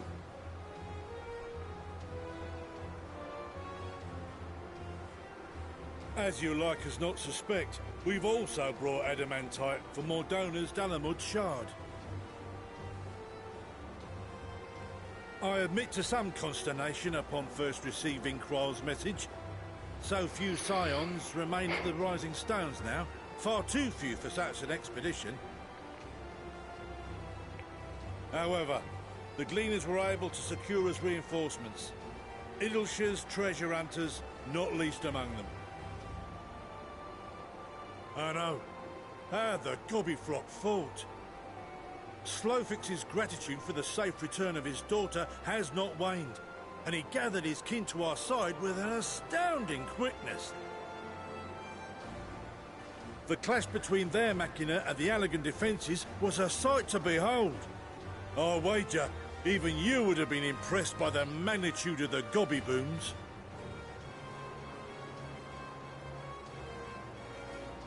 Fascinating as all this is, I fail to see how it explains your presence here.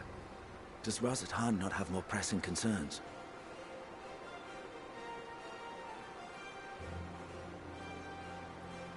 We do. Yet averting the final days would be the most expedient solution. That, and I am indebted to you.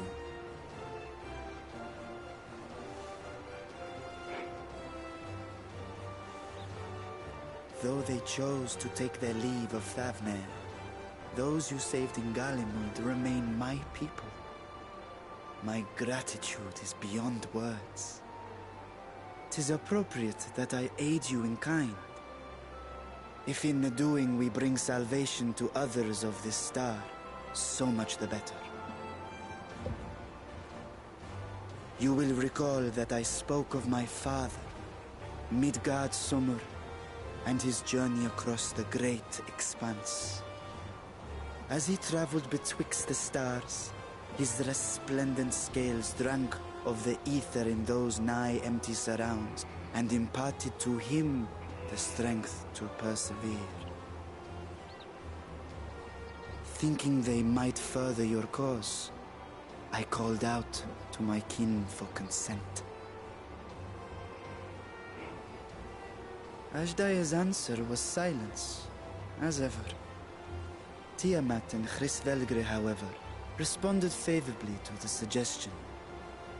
My sire, too, stirred from his slumber long enough to speak and say, "Very well.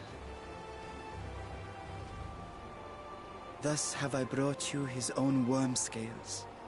Fit them to your purpose, and seek a worthier fate for us all."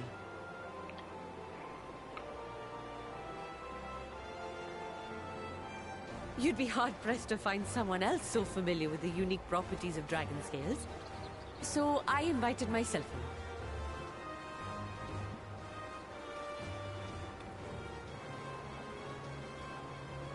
Look at me, this is so unbelievable. I've gone right back round to believing it again. Forget a 6% gain in efficiency. With all these goodies, we could get 7, no, 10, no, 14 bleeding percent. Think of how far we could go. What we could do with that much power. What we could blow up. If Kokol is duly convinced, then it must be true. In which case, the science end of the bargain has been fulfilled. Would you not agree?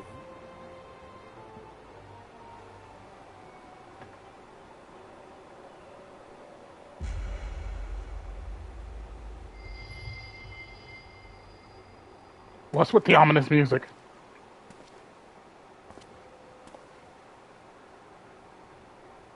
Yes, Father?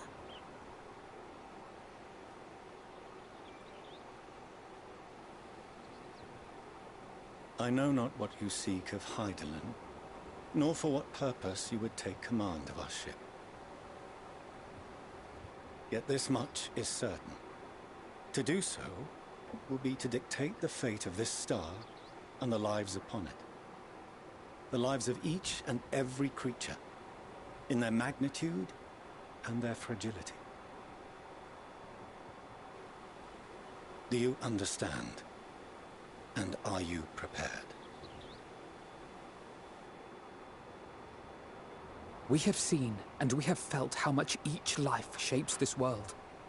And so we are determined to abandon none. We understand what is at stake, and we are prepared to bear this burden.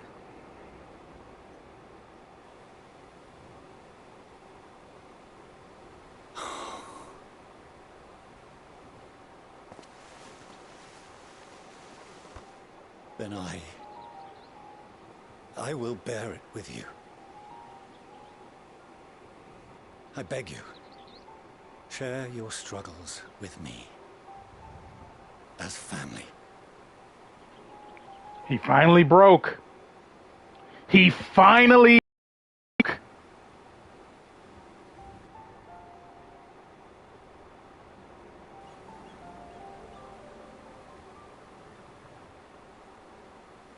You grasped my fingers with such tiny hands the day you were born. I thought my heart might burst. It was love and happiness beyond expression. Overwhelming. And a conviction so powerful that I trembled with something close to rage. I had heard the final days foretold. I swore to myself then and there that I would not let them steal your futures.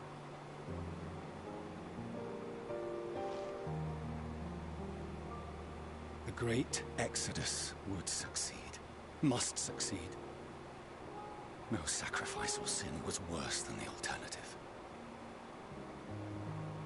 If anything gave me pause, 'twas mine own father. The Archon Louisois openly decried Charlian's policies. A perspective which I regarded with increasing disdain as I grew older. Yet even as part of me thought him a fool, perhaps I also hoped that he, of all people, would devise a brilliant means to save my children. A naive hope, but stubborn enough that I could never bring myself to keep you apart.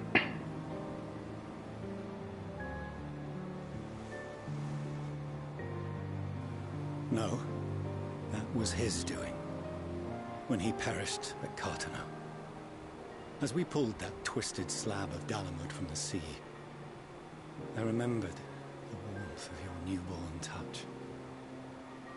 Chastened, I vowed never again to suffer any interference in my mission to protect you. No matter that you yourselves wished otherwise. Detest me, fight me tooth and nail, I would suffer it, and more, and be satisfied so long as I could force you onto the ship.